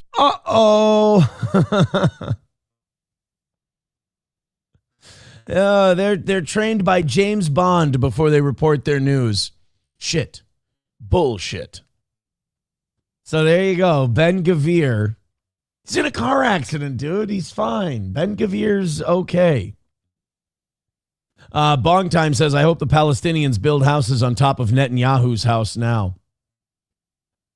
I don't know. All I know is our greatest ally sure is putting us in a shitty position because, again, if there really are, like, I really hope, and I do think Trump and Netanyahu are lying to us, but if they're not lying to us, and there really are these sleeper cells in the United States for Hezbollah, and you could argue that shooting at that Austin bar was part of it, and they activate those sleeper cells, the only reason those sleeper cells get activated is because we bombed them first. They drew first blood. Wouldn't be nothing if it wasn't for that king shit Trump. All I wanted was a country of my own, sir, but they kept pushing. So, like, if these sleeper cells get activated, that's on Trump. That's on Netanyahu. We bombed a school full of little girls on day one. And then we lied about it and then had to admit it. Unbelievable. Ablo Pacheco says, we're shocked to learn of his disappearance next week. Bong Time says, I bet you that at least 100 soldiers died on the American side. Oh, what are they reporting now that like 7, 8, or 9 soldiers are dead? It's way more than that. It's way more than that. Iran's been shelling our bases. Iran's been launching missiles at American targets. There's way more than 7 Americans dead. Way more. There's way more Israelis dead. It's a shit show. And Trump saying like it's going very well and it could be over sooner than we thought. The only reason he said that yesterday is because oil prices were going insane. Oil prices were up over 107. And then he's like, no, it's actually going so well that we might be done early. And then oil prices came down a little bit. And then the Europeans said we might release some oil from our strategic reserve to make up the difference. So they had to do so. They panicked yesterday because the price of oil was going crazy. I mean, people in America are already against this. Gas prices continue to climb. You're going to see them really start to get mad. I mean, Trump has already blown the midterms. It's over. Like the midterms are done. He's finished. By the way, you look at the map of the Middle East. I always get a kick out of this when we see this part. Poor Iraq, huh? They finally get a break after 20 years of American occupation. They get to be their own country. And now look, streaming across their sky, Iranian missiles, Israeli missiles, Iranian missiles, Israeli missiles. Just their night sky is just lit up with, they're just hoping they don't run out of fuel over Iraq and fall down. Oh, can those poor people get peace? So this is what we know about gas prices so far because of this conflict that we started. Is driving up oil prices. About 20% of the world's oil flows through the Strait of Hormuz, which has been virtually closed to tankers. Oil prices have eclipsed $100 per barrel for the first time in more than 3 years. Yay! And experts say gas prices are on track to reach $4 per gallon. So this is Minnesota, by the way. I saw some people in California in our comment section yesterday saying gas is over $6 a gallon over there. Oh, shoot me. But you go on Twitter and there's so much misinformation. Like yesterday, I'm reading that Eric Doherty from Florida, who's essentially the Baghdad Bob of the administration. He's a shameless douche. And this Eric Doherty goes, Trump told the tankers to be brave and just use the Straits of Hormuz because we've decimated the Iranian Navy. Just go ahead and use it. And like, that's why oil prices are going down. It's like, no, that's not what's happening. Not at all. It really is like there's misinformation and then there's just pulling stuff out of your ass. And it just seems like with this Iran thing, there's so many people pulling stuff out of their ass because nobody's reporting anything. And by the way, if we end this thing and the Iranian regime is still in place, don't let the propaganda fool you. That's a loss. This thing is costing us at least $1 billion a day, maybe more. We've spent over $10 billion on this already. Also, they want to pass a supplemental defense spending budget of about $50 billion because they claim we're running out of missiles. And they said, how are you running out of missiles with the United States military? And they said, well, we gave so many to Ukraine. So we've given so many missiles to Ukraine that our stockpiles are depleted. Wonderful. It's so great that we decided to start a war without checking our inventory first. AAA says the national average is $3.45. In Minnesota, it's $3.25, compared with $2.79 a week ago. We saw people paying as much as $3.49 at the pump at one Minneapolis station today. WCCO's Jason Ranteles shares what experts are expecting. As gas prices have jumped across the state in the past week, more people are hunting for deals. 36 Lynn Refuel Station in Minneapolis. They say, do you know how cheap this is? Is one of the few places. Listen to that. But that's that's what drives me nuts about us. Is that we adjust so well. We never fight back. We never push back. We never, I know. And people are like, well, what can we do? I know. And I understand that. And you're probably right. But we don't even try. We just adapt. Hey, your country, you're against bombing this other country, right? Yeah, it's morally wrong. It's terrible. Well, we're going to do it. Oh, well, I hope it turns out well for us. Like, what? What do you mean you hope it turns? If it turns out well, they're going to do it again. Like, would you, for once in a while, say that your country's the bad guy and that they're evil? and at least put some rhetorical pressure on things. Oh, no, then people might call me un-American. Well, if by un-American they mean the government we have after the Epstein files and the Iran war, yeah, I'm anti-American in that case. I love this country. I love our republic. I love what it's supposed to stand for. Our government is out of control. I mean, they're illegitimate. They're criminal. You don't need to side up to this government. Love your country. You don't have to love your government. The wonderful thing about a republic is that the people are sovereign. All right. You have your country and you have your government. And Thomas Jefferson talked about this. When your government becomes illegitimate, you need to have a revolution. Thomas Jefferson was a firm believer in that. Every 25 years, he thought we should have a revolution in this country. It's becoming like every 5 years we need one at this point. But like gas prices, so now this war is happening. Gas is up near $4, and they're like, whoa, $3.30 at this one. Oh, do you know how cheap you are? No. You'll still find gas under $3. In fact, at $2.89, it's one of the top deals in the Twin Cities, according to GasBuddy.com. The last week, we started getting more and more people out there. We just started getting slammed by customers. Customers like Gary Hines. Probably going to get worse before it gets better. You know how much fun that guy would be to talk to? This motherfucker, he looks like the guy.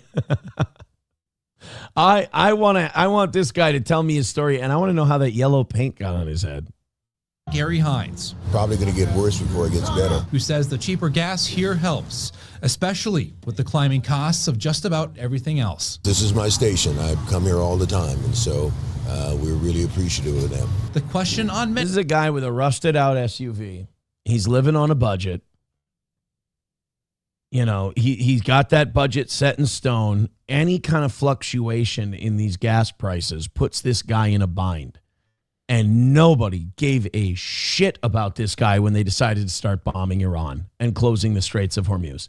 Nobody thought about Gary. A $1 a gallon rise in the price of gas hurts Gary really, really bad. It really puts Gary in a bind. And the problem is, already this year, Gary has had to go through health insurance increases. They're talking about 7% property tax increases. Now you're talking about $1 a gallon gasoline increases. Dude, you're burying Gary under the ground. Like, Gary's tapped out. He can't handle this. Many minds, how long will the high cost of gas last? This could end tomorrow. This could go on for another couple of months. In other words, we have no idea. And by the way Trump is talking, and we know that this guy lies all the time, this ain't ending anytime soon. And if it does end, it's ending with our defeat. We're losing right now. Because by now, it was supposed to be the Iranian people rise up. By the way, do you think that it was maybe bullshit? Do you think they were maybe lying to us or exaggerating to us, these Iranian protests and how many people the Iranian regime was killing, and they were just using that to start the war? Because I've noticed these Iranian people, as vulnerable as their leadership is, none of them are taking to the streets. None of them are starting a revolution. They seem to be just cowering and hiding from American and Israeli missiles.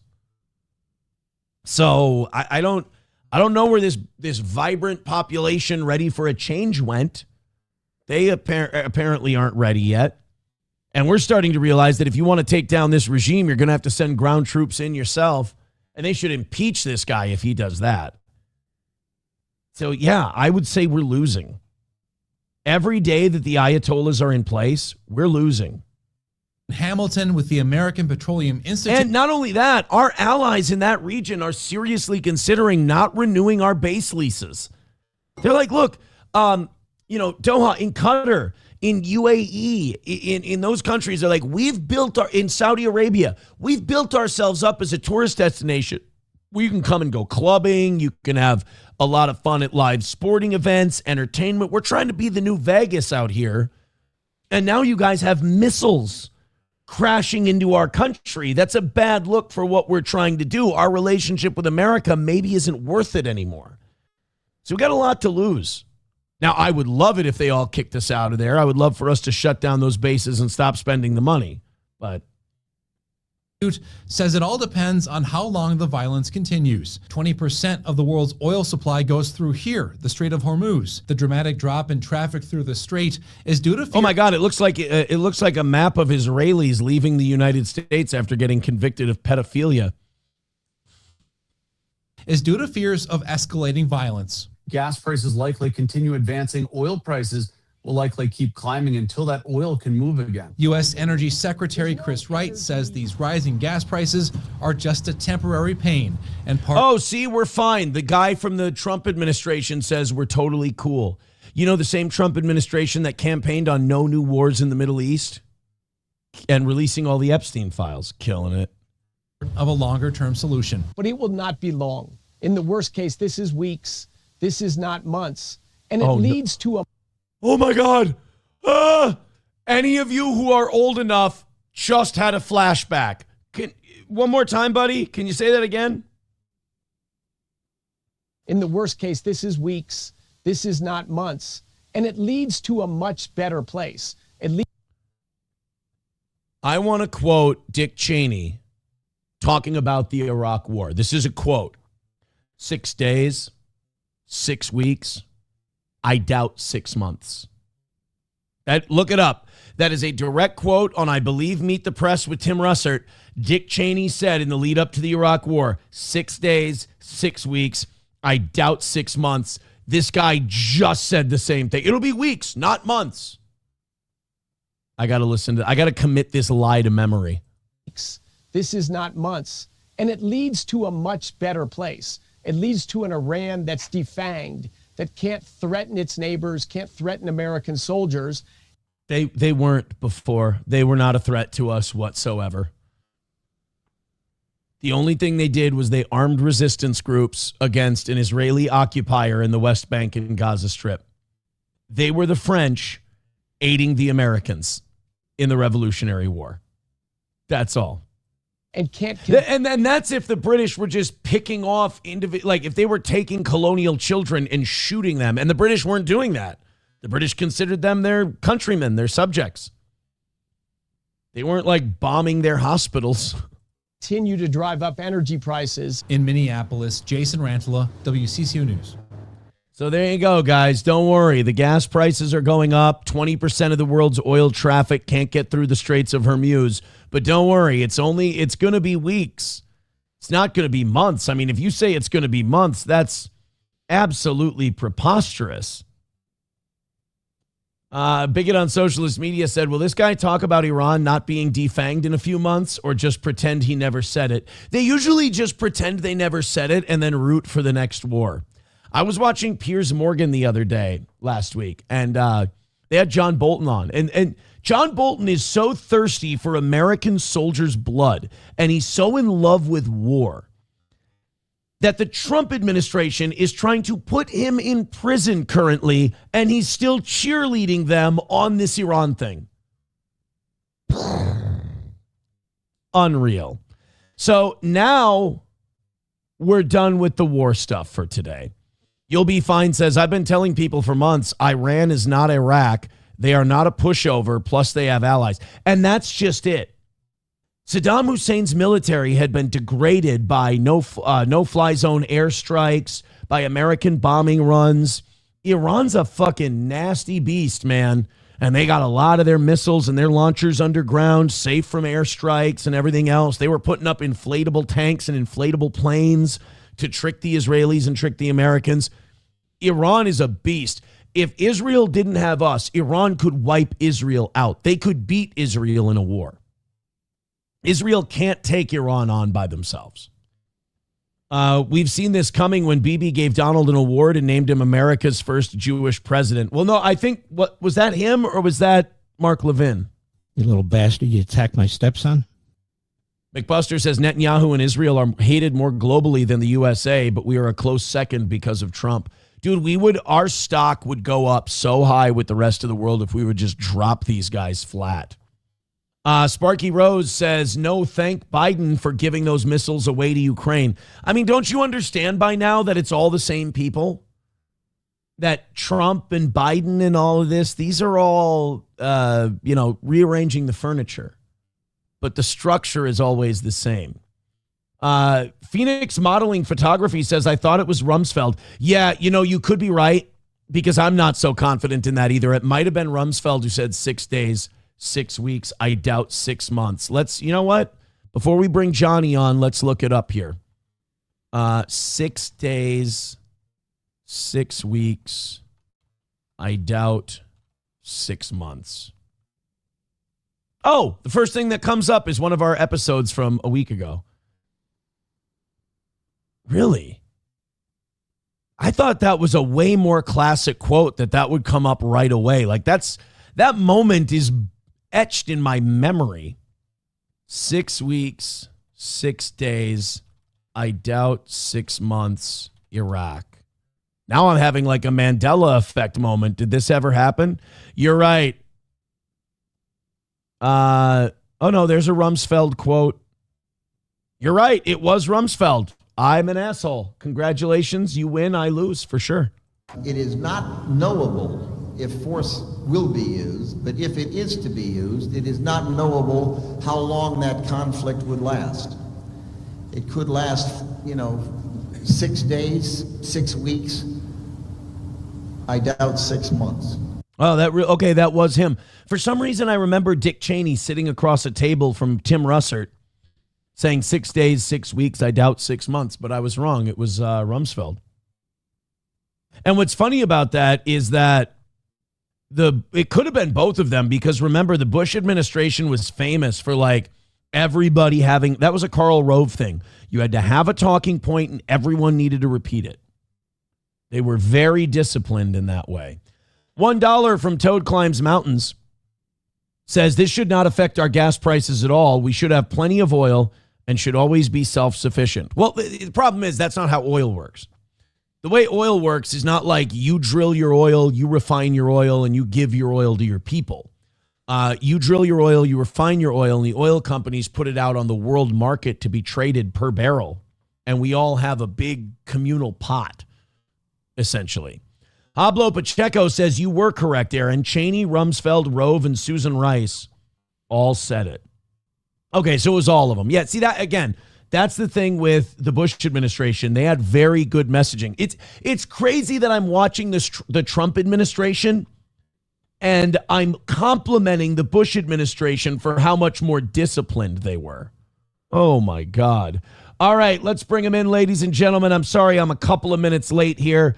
Johnny, good morning, sir. Hey, how you doing? I'm always nervous. I make myself nervous when I'm like a chihuahua looking in the mirror. Every time I do a show, I choose subject matter that I'm like, this is going to be fun to talk about. This is going to get the audience going. And then I scare the shit out of myself. I'm sorry. I'm having a great morning, so I'm sorry that you've been freaking yourself out. You were listening to all that talk. You were listening to all that talk about how we're losing this war, and you're having a good day. I'm trying to stay positive. I'm having the best day I can. It just started, so it can't get worse. It can always get worse. That's fantastic. Did you hear the great news? That the war is going to be over soon? Yeah, Donald Trump. It might be over soon. I think that was him. Guys, mission accomplished. Mission accomplished, guys. Yeah, that's what we were talking about today. We're like, I'm getting aircraft carrier vibes, But I think he said that yesterday because he knows it's really not popular here and it's getting less popular every day. People are sick of Israel. And I think this is his way of being able to do the mission accomplished, declare victory, and stop bombing and just go, oh, see, this is what we meant to do. We won. And it's like, wait a minute, the regime's still intact. Remember, their big argument, and I didn't believe this argument for a minute. They were full of shit. But the Ayatollahs are killing their own people, the poor Iranians. Well, you're going to leave this thing, and they're still going to be in power, and they can still kill their own people. Right. And they're still going to be firing missiles and stuff at our bases like they have been for a long time. And so literally a whole lot of nothing's going to change. But we spent a lot of money and our gas prices are through the roof. So hooray. Well, and not only that, but also they're going to have the same ability to have nuclear weapons that they did before you started this war, which is zero. Like they started this thing with no nuclear weapons and no process to build nuclear weapons. They're still going to have that when it's all over. So I don't know. I'm an idiot, but it sounds like maybe that whole nuclear deal that Obama worked out, maybe we should have just stuck with that. The JCPOA was working. Yep. Israel hated it, though. And the Adelsons gave Trump a lot of money. Hey, turn up your mic just a little bit, and we're going to be good here, and I'll turn on the camera. There you are. Sweet. All right. I rarely ever say this, but Hobo Chili Recipe made a really good point, and I want to go back to his chat here real quick. Hobo Chili Recipe says, had the same effect with Colonel Gaddafi, and I gave him the colonel because I have respect for that man. He would have been a champion for Africa. Thing about Gaddafi is his sin was not anything he did to his own people, anything like that. He wanted to push back against the petrodollar, and he wanted to localize the African economies. He wanted to start like an African version of the EU. And they didn't like that. Like a real-life Wakanda. Gaddafi was trying to start Wakanda. He had nukes at one point. He gave them up because we said, hey, we'll trade more with you and you'll get a bunch of money. He basically sold off his nuclear program, and then they butt-fucked him to death in the street. And then Iran and North Korea saw that and said, maybe giving up nukes is not a good idea. Yeah, it doesn't seem to work out well for those who do. Yeah, this is, I think I'm going to get, dude, I'm sorry, but we talked about this yesterday. If I'm an Iranian and Americans bombed a school that my little girl went to, I would want nothing more than to kill Americans. And if I saw if I'm a world leader and I see another world leader in my region get sodomized to death in the streets, I want a nuke as quickly as possible. And I'm not wasting time developing one. I'm calling the Russians and being like, how much do you need for a few of these? Because I need some nukes today. Hey, Kim Jong-un, your people need food, right? I got oil money. I need nukes, brother. I got bananas up the ass. I need nukes. You give me nukes, I'll give you bananas. That's how free trade works. I have food. I need nukes. You have nukes. You need food. Let's make I need the nukes more than I need the food. You need the food more than you need the nukes. Let's make a deal. Can't eat a nuke and can't blow up foods. Yeah. And we need to threaten to blow shit up. Labglass says, we're just cratering the land so they don't have to dig so much for their nuclear program. Oh, we're just creating the foundation. We're helpful. Wood You says, Muammar Gaddafi wanted gold and silver for payment of oil, not the petrodollar. Oh, yeah, and we can't let that stand. You know, we can't let that Iranian bullshit stand. All right, guys, hit like, hit subscribe, hit follow. Let's get after it. Thank you guys very much. Johnny, you didn't hear the news today, but we had a very generous $500 donation last night. Holy shit. Good Matt, apparently a big fan of my newfound Catholicism and the religious talk and all of that. And he's been impressed by it. So he sent us $500. So goal free today, goal free tomorrow. And not much, and everything that comes in today and tomorrow will go towards evenings and Thursday. So we're going to have pretty much nothing tonight, very little on Thursday. So look, if this show's proven one thing, we're able to fuck shit up from time to time. So I'm not saying that a perfect week is guaranteed, but I'd have to really blow it to not have one. Also, Average Plumber with 20 gifted memberships before I even said a word on today's show. And Johnny, I talked about how those expirations were going to lead to me doing a lot of 11 o'clock shows this week.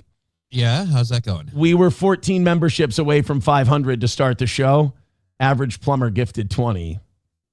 So you're going till 11? Going till 11 today. Yep, another overtime. Joey Caravello with $2 says the U.S. government murdered its own people in Waco.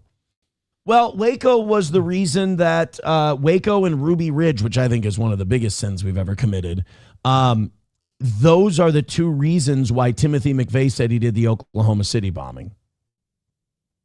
That, and he was worried about the exact society we have with technology and stuff today. That was Kaczynski. He weirdly predicted a lot of shit. No, you're thinking of Ted Kaczynski. Oh, fuck, you're right. You're thinking of the Unabomber. Fuck, yeah. Hobo Chili Recipe says Aaron got his tax return and made a fake dono. My business taxes are due on March 30th, and if you think I'm doing them a few weeks early, it takes me a lot of motivation to sit down with QuickBooks. And because all year I don't categorize my spending for the business, and that's what you have to do before you do your tax reports. The actual taxes themselves for a business like this one take 10, 15 minutes. But I have to go through and I have to categorize all our spending. Mm-hmm. And I do that before taxes. So you're saying is procrastination all year long kind of hits you in the dick, right?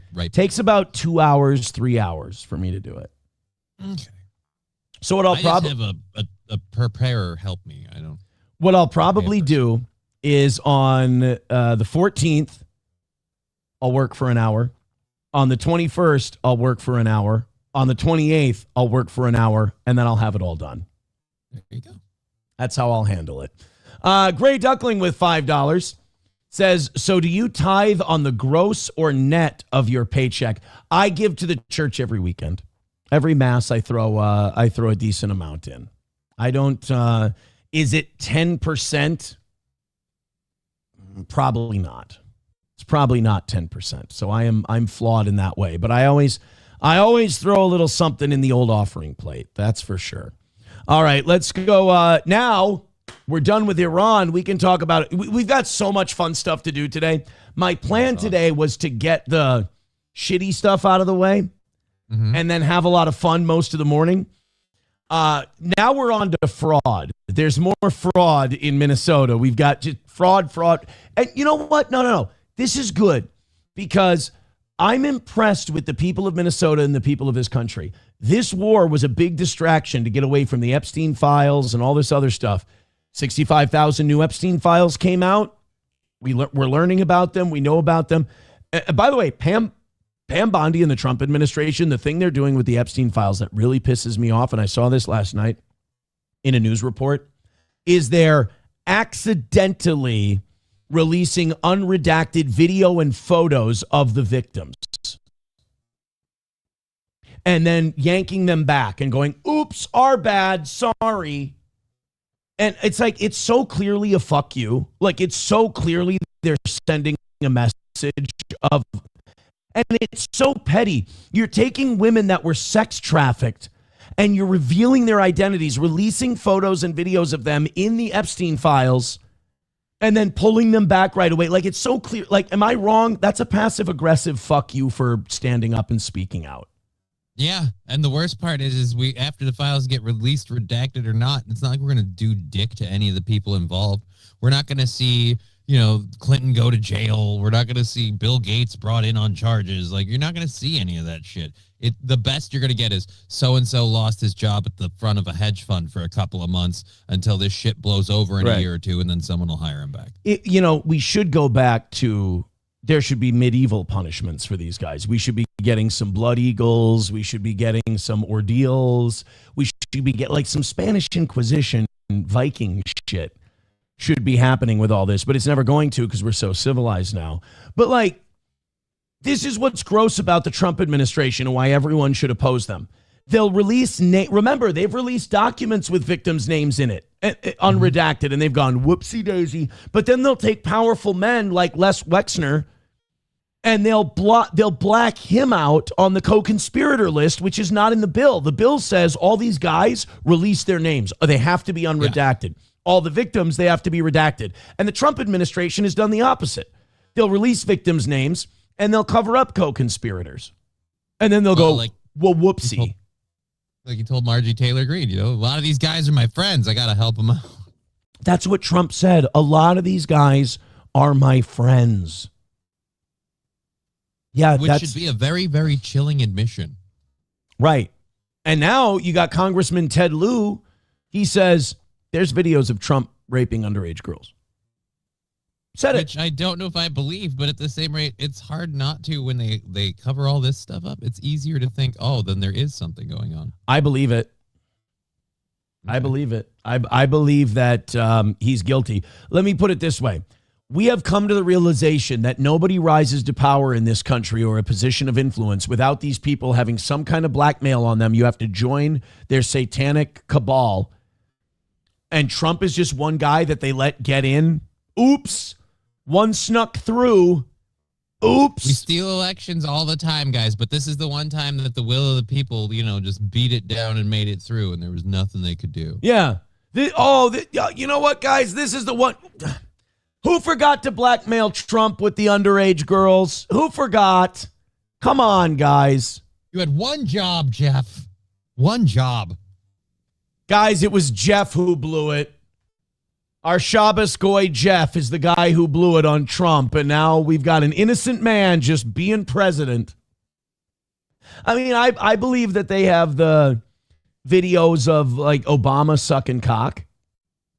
They've accused Obama of sucking that guy's dick in the limousine. I believe that. I believe he's gay. 100%, or at least, I've seen him. Yeah, right. I've seen the guy.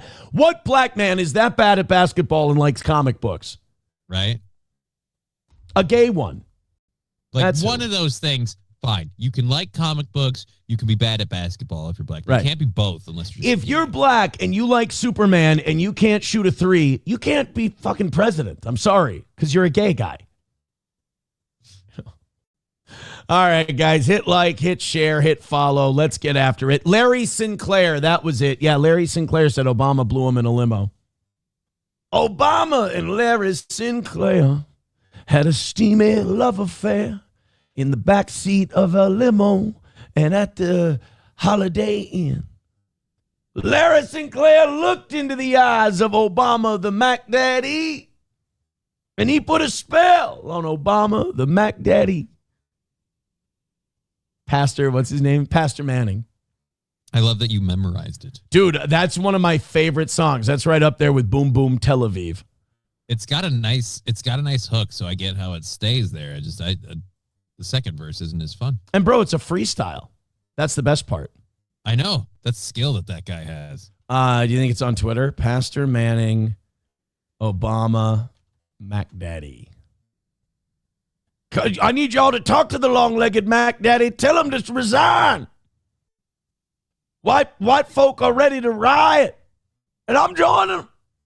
That's what I love. I love that Pastor Manning was saying he's going to join the white people in their riots, and it's like, sorry, bro, you need to be invited to shit like that. You'll make the rest of us feel really uncomfortable. Right. Pastor Manning, Obama. God, that's got to be somewhere. Obama is a Mac Daddy. Oh, here we go. Obama, the long-legged Mac There are Daddy. a lot of people running around here telling me that I'm preaching the wrong thing. And that, in fact, I made mention of this earlier today. There are a number of people who I've never heard them say the long-legged Mac Daddy. And I've never heard them say anything that would be considered to be ill or untoward towards Obama. Black people. Now, they appear as if they don't like him. But You got to give him time to heat up. for Obama, I have never, in the 3 years he's been on the public stage, I've given him a name that is world famous. It'll be in the Guinness Book of Records. This isn't the clip I wanted, but God, that's funny too. Oh yeah, he blamed Obama for turning black men gay. I believe it. This is the, here we go. All right. Okay. Overman, go ahead. We'll see. We shall see. We shall see. Got the Black Panthers and all those militant groups. There's white groups forming right now. They're not going to take it no more. I don't blame them. I'm praying for their success. I hope they let me join them. I do. No, I do. Plus, he is a vowed homosexual. Fell in love with Larry Sinclair. Here we go. They had a steamy love affair. Obama and Larry Sinclair had a steamy love affair. Obama and Larry Sinclair had a steamy love affair. Larry looked into the eyes of Obama, the Mac Daddy, and they put a spell on Obama, the Mac Daddy. Obama! I just want to point out this man's a pastor. He has his own man of church. God. Yeah, he has his own church. To Larry, Oh, you're just my style and my kind. Oh, you look like just what I want. My man, woman, and half whatever look to look like. Oh, yes. Oh, yes. Oh, yes. Obama and Larry Sinclair had a steamy love affair in the back of a limo, and then at the Holiday Inn, they had. I love how even his stutters and stammers are in key. I'm having fun watching the captions at the bottom. Yeah. They're so wrong. They're really not. They don't speak Blackanese. In love affair. All right, my friends. All right, enough with the horseshit. Okay, folks, enough with the gay jokes, especially from a gay broke bitch yourself, eh, Loke? I understand. I get Pastor Manning because I, too, go off on tangents on this program. So I get it. Never seen it. I'm not supposed to be here says, what is this, from the 90s? Now, it's like 2010, 2009, around there. When Obama was in office, so. MSO says, Aaron is the hack daddy. I'm the long-legged hack daddy. It's a little different.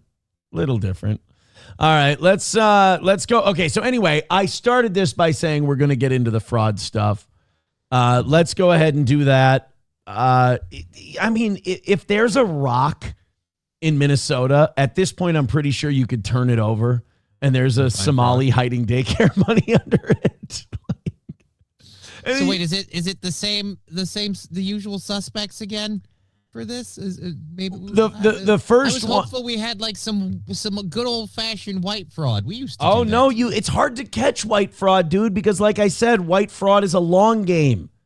The Somalis, it's more like a game of hungry hippos. That's there. Okay, let me put it this way. White fraud is Stratego. You ever play Stratego? Yeah. Okay, white fraud is Stratego. All right? It's a game of chess. Somali fraud is hungry hippos, rock'em sock'em robots. You know, you go to Chuck E. Cheese and you go in that tube thing and a bunch of certificates are flying around. You grab as many of them as you can. Mm-hmm. That's Somali fraud. Everyone's on the outside looking into the tube going, they're just grabbing a fuckload of money. But on the inside, the Somali's like, I don't care if anyone's looking at me. I got to grab as many of these certificates as I can. And that's a good way to explain their fraud. Hungry hippos, Chuck E. Cheese, wind tunnel. Again, white fraud, boring. Risk, Stratego, chess. That's why we don't get caught. Nobody looks at the guy playing chess and goes, oh, we should stare at him for a while. Because then you get bored and you're like, this is gay. But the Somali in the wind tunnel playing hungry hippos, you're like, holy shit, that skinny is really hammering on that hippo button. Jesus. By the way, check swing on taking the Lord's name in vain on that one. I pulled the nose up at the end. Right at the end. So first I have the Minnesota fraud czar testifying at the Capitol. Then I have, not Corn Hoggard, my other favorite Minnesota reporter, Lou Ragoose. The goose is loose, and he's telling us about another Somali fraud case. So we'll get to all that in a second. Here we go. This is the first one. Everybody hit like, hit subscribe, hit follow. I'm shot out of a cannon today. Let's go. This fraud crisis is back in the spotlight at the state capitol. Yay. The man tasked with investigating and finding solutions for the problem testified before lawmakers this morning. Our Barrett Leone listened into that hearing, joins us here now. So Barrett, what did we learn here? Well, Aaron, Tim O'Malley, the governor's newly appointed director of program integrity, testified before the Fraud Prevention and State Agency Oversight Policy Committee this morning. This after he released a 56-page report showing the issue stems back decades last month. Oh. That's not a good thing. That means that this entire administration with this governor, everybody before him, and that means people have been bringing attention to this and we've been ignoring it for how long now? Right. It's not for a voting block at all. Why would you think that? No, it goes back decades, which means, think about it. Think of all the Minnesotans who are like, hey, man, we got to stop all this fraud that's going on right now. No. You don't understand. We got to go back and catch the fraud from 15 years ago. Then we can start working up to the fraud that's going on today. We've set ourselves behind quite a bit. Now, the report also lays out a long-term strategy that will stop fraud before it happens and shift the state's approach from... It's called deporting Somalis.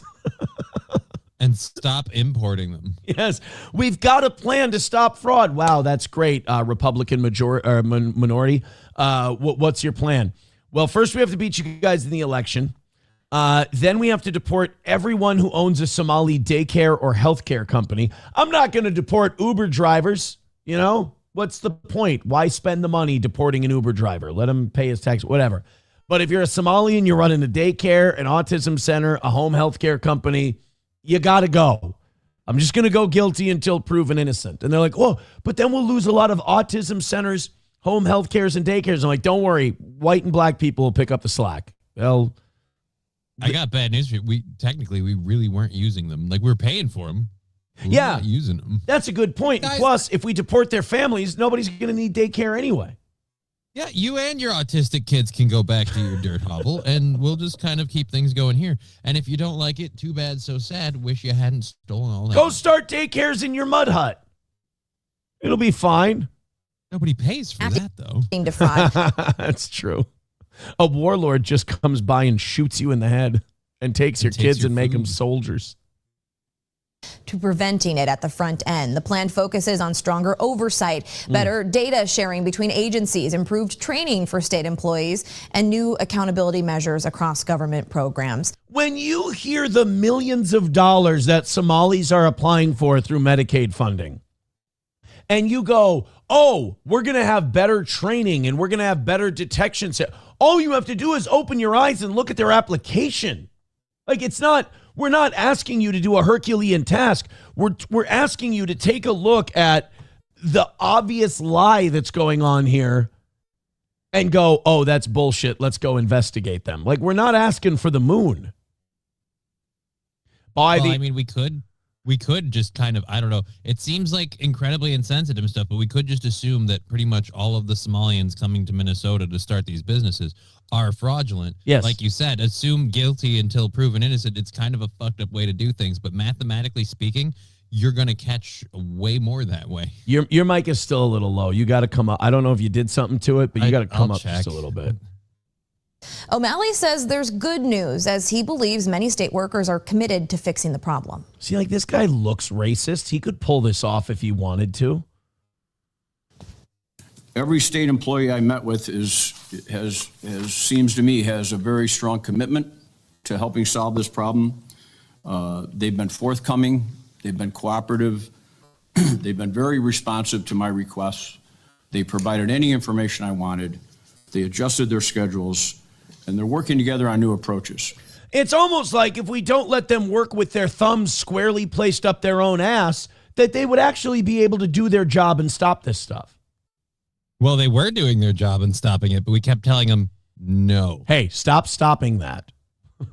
Why? Because they Stop can't noticing fraud. That's my job. Well, then just take your money and sit there like a good Somali. Go to the lake. What are you doing?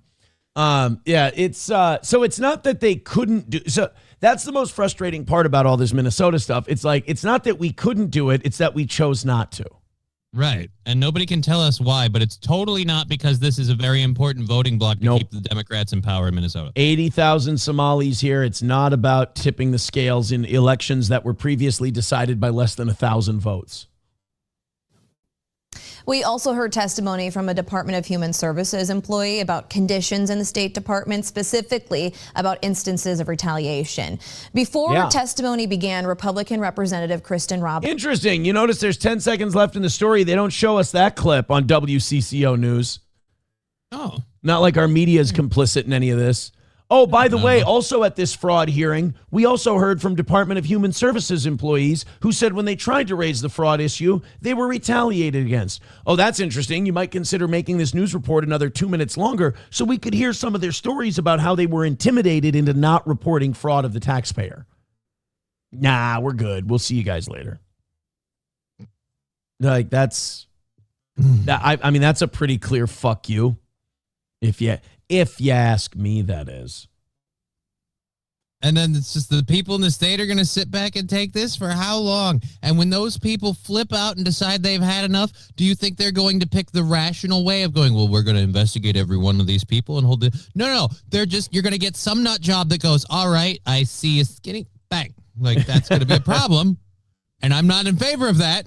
And that's going to happen if we keep just ignoring this issue. By the way, Redbird says, why did the Somalis choose Minnesota? They didn't. They didn't. We chose it for them. So the way it's amazing that, we kind of know this stuff because, we've had to learn about it. But there has been oh God, how do you say it? There's been a system where these Somalis, it's not like people have this idea that the way the Somali thing works is like it's Ellis Island and they come in and they go and they settle wherever they want. That's not what it is at all. What happens is these, what do they call them? These non-government organizations, these NGOs. They go and they get people from Somalia. And then when they go and get people from Somalia and they bring them here, there's a program that our government has. It's called refugee resettlement. The government helps resettle all of these Somali immigrants. And the way they do that is they basically have states sign up for the program and then they send them to those areas. And wouldn't you know it, a lot of the places that Somalis got resettled was purple states that were between blue and red, and small red congressional districts in blue or red states that might be able to get flipped. And then when the Somalis got there, they gave them a bunch of social services, a lot of welfare, a lot of EBT that basically had property of the Democratic Party stamped on it so you knew who it was coming from. And especially since they're the only party saying we don't want to cut those benefits, we want to keep them going. So yeah. So now You'll Be Fine says, yeah, Aaron, but why Minnesota? I'll try to explain it a little clearer. Minnesota's elections, like I'm talking 2010. This is only 10, 15 years ago. Minnesota's elections were very close. We almost elected a governor. He's a congressman now. You know who he is, Tom Emmer.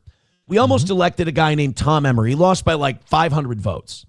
Al Franken was in a Senate election that he won by 300 votes. And the Democrats, and we had just gotten done with Tim Pawlenty as governor. In fact, no, Pawlenty was there until 2012. 2026. He was there until 2010, ironically. Tim Pawlenty was a 2-term Republican governor.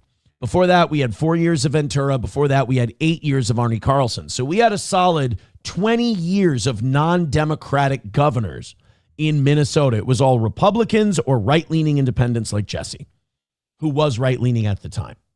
So what Minnesota did was they said, we need more Democratic voters. And instead of like going and talking to farmers and talking to rural people and convincing them to vote Democrat, they figured, let's sign up for this refugee resettlement program. Let's get a shitload of third world people in here. Let's fast track them to citizenship and let them vote. And now Minnesota can't elect a Republican to save their soul. Yeah, I don't know why anyone would think that this whole thing with the Somalians is entirely political. It just doesn't make sense. It seems to me like we're just trying to be good people. Minnesota nice, just helping out our neighbors. To me, saying that, Johnny, is really irresponsible.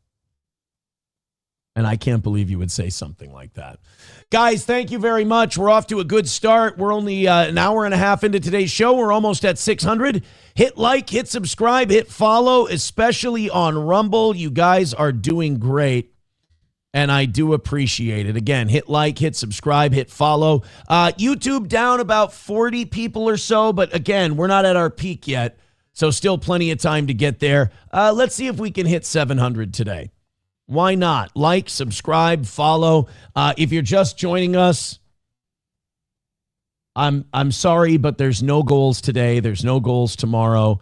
You guys are 25 away from hitting tonight. So 5 gifted memberships means tonight's taken care of. Chip, thank you so much, is what I'm trying to say. Thank you so much. So we got a new Somali fraud story, or an update on a Somali fraud story. And this is our buddy Lou Ragoose, who he's reporting on all this fraud. And Kara Levin is dedicating so little television time to this, just like we saw with WCCO. They did a 1.5-minute segment. They left a lot of clips on the table, stuff we would have loved to hear about, like the revenge being taken against the Department of Human Services workers that are trying to expose this fraud. So now, Lou Ragoose, if he wants to report on fraud, he's got to sit there with his cell phone in his car and talk about it.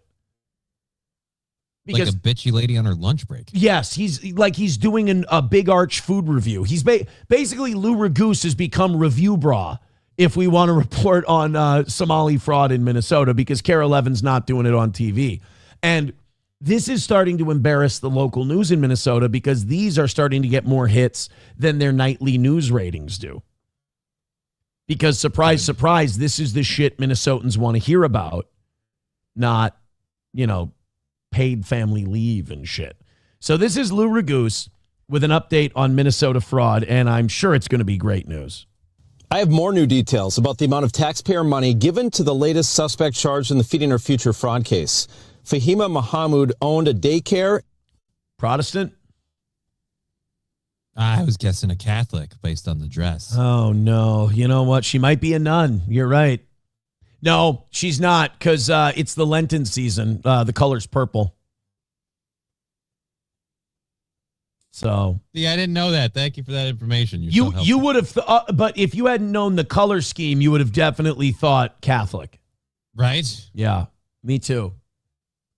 She kind of looks like she's giving, as the kids say, something. I'm trying to figure out who she looks like. It's bothering me. Franklin the Turtle. I'm getting Franklin the Turtle vibes. Maybe it's the green. Maybe it's the beak. Maybe it's the beady eyes that are casting a Somali spell on me. But I'm getting Franklin vibes from her. An autism center and a group home. Midwest Group Home LLC has received $1.9 million in Medicaid reimbursement since 2021. Muhammad is still a 50% owner. This is like the tip of the iceberg thing. This is what a lot of people outside of Minnesota don't understand, is how deep this Somali fraud goes. So you heard a second ago, she was part of the Feeding Our Future thing. Mm-hmm. Feeding Our Future was a program where you ran a restaurant and you reported that you served a bunch of kids meals, and you turned that into the federal government and they'd reimburse you. The problem was none of these Somali restaurants were serving anybody, so they were just getting cash. It was extra. Weird. So that was her original sin. That was her original crime. Well, now they're looking in and they're finding out that she's part of this Midwest Group Home LLC that took $1.9 million. Now you're going to find out later in the story she's involved in the daycare thing. So here's another assumption you can safely make about Somali fraud in Minnesota. If they're involved in one, they're probably involved in all of it, because what they do is they start these shell corporations and they all have the same mailing address, and it's some office park in Minneapolis or Brooklyn Center or somewhere like that, and they just get checks. That's it. Great. Yeah. I got to sign up for that shit. Oh, you're white. They'll catch you in a heartbeat. So what this woman did was she was Feeding Our Future, and we went, oh, we got her. All right, Somali fraud. And they're like, oh, shit. You know what? Turns out she's part of the group home thing. Oh, shit. You know what? Turns out she's part of the daycare thing. Oh, shit. Turns out she's part of the autism thing.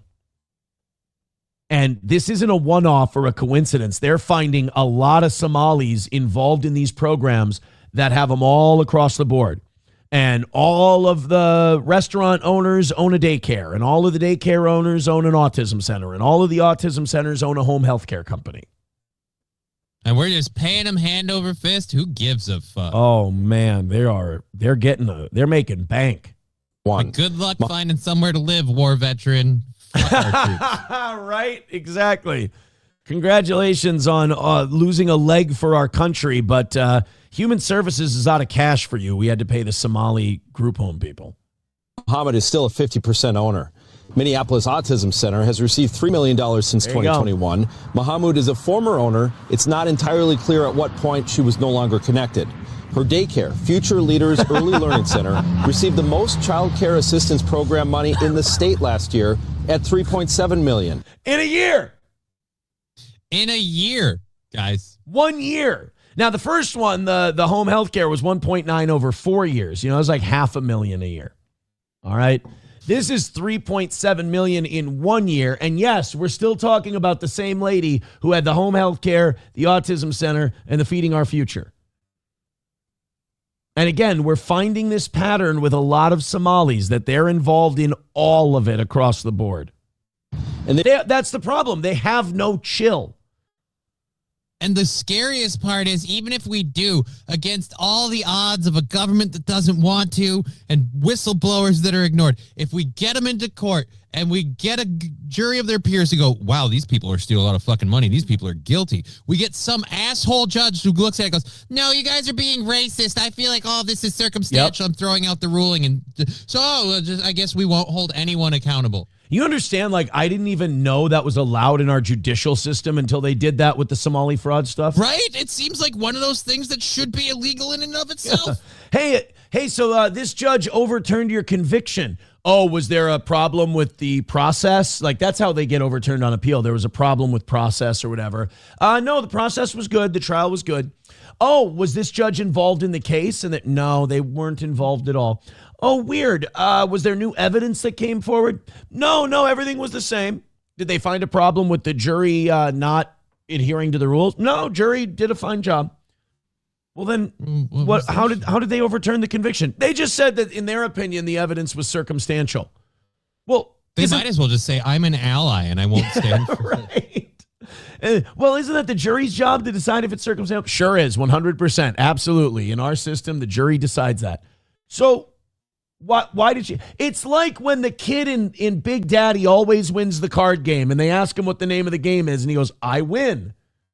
That's the judge. It's like, well, then why do you get to overturn the conviction? You have nothing to do with it. Because I win. It's like you said. Just say you're an ally. Say you're an ally. So now you're learning that the Somali fraud thing, a lot of these people have businesses across the board. They're all just such great entrepreneurs is all it is. They've received honestly, they're so damn successful. I can't imagine they don't come from a first world country.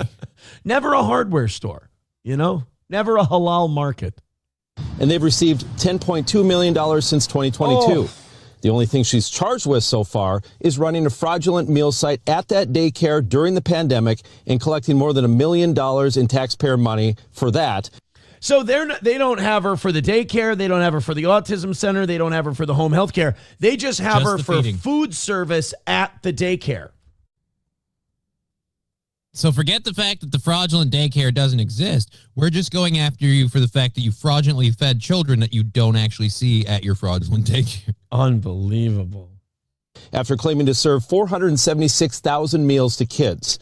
The group home is still licensed with the state and receiving money as late as a couple weeks ago.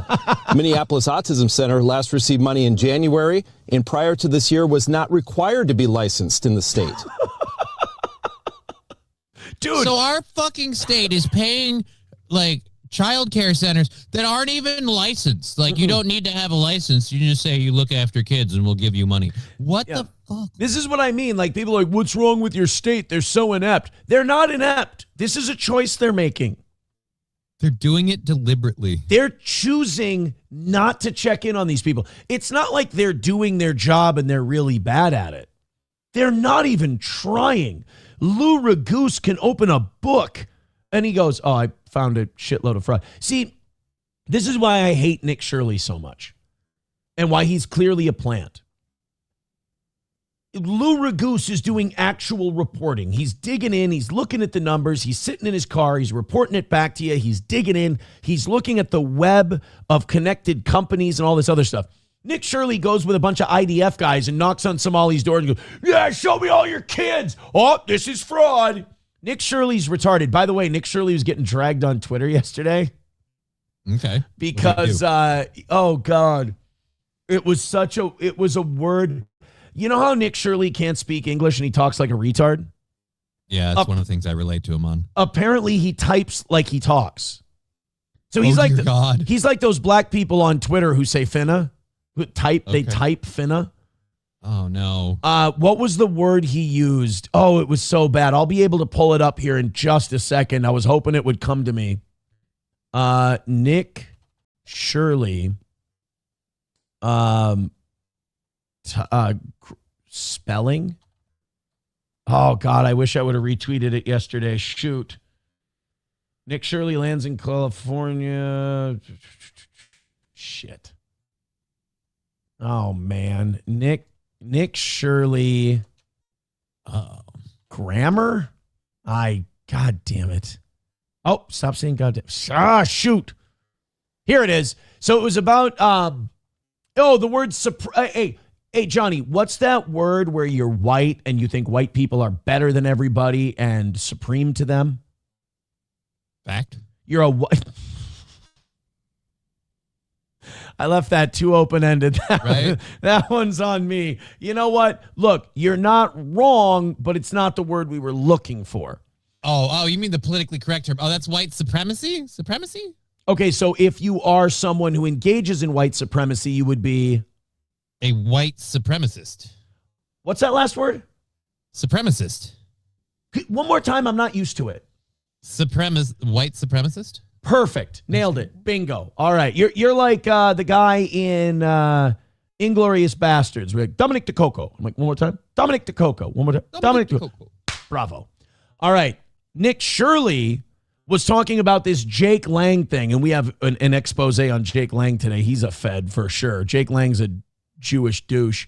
So he wanted to rip on Zoran Mamdani. Obviously, Jake Lang was there stirring shit up in New York this weekend, and a couple of Muslims literally threw bombs at him like it's fucking Super Mario World.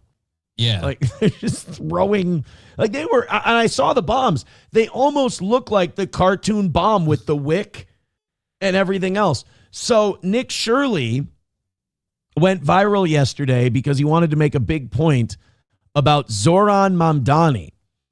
Johnny, can you read that? Is it big enough? Supremacist? What read the whole sentence. Zoran Mamdani will call Jake Lang a white supremacist? That's not how you spell. No. You're right. That's not how you spell supremacist, but it is how Nick Shirley says the word white supremacist. So Nick Shirley is so stupid that he actually spells the way his dumb mouth talks. Okay, yeah, this guy's totally a plant. He's dumber than me. He's dumber than a bag of hammers. Oh, man.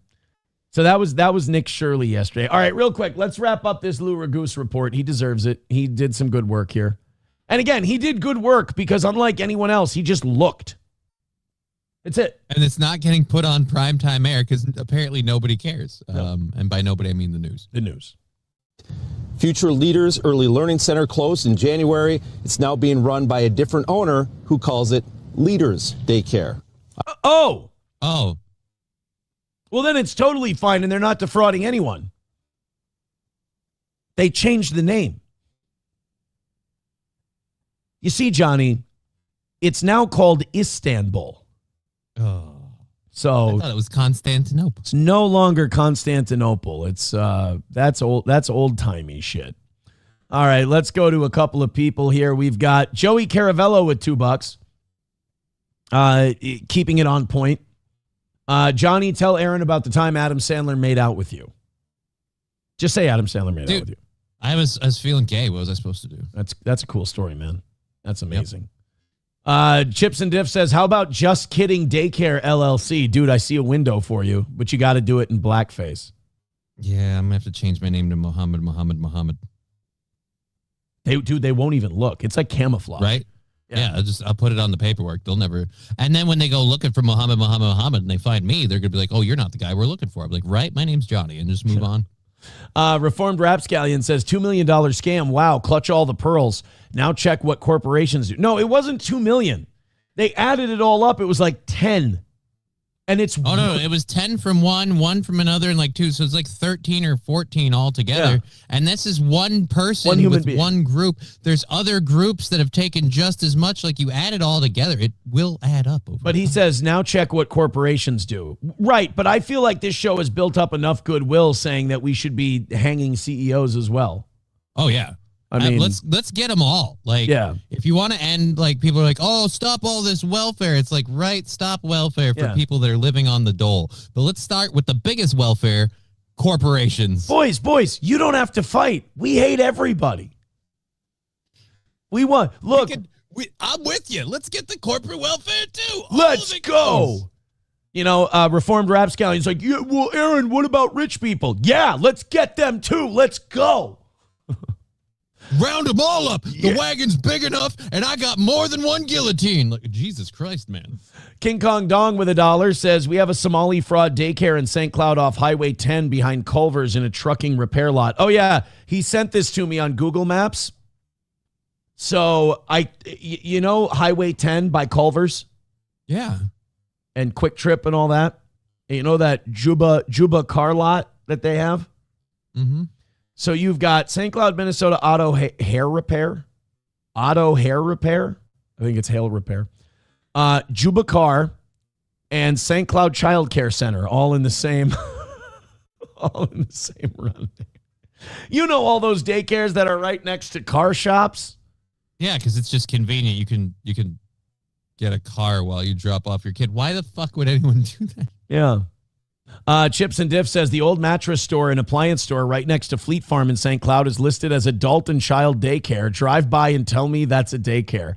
Well, they just busted an autism place in the Midtown Mall recently, and that person got pleaded guilty. Oh, great. The worst part is like you can see this stuff happening everywhere, and we're not doing a damn thing about it. Lure Goose is, God bless his soul. Yeah, let's see how far that gets if he has a job next week. The goose is loose. Chris Reese gifting a membership. Thank you very much. And Average Plumber got that one, who gifted 20 memberships earlier. That's great. You guys are now $20 away from knocking out tonight. Jesus, you guys are awesome. Thank you. And you guys have no goals today or tomorrow. So beautiful. Thank you very much. Continue to spread the word of the toe. Today, likes and shares are the big currency. We've officially eclipsed 600 for the day. Thank you guys very much for that. I always like when we hit 600 because I'm like, okay, everything from here on is house money. Right. You know? Even though Rumble could do another 50 or 60 and YouTube could do another 30, like we got 700 in our sights. All you got to keep doing is hitting the like button and hitting follow. T-Baby with $1 says, call that parking lot daycare. Oh, boy. St. Cloud Child Care Center. I can't. It does.